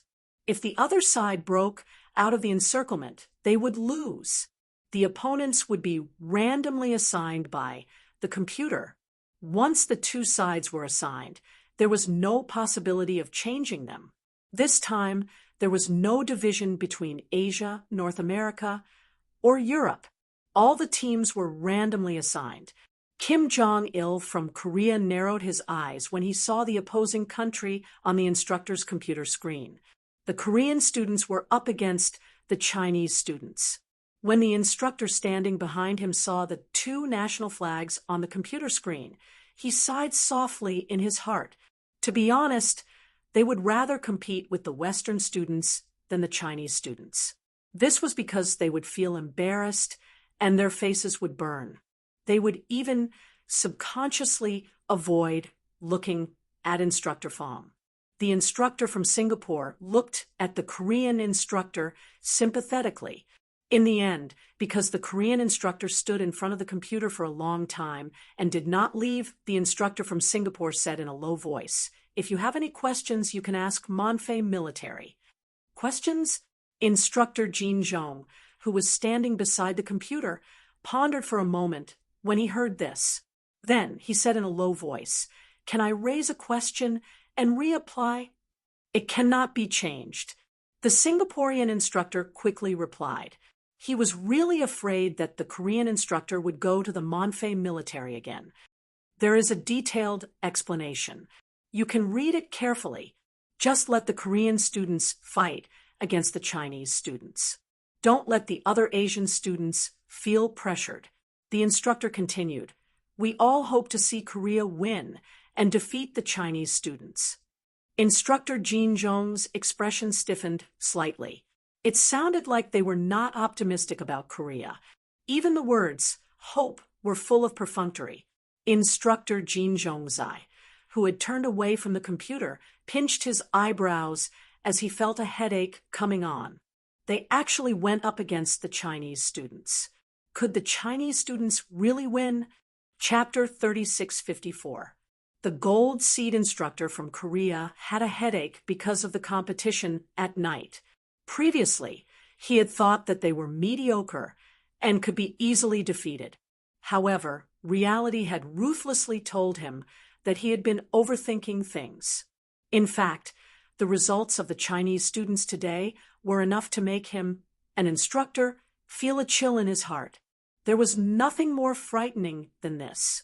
All along, most of the military personnel in Korea thought that China's military strength was far behind Korea's. Then, the military students they trained would definitely be inferior to Korea's in the future, until he arrived at Monfei and saw a Chinese student almost fall down when she got off the bus. He thought that the Chinese students were very weak and that they were only participating in the competition to make up the numbers. Otherwise, how could Monfei miss out on the invitation letter? It was obvious that Monfei looked down on China and did not put them in his eyes. It was not that Korea looked down on China, but many other countries looked down on China. However, at the same time, they were also curious because their grand celebration shocked the world. Later, there was friction between China and neighboring countries. In the end, it was all talk and no action. China did not deal with it too strongly. After a hot and cold exchange, China returned to peace. This made the Korean military, who had been paying attention, think that although China's military strength had improved greatly, it was still not enough to be feared. This thought buried a hidden danger today. When they saw the Chinese girl fall down when she got off the bus, it was even more obvious that the Chinese students were very weak. But now, when the national flags of Korea and Korea appeared, there was a deep seriousness in his narrowed eyes. China was the opponent who had escaped death, while the Korean students wanted to trap the Chinese students. They would not allow a single Chinese student to escape death. When the number of Chinese students who escaped reached 8, the Korean students would lose. Similarly, when the Korean students captured 8 Chinese students, the Chinese side would lose. Things are a little troublesome. Jin Jong whispered in the instructor's ear and walked quickly to the rest of the students. The Korean student, Lee Shanli, was holding a withered grass root in her hand and writing something on the ground. From her serious expression, it was obvious that she was thinking about something. Luana, who was sitting beside her, looked even more gloomy, like the bottom of a black pot. The pressure on her was quite low. The other Korean students sitting in a circle were the same. There was not a trace of a smile on their faces. The atmosphere in the group was very tense. No one spoke, and everyone sat quietly, until Li Shanli, who was snapping the dried grass in his hand, said, "We all overlooked the female student on the Chinese side. This is the biggest mistake we've made. Tianqin, who can understand our language, is not scary. The leader of the Chinese team is also not scary. The real scary one is Yi Qian. She is very quiet. She is so quiet that all of us ignore her. I now suspect that this is the Chinese side strategy to make everyone ignore their truly powerful students. Do you remember yesterday when the Chinese students got off the bus? One of them almost fell down. The Korean students looked at Li Shanli and nodded their heads. They clearly remembered who the Chinese student who fell was. It was the Chinese female student, Yi Qian, who had defeated more than 100 students from other countries in the 800-meter steeplechase today. Yesterday, she had almost tripped when she got out of the car. Chapter 3655. The coldness in Li Shanli's eyes turned slightly gloomy. She looked at the Korean students and said softly, "I suspect that the Chinese team started to confuse us from here. They purposely let us see Yi Qian fall when he got off the car. They want us to lower our guard against Yi Qian and achieve their goal." As soon as she said that, the Korean student's face turned serious again. If that was the case, then the Chinese team was too scary. Luena was so angry that the corners of her mouth were slanted to one side. She gritted her teeth and said, "Despicable Chinese team. How can they be so despicable? They purposely let us see one of their students almost fall. Too despicable."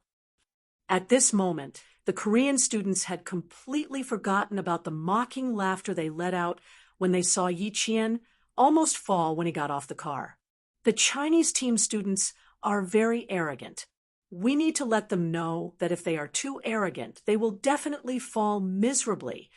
A male student pulled at the withered grass beside his leg with one hand and said with a gloomy face, "We can't let them be proud for too long. There are still so many days of competition left. We must show our strength and make the Chinese team unable to be proud anymore." That's right. We must show our strength and make the Chinese team unable to raise their heads in the competition. Luena, who had a deep prejudice against the Chinese team, strongly agreed. She couldn't wait to see the Chinese team's expressions when they lost miserably. The Korean students, including Li Shanli, all hoped to see this scene. From time to time, their gazes would sweep over to Yi Qian, who was resting not far away. It was difficult for Yi Qian to ignore their cold gazes. After looking up and seeing who they were, Yi Qian calmly retracted his gaze and talked to the students who were resting together. Tianqin, who was so tired that she sat on the grass to rest, rubbed her legs with both hands. She looked sideways at Yi Qian, who was sitting cross-legged and didn't look tired at all. She sighed and said, "How can your stamina be so good? They are already so tired that they are panting. How can you recover after just one round?" They're both outstanding students in the school, but the gap between them is too big. Yi Qian noticed that Tianqin was massaging her legs. Now that she had caught her breath, she leaned forward slightly and reached out to massage Tianqin's thighs. She replied, "I've trained a lot more than you guys. I've never rested during the winter and summer vacations. I've always participated in training. After a long time, I've become much stronger than most of the students. A match like today's hasn't exhausted my stamina to the limit yet. Look at the students from the United States, England, Germany, and Russia. They haven't reached their physical limits either. From this, we can see that they usually pay attention to physical training. It's said that a military academy student's overall fitness is more important than their academic performance, and that's indeed the case. This is especially true for us in the Army, where physical exhaustion is quite high. The Air Force Academy specializes in aerial combat, and the focus of your studies is completely different from that of the Army's infantry. Naturally, the focus of your studies is different. You will all be pilots in the future, and too much physical training will affect your physical fitness. Yi Qian explained her outstanding physical fitness in a low voice. The students listened attentively until instructor Li Jinyan strode over. Narrowly escaped death. When Tianqin heard this, she was a little puzzled. She asked, "This is the additional match for tonight's camping out. What does narrowly escaped death mean? What kind of narrowly escaped death means?" Li Jinyan gave a rough explanation and told the students which country the students they were competing against were from. When the Chinese students heard this, they looked at their instructor with meaningful smiles. Chapter 3656. The smiles on the students' faces caused a faint smile to appear in Li Jinyan's eyes as well. He would only smile slightly in front of the students. When he was with the instructors from various countries, his jawline would be slightly taut, and his stern and cold face would be filled with alienation. Yi Jian's interest was also piqued. She raised her eyes and looked in the direction of the Korean student. Coincidentally, her eyes met Li Shanli's. He probably did not expect her to suddenly look at him. After a moment of shock, he revealed a decent smile. Li Shanli's thoughts were much harder to read than Luana's. When he met Yi Qian's gaze, he didn't feel uncomfortable. Yi Jian smiled and looked away. He lowered his voice and said slowly, "Since we're the trapped party, student Han, who wants to surpass us, has a chance to compete with us face to face. I'm sure they're ready to make a move. Since the competition is called Escape from the Jaws of Death, they will do everything they can to trap us. If we really meet them face to face, there might even be a contest of punches and kicks." After a pause, Yi Qian asked Li Jinyan, who was waiting for the students to ask questions. "Instructor, I don't think I heard anything about a contest of punches and kicks in the rules. Any contest is allowed. Once the signal device on your body is destroyed, you lose. Of course, if the signal device on your opponent's body is destroyed, they will naturally lose." Seeing through Yi Qian's mischievous smile, Li Jinyan couldn't help but raise his hand to rub Yi Qian's head twice. After spending so much time with Xia Jinyuan, he had been influenced to the point where he even picked up the mischievous vibe. Then he heard the students' gasps. Instructor Li, who was so cold that he kept people at arm's length, really doted on his little sister Yi Qian. He even pretended to rub her head in front of them. As he touched her, he smiled warmly. His cold facial lines softened, and his face was slightly green. The young soldier, who was dressed in a military uniform, stood upright and stared at his sister with the softest gaze. His delicate eyebrows and handsome facial features warmed up with his smile. Even the wind that blew by had a hint of gentleness. The students who had never seen Li Jin smile before were shocked by his sudden warm smile. The male students came back to their senses quickly, but Tianqin came back to her senses a little too late. She stared blankly at the young soldier, who was smiling warmly. She felt her heart beat a little faster. Handsome, too handsome, so handsome that her heart palpitated. "Camera, where is the camera? I want to take a picture and put it in a book." Li Jinyan heard the gasps beside him and knew that his actions were a little abrupt. He calmly retracted his hand and pursed his thin lips. The warmth between his delicate eyebrows suddenly receded like the tide, leaving only a faint smile. Escaping from the jaws of death is all about you escaping. As for how you escape, that's up to you. The only weapon you have with you is an unsharpened dagger. Go into battle lightly. Once you have a direct confrontation with your opponent, other than your fists and feet, you can only use a dagger. So either you get beaten up or they get beaten up. Choose one. Only these students would ask Li Jinyan to explain more. The smiles on the Chinese students' faces deepened. The mischievous vibe under Yi Qian's smile deepened. This, well, not bad. Very challenging. Seeing this, Li Jinyan tilted his head slightly and looked straight ahead. He didn't want the students to see the smile in his eyes, so he could only turn his head to hide it. Chapter 3657. The students didn't dare to look at him anymore. Instructor Li had returned to his usual self. He was cold and sharp, like a sword that had been sharpened until it glowed. His aura was threatening. If they looked at him for too long, they were afraid that they would be hurt by his aura. For the sake of their lives, it was better to avoid looking at him. Tianqin swallowed with difficulty and silently suppressed her racing heartbeat. He was handsome, but his aura was too strong. She couldn't control him.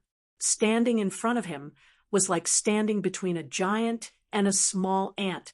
Even if she looked up, he was still so far away. Tianqin, whose face was a little red, exhaled softly and slowly dispersed the sudden palpitation. She knew that she couldn't do it, so it was better for her to have some self-awareness. For someone like Instructor Li, even if he wanted to find a girlfriend, he would find a girl who wouldn't be swallowed by his aura and who could bravely approach him.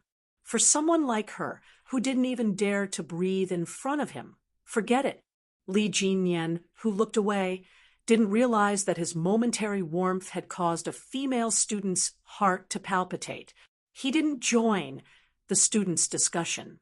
He sat quietly and listened quietly like a silent mountain, imperceptibly giving the students the most reassuring support.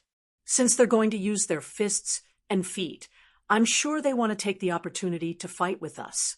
They might even be ruthless. When the time comes, we have to be on our guard. Don't get hurt by them. If they want to be ruthless to us, we can be ruthless to them too. As long as they make the first move, we won't hold back. Politeness demands reciprocity. What they do, we'll do the same. Let's see who will end up losing. In the smoky green light, the Chinese students sitting around and resting talked in low voices.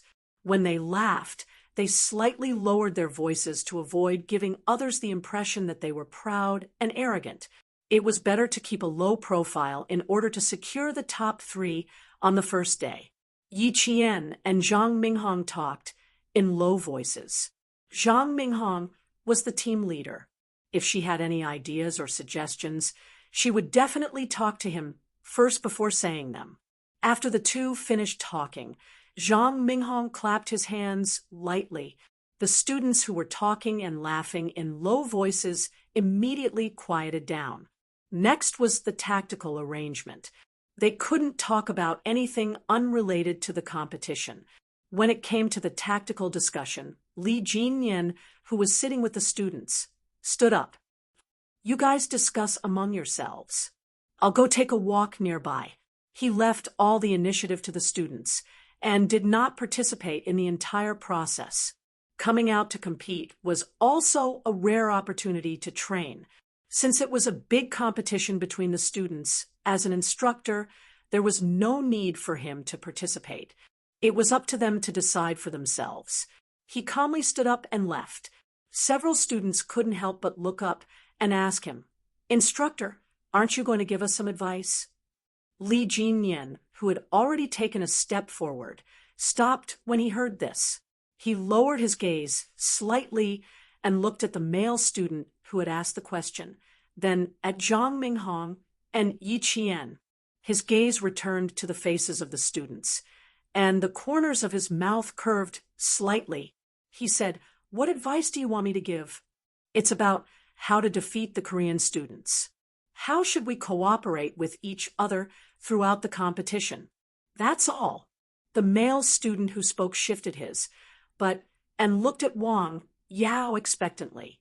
Li Jinyan asked all the students, "Do you all want my advice?" The students immediately echoed, "Yes, yes, yes, we want to hear it. Instructor is better than us. Your advice will definitely be very useful. Just say it. This time, you didn't say that the instructor is not allowed to discuss with the students." Chapter 3658. Perhaps it was because they had seen Li Jinyan smile gently at Yi Qian, but the students became bolder in front of him. After he finished speaking, they wanted him to continue. They all wanted the instructor to stay and give them some advice. Yes, yes. Look at the instructors from the surrounding countries. They are all discussing with the students. Don't walk around nearby. What if you get lost? Ha ha. If you get lost, we can find you back, instructor. As they spoke, they became relaxed again. It was mainly because of Li Jinyan's indifferent expression that made the students feel relaxed again. Yi Qian did not say anything. Based on her understanding of the Demon King in training, if he said he wanted to leave, he would definitely not stay. Sure enough, under the students' expectant gazes. Li Jinyan raised his eyebrows with a faint smile. Just when the students thought he would stay and say a few words, he laughed softly and said, "Solve your own problems." Then, with a stride, he walked away, leaving behind the stupefied and incredulous students. They had been fooled by their own instructor. He had to solve his own problems by himself. But this wasn't his problem alone. Yi Qian lowered her head and couldn't stop laughing. Big Brother's expression just now was really, very cute. It was the first time she realized that Big Brother had such a cute side to him. The Korean students also knew about the competition tonight, just as Yi Qian said. When they found out that they would directly compete with the Chinese students in the camping competition tonight, they were all excited. When they found out that the Chinese students were the ones who were trapped, their eyes were cold. "This is our chance. Li Shanli, you are a Brazilian Jiu-Jitsu student. Park Hae-hoon, you have a black belt in Taekwondo. The two of you have won gold medals in many domestic competitions. Now, the opportunity has come to our Korean students. The two of you should seize the opportunity and not make any more mistakes." Jin Zhangzai's instructor knew that they would be competing with the Chinese students. He was a little nervous because he did not know the rules. When he saw the rules clearly, Jin Zhangzai's instructor smiled. He even specially greeted Li Jinyan and said, "Please take care of me tonight." It was because he was confident that he had the guts to say that. The instructor was confident that he could win against the Chinese students. Similarly, the Korean students were also confident that they could win against the Chinese students. The smoky green screen turned into a sky full of stars. Insects chirped in the dark night. There was no moon at night, only starlight shrouding the entire forest. The shadows of the trees were hazy, and the visibility was reduced to only 2 to 3 meters. If someone was hiding behind the trees, there was no way to discover them. Monfei had a lot of insects at night. Even though he was dressed for training, he couldn't resist the mosquitoes. After hiding for a while, his face, hands, and body had been bitten countless times. It was very itchy. The Chinese team had to break out of the encirclement within 2 hours. If they couldn't break out of the encirclement within 2 hours, the entire team would be wiped out and the additional points would be lost. The competition area wasn't very big. It was a small forest with a diameter of no more than 500 meters. However, the thin trees were very dense. From one end of the small hill to the other, one had to climb. The Chinese students had to set off from the small hill, while the Korean students had to seal off the escape route. At the same time, they had to enter the forest to search for and capture the Chinese students. This time, the Korean students were not in a hurry. They were the ones chasing after the Chinese team. If the Chinese team did not break out of the encirclement within 2 hours, they would win.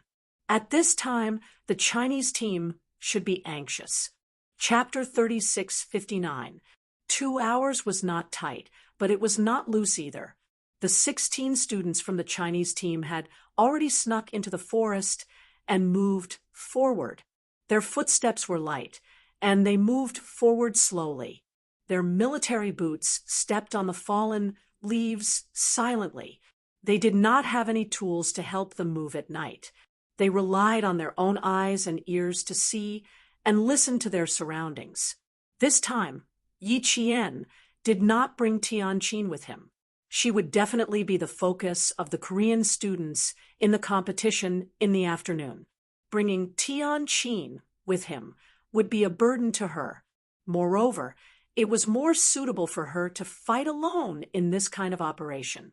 She would first take care of the Korean students who were watching her, and then clear a path for her comrades behind her. It would be beneficial for them to break out of the encirclement. Yi Qian proposed to fight alone. At first, the students objected, mainly because they were worried that Yi Qian would not be able to get away safely if she was surrounded. However, the team leader, Zhang Minghong, agreed. No one knew better than him how good Yi Qian was at fighting alone. If there were students by her side, she would be restrained.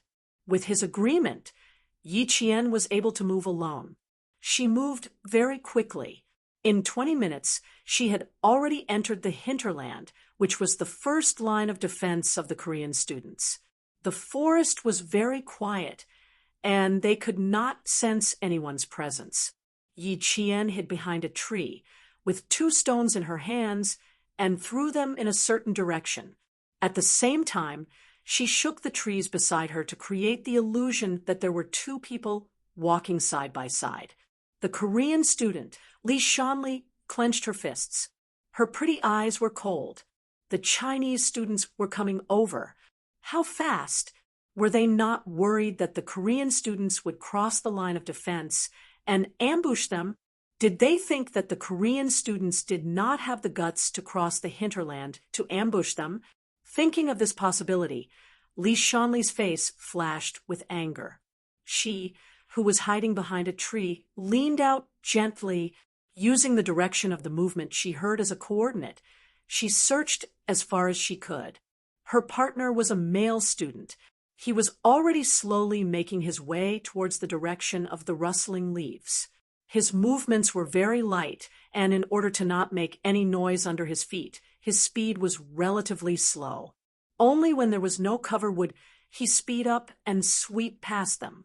Yi Qian, who was hiding in the dark, was waiting for the Korean students to show themselves. In the dense forest, it was not easy to find a target immediately. Yi Qian, who had deliberately made some noise, did not move too far away. He hid within a meter radius and waited quietly. The soft sound of withered leaves being crushed drifted into her ears, like tiny animals coming out to look for food. Yi Jian, who was hiding in the dark, curled her lips slightly and locked on to her first target tonight. Li Shanli didn't go out immediately. This was their plan. One was in the light, and the other was in the dark. The 2 sides cooperated, so that even if the Chinese students escaped the students in the light, they wouldn't be able to escape from the students in the dark. Yi Qian had already moved out. Like the special forces of the Snowfield Brigade, she liked to fight at night. She was also good at fighting at night. Yi Qian had the upper hand when it came to special forces against military school students. Yi Qian silently chanted 5 times. Her target was right under her nose. Yi Qian did not make any noise.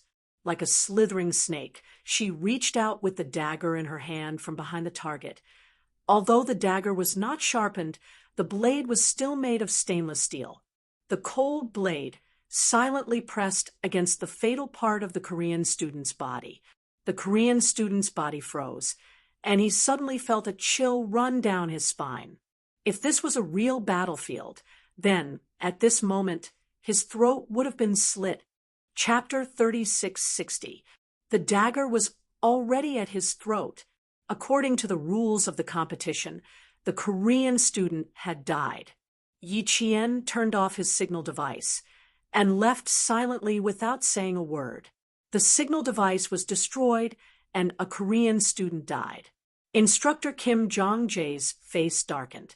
He looked down at his watch and his face stiffened. It had only been 20 minutes and one of their students had died. It was an hour earlier than they had expected. When the Korean students were deployed, they thought that at most 2 students would die. The first one would die in about an hour, and the second one would die when they were trying their best to surround the Chinese students. At most, 2 people would be killed, no more. But in the end, one died in 20 minutes. Instructor Kim Jong-jae clenched his jaw. His heartstrings were stretched taut. Li Shanli. Now it all depended on whether Li Shanli could finish off a Chinese student. If she succeeded, at least the number of deaths would be equal. Li Shanli, who had been given hope by the instructor, did not know that the Chinese student she was with had been silently finished off by Yi Qian. She did not even know which Chinese student had done it. The Korean student, who was leaning against a tree, slowly sat down. He felt his knees go weak. He touched his neck gently. The cold touch of the dagger was still there. The moment that made his heart stop was clearly over, but he had not completely walked out of it. A dagger was protruding from his back, and he didn't even notice it. The Korean student's hand trembled as he touched his neck. There seemed to be someone standing behind him, and the dagger could be pressed against his neck at any time. The student's hand trembled, and even his body trembled slightly. Yi Qian, who had attacked from behind, had left a serious psychological trauma in the Korean student. Yi Qian was not far from the student. She did not leave immediately and was still waiting patiently. This was Korea's first line of defense. It was impossible for there to be only one student guarding it. There must be someone hiding in the dark.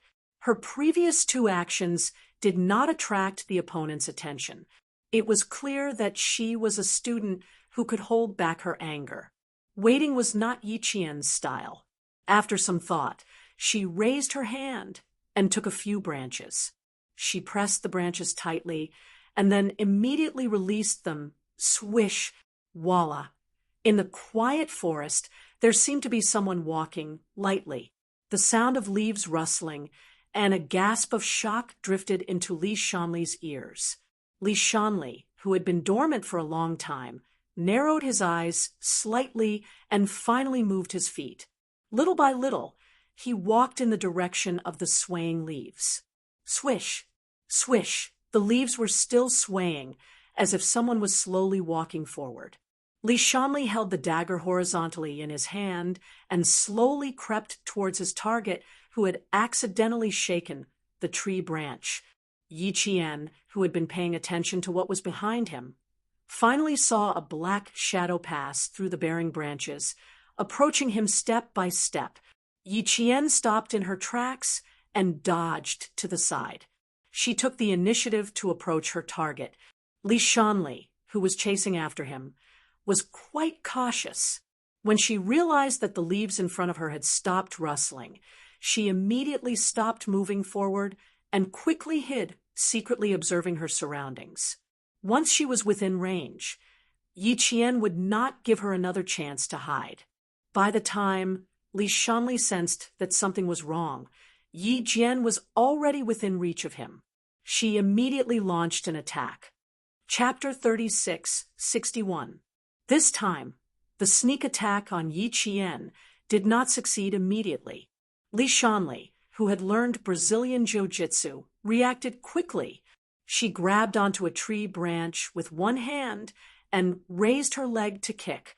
Yi Qian, who also reacted quickly, dodged to the side and avoided the left leg. His hands were as fast as lightning as he grabbed onto Li Shanli's ankle and pulled hard. Li Shanli's entire body was pulled forward by Yi Qian, and her center of gravity was tilted forward. She had no choice but to grab onto the tree branch with both hands and use the strength of her arms to raise her right leg. With a soft shout, her right leg flew forward. Li Shanli's flexible body burst out with a strong force. His right leg kicked toward Yi Jian's face with a strong wind.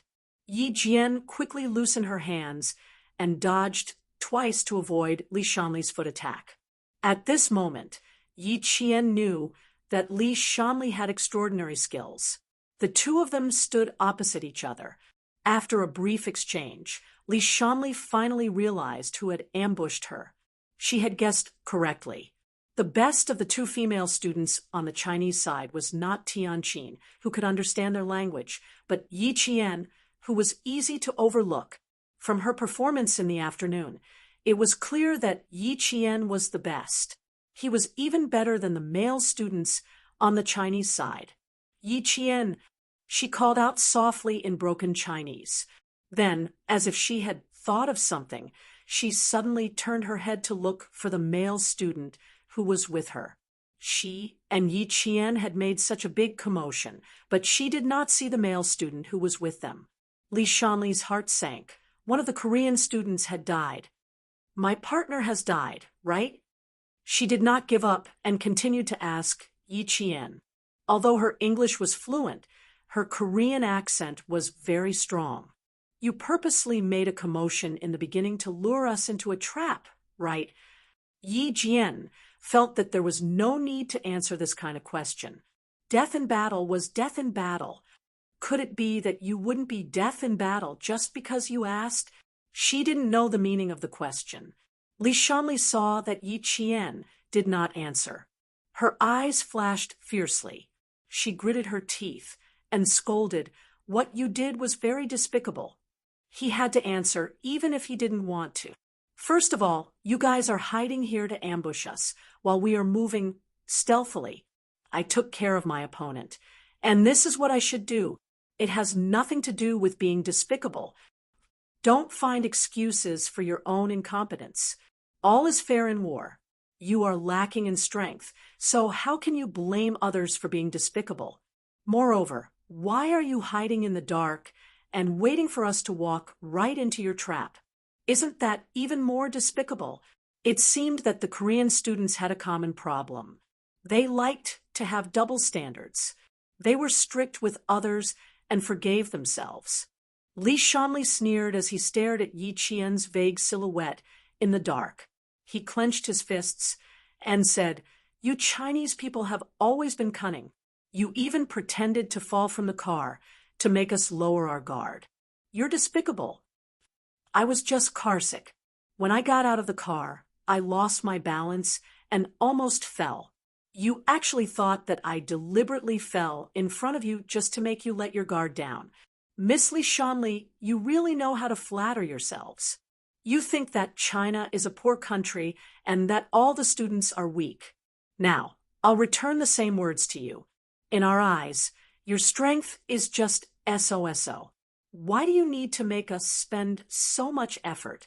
You should deal with it directly, just like how you dealt with your partner. Deal with it directly. There's no need to wait until dawn." Chapter 36:62. It was probably because Yi Jian had been with Xia Jinyuan for a long time that she had learned to have a sharp tongue. Facing Li Shanli, who did not know how to respect others from the beginning, Yi Jian used words to fight back for the first time. It wasn't that he was weak, but that sometimes he didn't want to talk to you. Li Shanli was so angry that her whole body was trembling. "You caused the death of our students, so tonight I will make you die." "Yi Qian, I am Li Shanli. Please remember my name. My name will become your nightmare." Li Shanli, who was determined to make Yi Qian die, took the initiative to attack after saying that. Yi Jian almost laughed out loud when she heard the latter part of her sentence. Become her nightmare? Then let's see whose nightmare is. But since Li Shanli had the confidence to say such harsh words, then she must have her own reasons for doing so. Li Shanli's confidence came from her Brazilian jiu-jitsu. Brazilian jiu-jitsu was a type of martial art that specialized in subduing, grappling, mixed combat, and self-defense. Li Shanli started learning Brazilian jiu-jitsu at the age of 4, and it had been 19 years since then. She had won countless trophies, big and small, and was famous in Korea. Provoked by the death of her students, Li Shanli's new and old grudges came together. She only heard her clear and murderous shout in the quiet forest as she launched a fierce attack. Faced with Li Shanli's fierce attack, Yi Qian's lips curled slightly, and he took on an even fiercer stance. "Since you're here, let's fight. Why waste time talking?" Compared to her opponent's attack, Yi Qian's attack was more murderous and aggressive. It was not something that Li Shanli, a military academy student who had never been on a real battlefield, could defend against. So, when Yi Qian attacked, Li Shanli's face changed color. If she was said to have the momentum of a surging river, then Yi Jian was the momentum of a flowing river. Li Shanli, who did not have time to withdraw his hand, was clamped to death by Yi Jian's hands. Then she twisted his elbow, and Li Shanli let out a miserable scream. Yi Qian's cold laughter could be heard amidst the screams. "Excuse me, do you still have the confidence to become my nightmare?" Yi Qian had been merciful. Otherwise, she would have broken Li Shanli's right arm. Li Shanli was so angry at Yi Qian's reaction that he ground his teeth so hard that they creaked. However, Yi Qian said, "Don't you think that I'm the one who will become your nightmare?" Without waiting for Li Shanli to reply, Yi Qian, with a cold smile on his face, raised his leg and attacked Li Shanli's lower body again. Li Shanli, who was shocked and angry at the pain in his arm, still wanted to struggle and escape, but in the end, his lower body was attacked by Yi Qian again. He couldn't dodge in time, and his knee was viciously kicked by the jungle combat boots. Since he had said that he would teach the Korean students a lesson, he had to keep his word.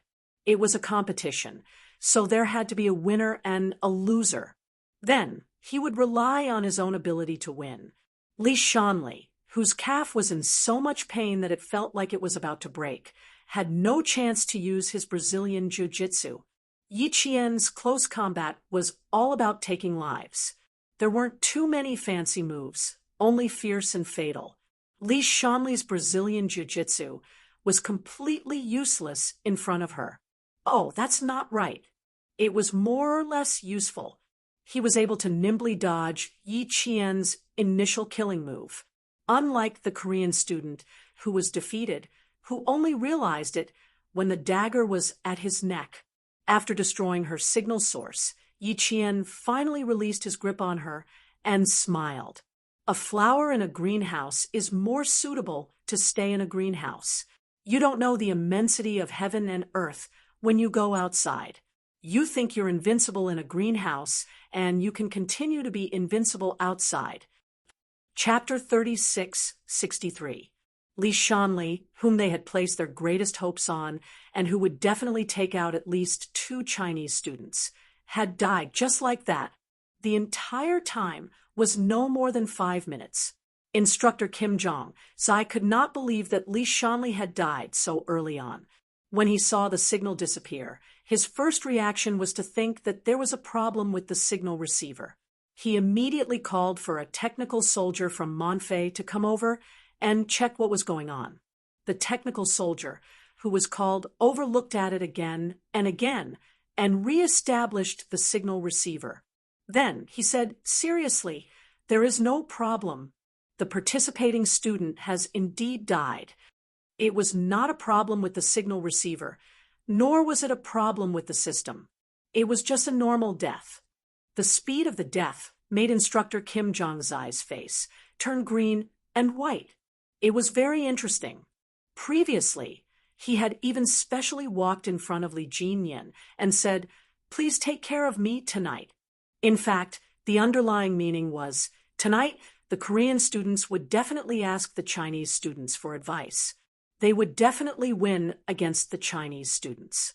In the end, he was slapped in the face. It was not just one slap, but 2 consecutive slaps. These 2 consecutive slaps caused his facial nerves to twitch, and his expression was slightly ferocious.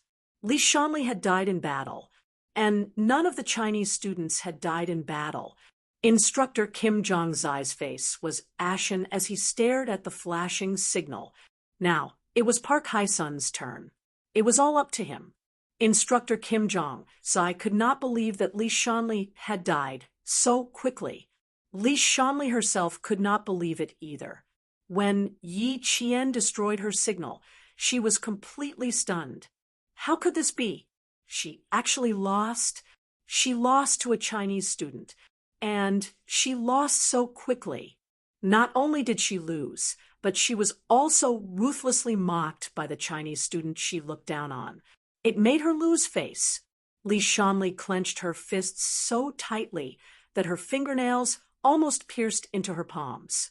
Her gaze towards Yi Qian was also full of coldness. Yi Qian, who was standing right in front of her, could naturally feel it.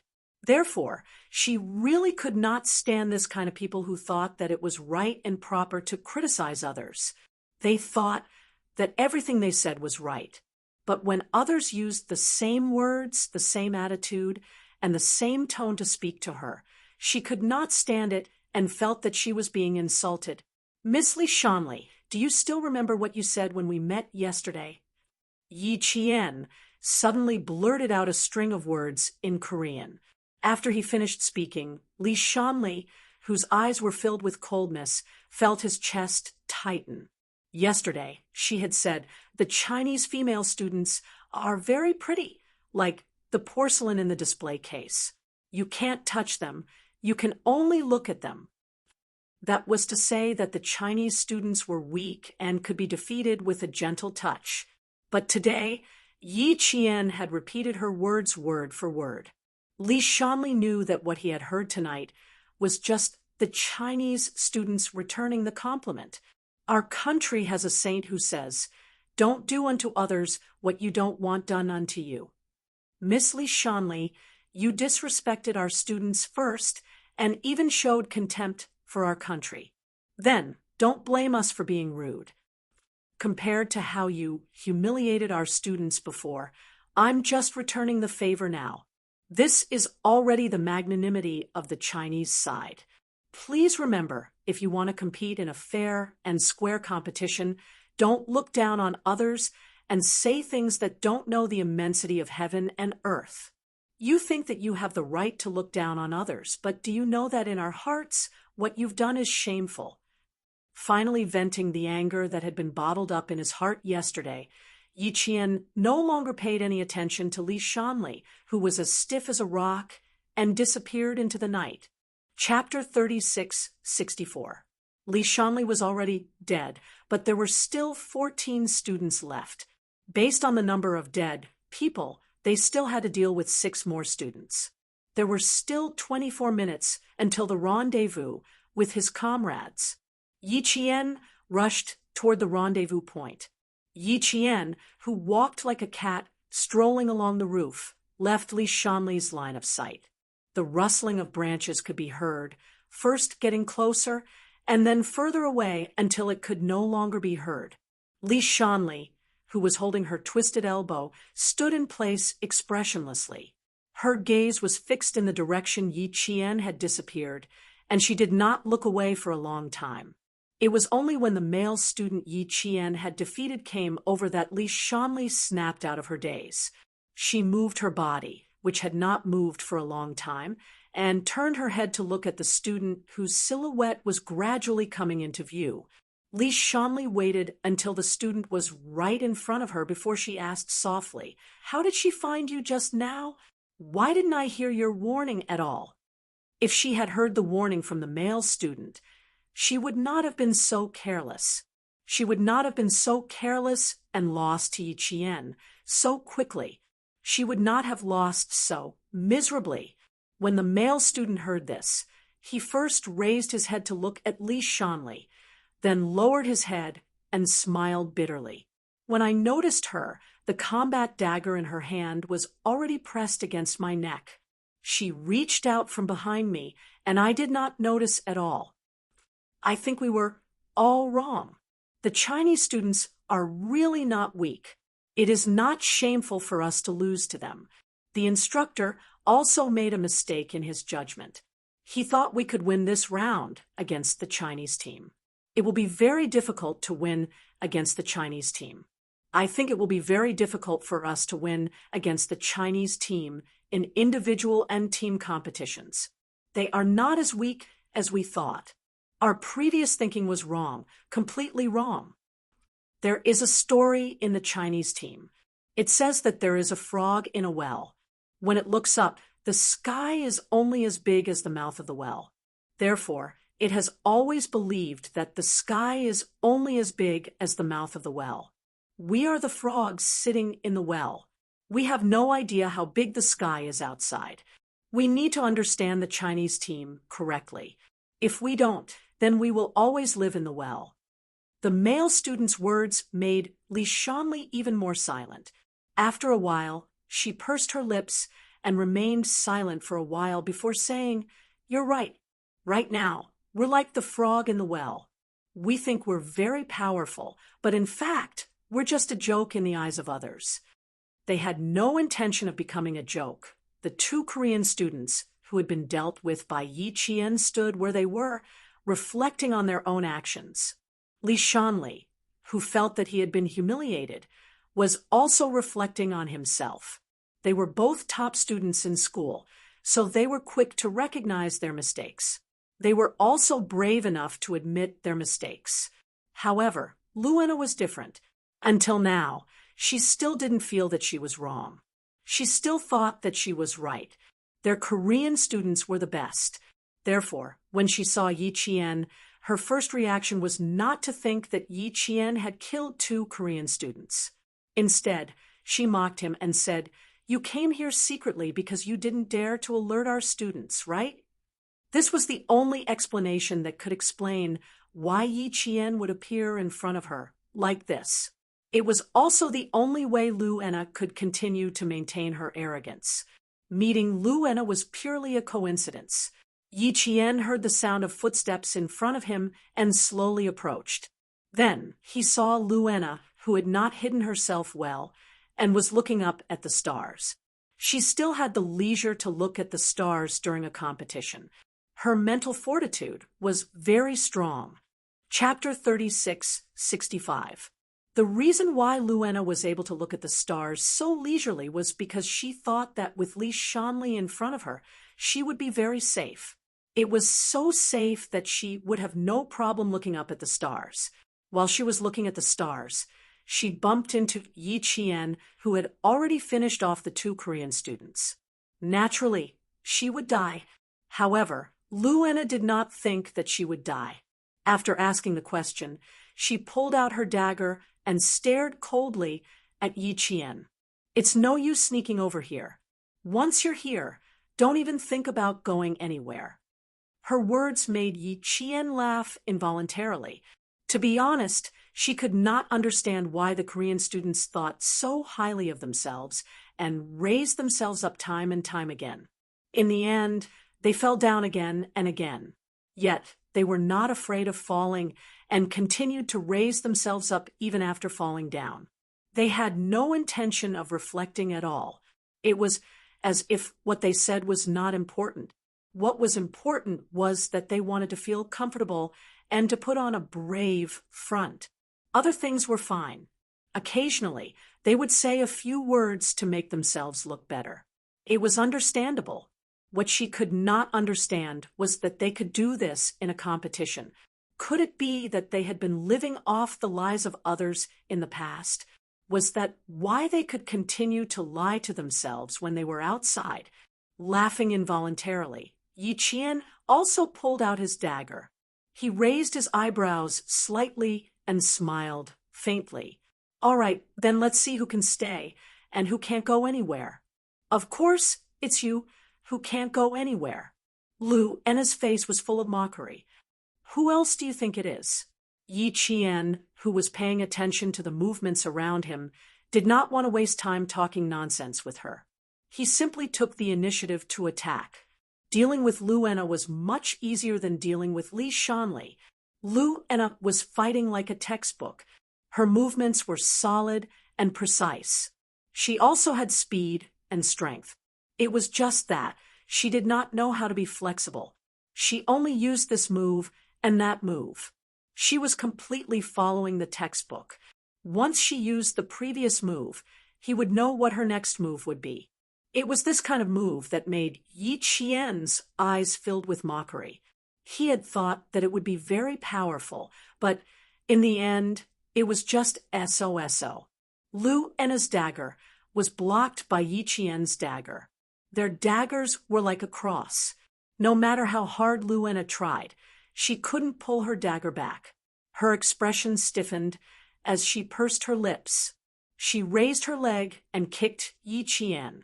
It was only the first move. Just as she raised her leg to kick, Yi Qian seemed to have sensed it. He quickly raised his leg and viciously kicked towards her knee. Clang, clang. The sound of metal falling on a rock was heard, followed by Luana's screams. Her screams were louder than Li Shanli's and resounded through the forest, scaring away several birds. Luana's screams. Yi Qian has made his move. Li Xiang stopped in his tracks and looked ahead. That was where the Korean army was guarding. They needed to break through the Korean army's defense line and escape from the encirclement. But from the looks of it, it seemed that it was not as serious as escaping from death. It was like breaking through a normal blockade. There was no feeling of escaping from death at all. The two students from the Naval Academy heard this. One of them was in charge of guarding while the other whispered, "Yi Qian and Instructor Li are siblings. The brother is so powerful. The sister is naturally not that bad. You have not seen her more powerful side. If you have, you will be scared to death. Yi Qian, who dares to kill, will definitely have no problem taking care of one or two Korean students." Li Xiang muttered in his heart. He did not stay any longer and continued to move forward. Chapter 36:66. Other than Yi Qian, there were 15 of them. They were divided into teams 5, 6, and 6. They would set off from the left, middle, and right respectively, and then attack the Korean students from both sides. The students from the Naval Academy heard Luena scream, and so did Jiang Yang from the Air Force Academy. Tianqin was more anxious. She was afraid that something would happen to Yi Qian. She lowered her voice and asked, "Did Yi Qian do something? Can she win? How many Korean students did she encounter?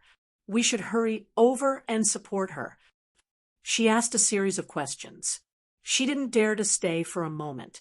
She just wanted to go over and support Yi Qian.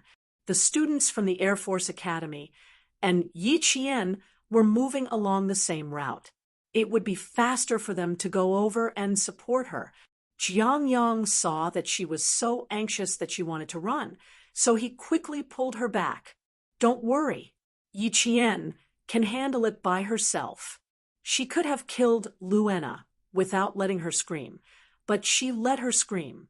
This means that Yi Qian must have her own plans. Let's stick to our previous plan and not expose ourselves. But Tianqin still wanted to say something, but another student said softly, "Didn't Instructor Li say that we should listen to Yi Qian's plans? Since Yi Qian has already made an appointment with us, then we will meet her at the agreed time." But what if something happens to Yi Qian before the agreed time? Tianqin was most worried about this. Jiang Yang shook his head and said with certainty, "No, Yi Qian will be fine. I believe in her." When she killed Luena, her actions were so practiced that even now he still felt a lingering fear. In the end, the 3 male students left the port, and she sneaked into the cargo ship alone. If the military trusted Yi Qian so much, then she must be fine. Jiang Yang trusted Yi Qian very much. The other 2 students from the Air Force Academy also trusted Yi Qian. They all believed that Yi Qian would be fine. Tianqin saw this and slowly calmed down. The students from the National University of Science and Technology were even more so. Luena's scream was heard, but the 3 of them didn't stop and continued moving forward. Who was Yi Qian? An influential figure in the National Science University. When they were practicing Sanda, she heard from the students in her class that even the instructor didn't want to spar with Yi Qian. They said that Yi Qian had a murderous aura around her, and that people couldn't help but take her seriously. It was confirmed that there was such a thing. Yi Qian, who was trusted by all of the students, had already started to deal with the 3rd Korean student. The other party tried to sneak up on her from behind. In the end, Luena grabbed Luena's wrist and pulled her back, causing her to collide with the Korean student who was trying to sneak up on her. The collision was not in a good spot, as it happened to hit the other party's nose. There was a long beeping sound from the signal device. Luena, who had collided with the students from her own country, saw stars in front of her eyes. She didn't even realize that she had died. However, the student whose nose was hit by the warm liquid flowing out noticed it. The student, who was in so much pain that he was about to cry, covered his nose and reminded Lu Anna in a muffled voice, "Look at your signal device. Is it broken?" Lu Anna, who was seeing stars, didn't care that she had fainted. She hurriedly checked the signal device on her body. She was already dead. In just a short while, she had already died in battle. How is this possible? I haven't fought with her yet. Lu Anna was flustered and exasperated. She hadn't even properly taught the Chinese student a lesson. How could she die in battle? Instructor Kim Jong, so I also wanted to ask, how is this possible? 3 students had already died in battle. How is this possible? Chapter 36:67. In less than an hour, 3 students had died. How many more students would die after an hour? The instructor did not dare to think too deeply about it. Lu Anna was the one who couldn't accept it the most. Before the fight, she had imagined countless ways to teach the Chinese student she hated a lesson. Scenes of her defeating the Chinese student until he cried appeared in her mind. She had fantasized so much that she was sure she could do it. As someone who could represent her country in a competition overseas, her ability and strength had been recognized. Thus, she believed she could definitely defeat a student from a poor country. So when she discovered Yi Qian, she was secretly delighted. However, her dream was so beautiful that when the cruel reality happened, Lu Anna could not accept her death. How could she have died?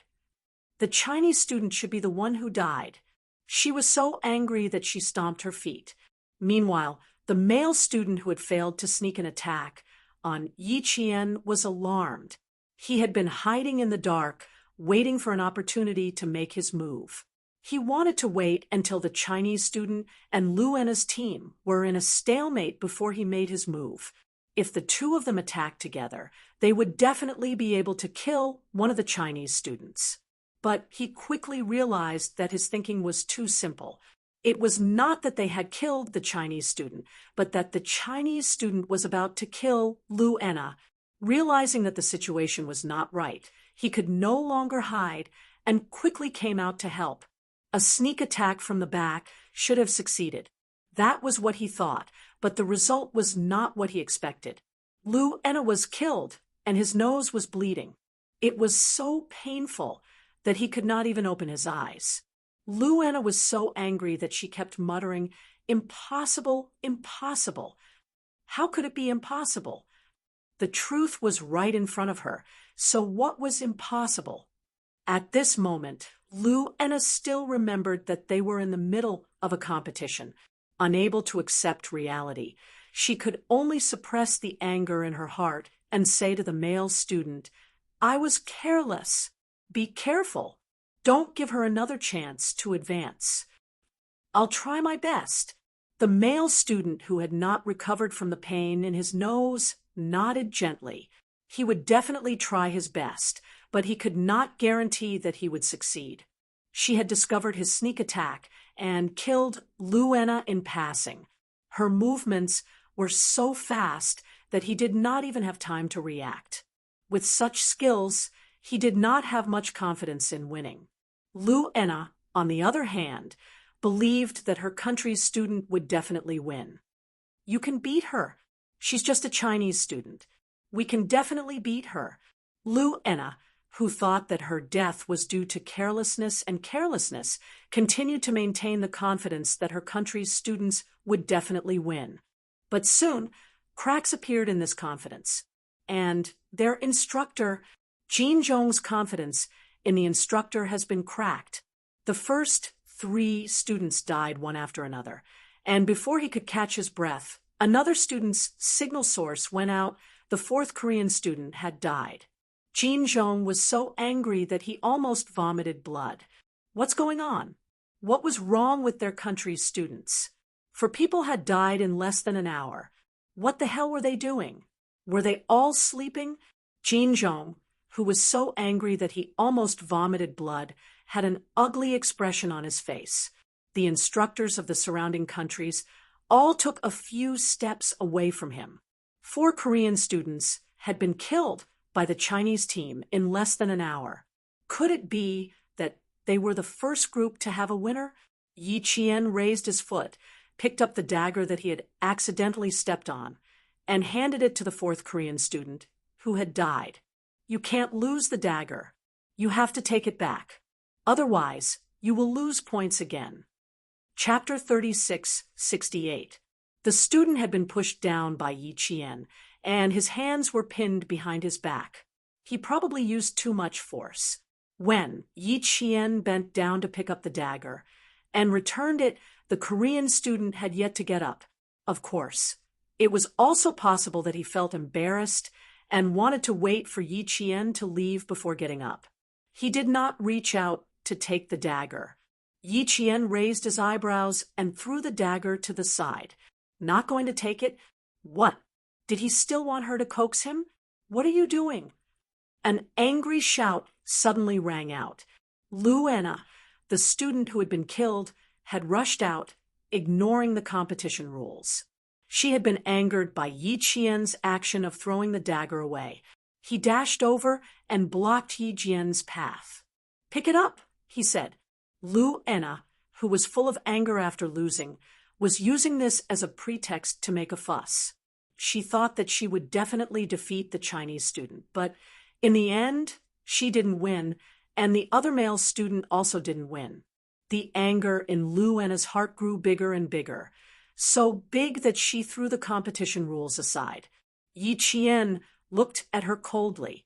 Fortunately, the night was dark, so he could not see the hostility under her cold eyes.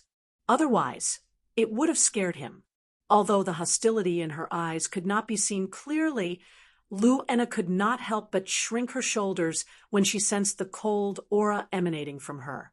The male student who had not gotten up realized that something was wrong and quickly stood up to pull Lu Enna behind him.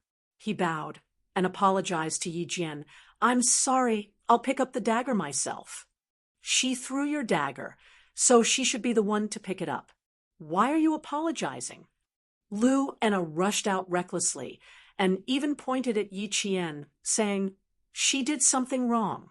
Does she need us to apologize? She should be the one apologizing to us." She spoke quickly and anxiously in her native language. She was angry, but there was also a hint of arrogance in her anger. Yi Qian did not understand what she said, but her tone was enough to make Yi Qian not know whether to laugh or cry. This is a competition. If you have any opinions, you can give feedback to the referee and the instructor. You've already died and lost the right to stop me. If you insist on stopping me, Miss Lu Enna, you haven't forgotten the rules of the competition, have you? Competition. Lu Enna's body stiffened. In her exasperation, she had forgotten that they were in a competition. Then she heard Yi Qian say, "If you insist on stopping me, I don't mind knocking you down again. But I don't think you want to be defeated by me a second time. The first time you lost, you even forgot the rules of the competition.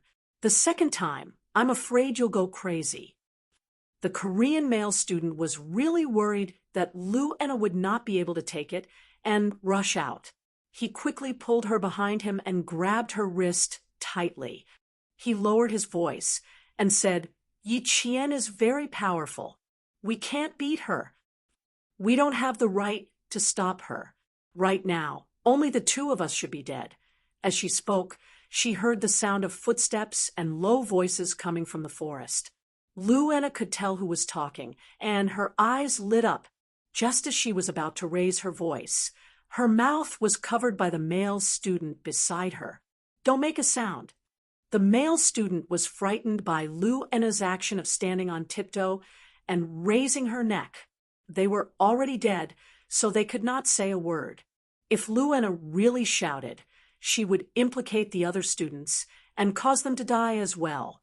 Lu Enna reacted and swallowed the words that were about to come out of her mouth. Yi Qian had already walked away. Chapter 36:69. According to the rules of the competition, dead students were not allowed to communicate with students who were still in the competition. Therefore, When Li Shanli and her partner walked over, even though Lu Enna wanted to tell them that the Chinese student Yi Qian was nearby, she could only keep her mouth shut. Especially when she saw Yi Qian leave, Lu Enna was so anxious that she stomped her feet. The male students with her also looked anxious. There was nothing more urgent than watching a good opportunity to get rid of a Chinese student slip away right in front of their eyes, and all they could do was watch and not do anything. When Li Shanli saw Lu Enna stomping her feet anxiously, the light in her eyes dimmed. She spoke first. "Oh, Fiona." She had just called out Lu Enna's name. But before she could finish her sentence, Lu Enna thought that she had forgotten the rules of the competition. She was so frightened that she waved her hand, indicating that Li Shanli should not speak to her. She then made a horizontal cut across her neck, indicating that she had died in battle and that they should not speak to her.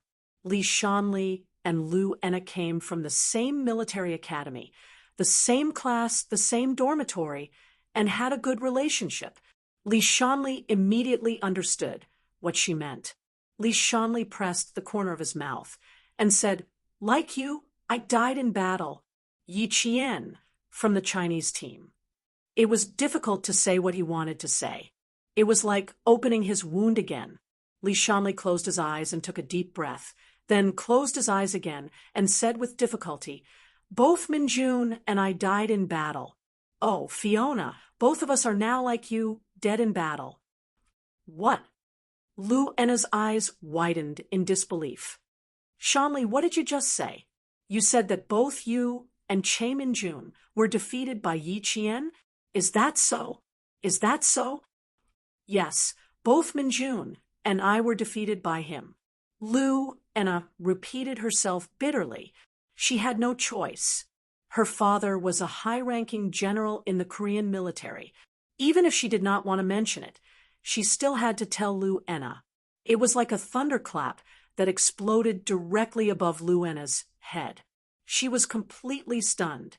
She opened her mouth, but her throat and eyes seemed to be numb, causing her to temporarily lose her voice. Her ears were in a mess, as if something was screaming, and twisting, causing her to be unable to calm down. Yi Qian had actually defeated Li Shanli. Li Shanli walked closer and hugged Lu Enna. At this moment, she realized that Lu Enna's body was as stiff as a block of wood. "It's okay, Enna. It's okay. Yi Qian is indeed very good. We have to admit that she is much better than us. Fiona, when we return to China, we need to tell them that they can no longer underestimate the Chinese side, especially the Chinese military academy students. They are much more powerful than we imagined." The two male students patted each other on the shoulder, using this method to comfort themselves and their comrades. Li Shanli was right. The Chinese student Yi Qian was indeed better than them. "Very good." The male student, Che Minjun, said in a dry and hoarse voice, "Shanli told me that Yi Qian had an aura that made her uncontrollably afraid. She also said that Yi Qian had gone easy on her.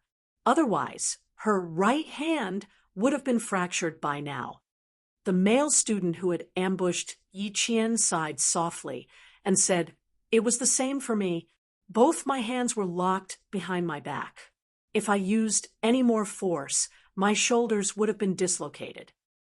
After the two of them finished speaking, they patted each other on the shoulder again, smiling bitterly. Chapter 3670. On the other hand, Li Shanli was pushed away by Lu Enna. Caught off guard, Lu Enna let out a startled cry as she fell to the ground. Both of her hands were on the ground, and her left hand happened to hit a sharp stone, causing blood to flow out. The noise was loud, and the two male students turned their heads at the same time. They did not see what had happened. In the darkness of the night, they only saw Li Shanli fall to the ground. "Shanli," Che Minjun stepped forward and quickly helped her up. "Did you fall? Can you get up?" Li Shanli bit her lower lip and shook her head. "I didn't fall. I can get up." Let's go. Don't stay here. Li Shanli was angry that she was pushed to the ground so suddenly. She ignored Luena and stood up to refuse Chae Minjun's help.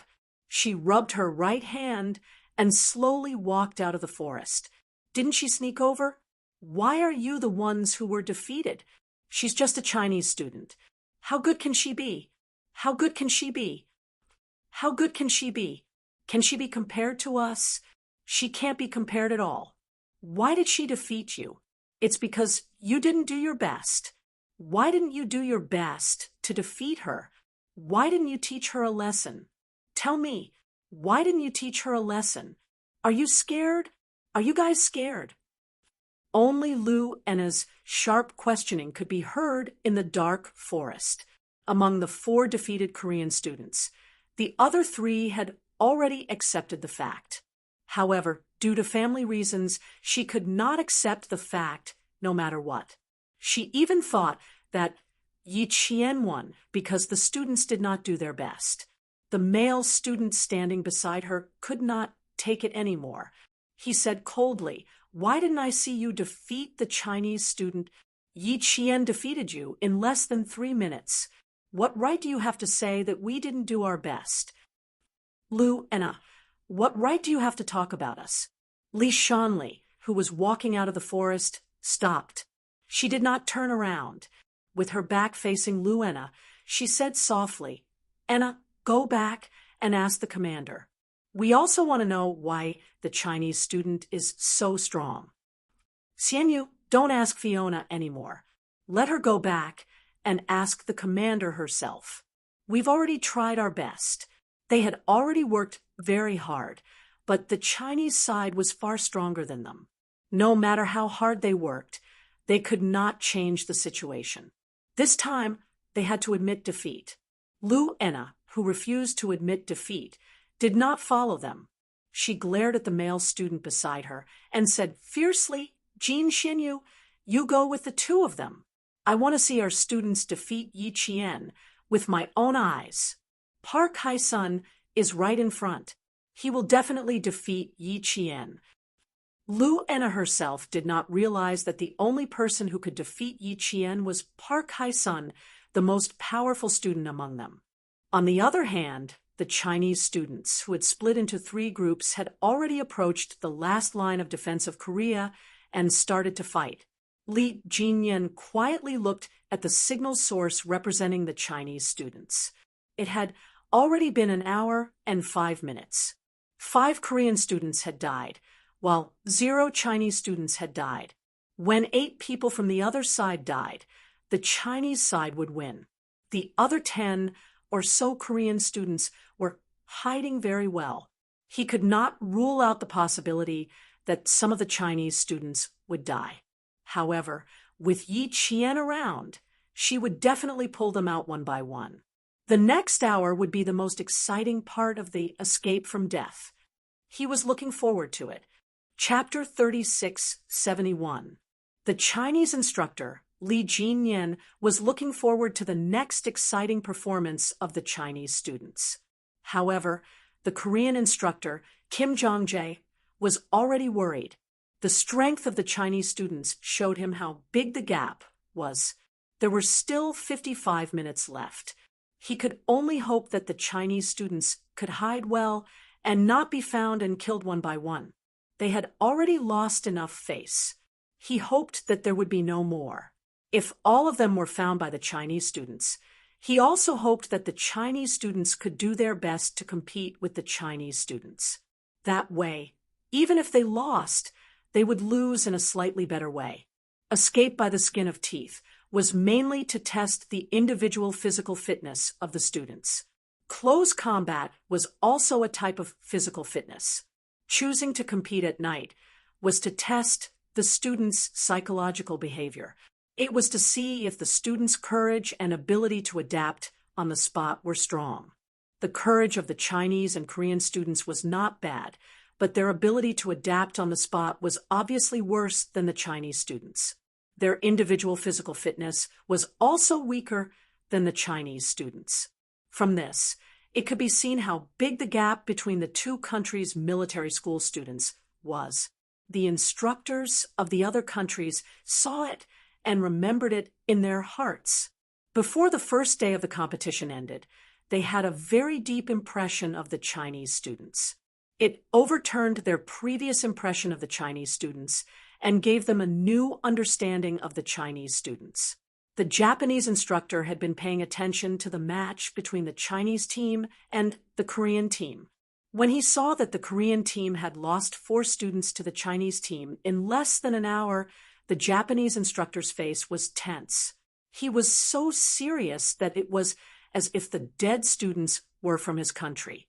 Looking at the current results of the Chinese and Korean students, the Japanese instructors were once again determined to study how the Chinese trained their students.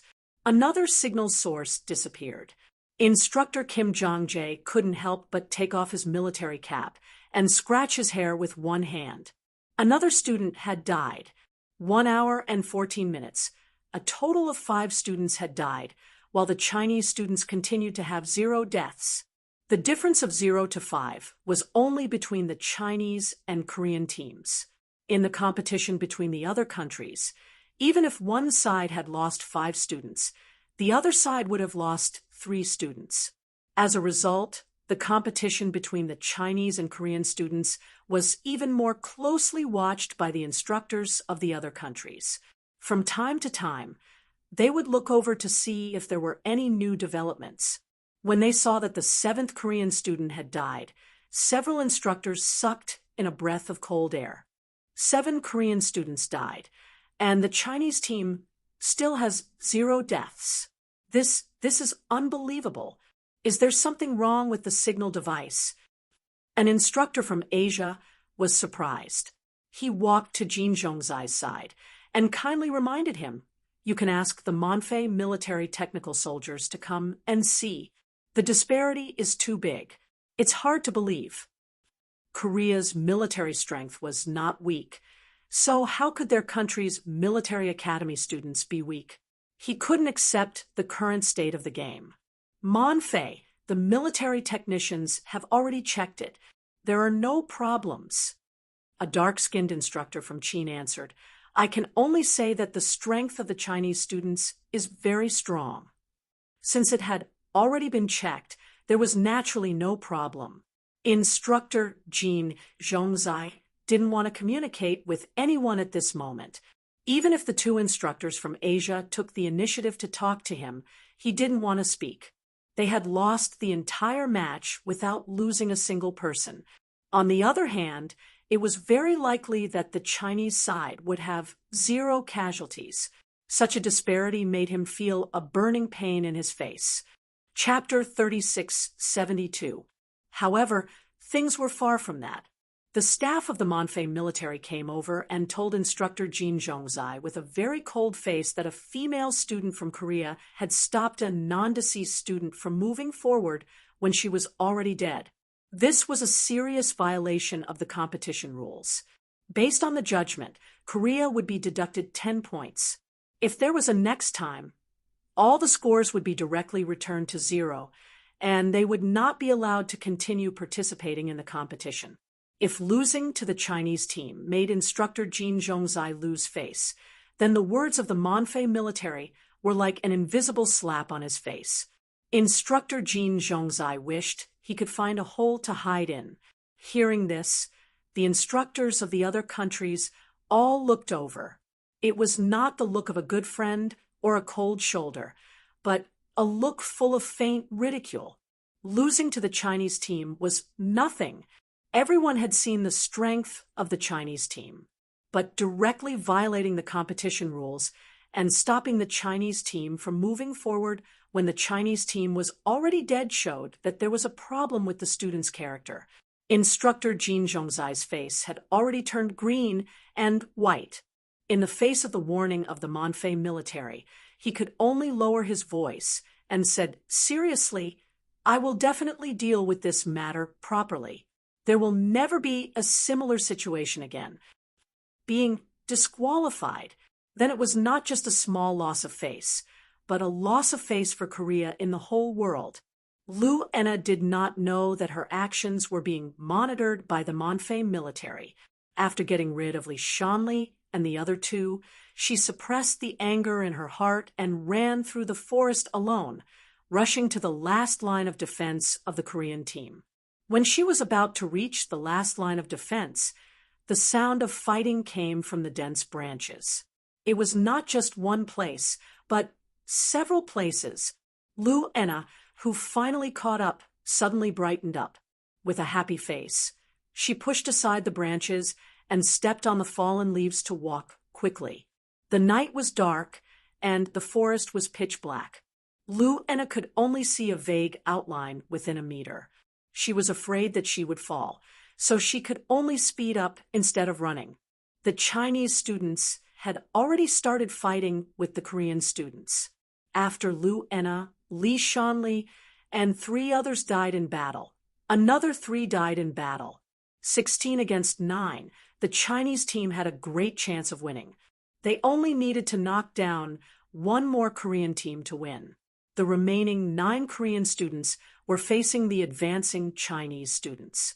They knew that the situation was dangerous, so they were very cautious. Some students even directly avoided the Chinese students, not daring to face them. 2 male students tried to sneak attack Tianqin. Jiang Yang and another student from the Air Force Academy attacked together. The 4 male students used every trick they had learned to kill each other as soon as possible. Park Hae-sun rubbed the back of his hand that was numb and painful from the kick. He stared at the Chinese female student who was fighting him with a heavy gaze. He did not dare to attack casually anymore. Just now, when he initiated the attack, his lower abdomen and hands were ruthlessly kicked, but he didn't even touch a corner of his opponent's clothes. He could still hear the sounds of fighting around him. He pursed his lips and made a request to Yi Qian. "Can you let your students stop fighting and give me some time to talk to you?" This request was met with Yi Qian shaking his head. "This is a competition. I have no right to stop my comrades from competing with you. Furthermore, this will not affect the competition between you and me. I know we will lose tonight. I just want to fight with you one-sidedly. If I win, I will definitely not continue the competition." Park Hae-sun wanted to know how strong Yi Jian was and whether he could defeat Yi Jian. That was why he made such a request. Otherwise, if another student from the Chinese team defeated another student from the Chinese team, he and Yi Jian would have no chance of continuing the competition. Chapter 3673. As the team leader, Park Hae-sun knew better than anyone that the Chinese team had rushed to their last defense line in such a short time and did not kill a single member of the Chinese team along the way. Their strength had already surpassed the Korean team. He had already seen what the ending would be, so he tried to see if he could delay the arrival of the ending a little so that the Korean team would not lose so badly. That's right. Park Hae-sun was using another method to delay the arrival of the ending so that he could save his last shred of face. Yi Qian did not give him a chance. A competition was a competition. The most important thing was the feeling of conquering the opponent. If the competition could be negotiated, then it would not be a competition. It could only be called an exchange of pointers. "I'm sorry, but I can't agree to your request." Yi Qian's rejection once again made Park Hae-sun's expression turn ugly.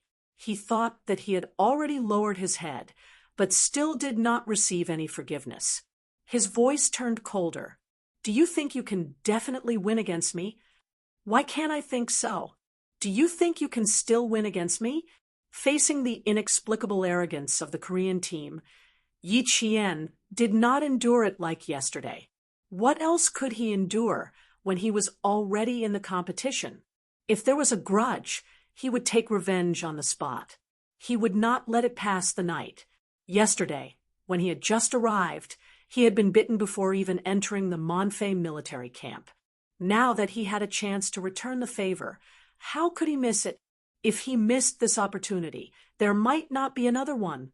Park Hae-sun, who knew that he could not delay the time, gritted his teeth, and directly pulled out the dagger that was issued to the team from his waist. He looked coldly at the Chinese team member, who made him unable to step down. Okay, then let's see who will win. Lu Enna, who heard the voice, was about to rush out when someone quickly grabbed her wrist. Lu Enna, do you know what you are doing? The instructor told us that there will be Monfei military monitoring this area. If you rush out, you will be violating the competition rules. Cha Min-jun, the Korean team member, had an angry look on his face. He pulled Lu Enna tightly, who had already made their backs break out in cold sweat, and scolded in a low voice, "You better pray that your actions were not discovered by the referee just now.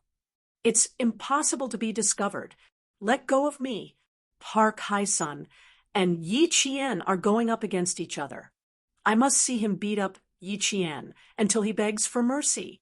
Lu Enna, who didn't know that her actions had already deducted 10 points from Korea, only wanted to see Yi Chien get beaten up and restore Korea's prestige. Facing the students' persuasion, not only did she not thank them, but she was also very angry. Let go of me, do you hear me? In school, Lu Enna had the temper of a spoiled brat. In addition, her performance in school was very outstanding, and her personal overall results were ranked at the top. She was even more arrogant, and the words she said most often were, "Our Korea is so and so." She had always thought that their country, their army, and their military academy students were very powerful, much stronger than the Chinese. She had always thought so, and it was only natural for her to think so.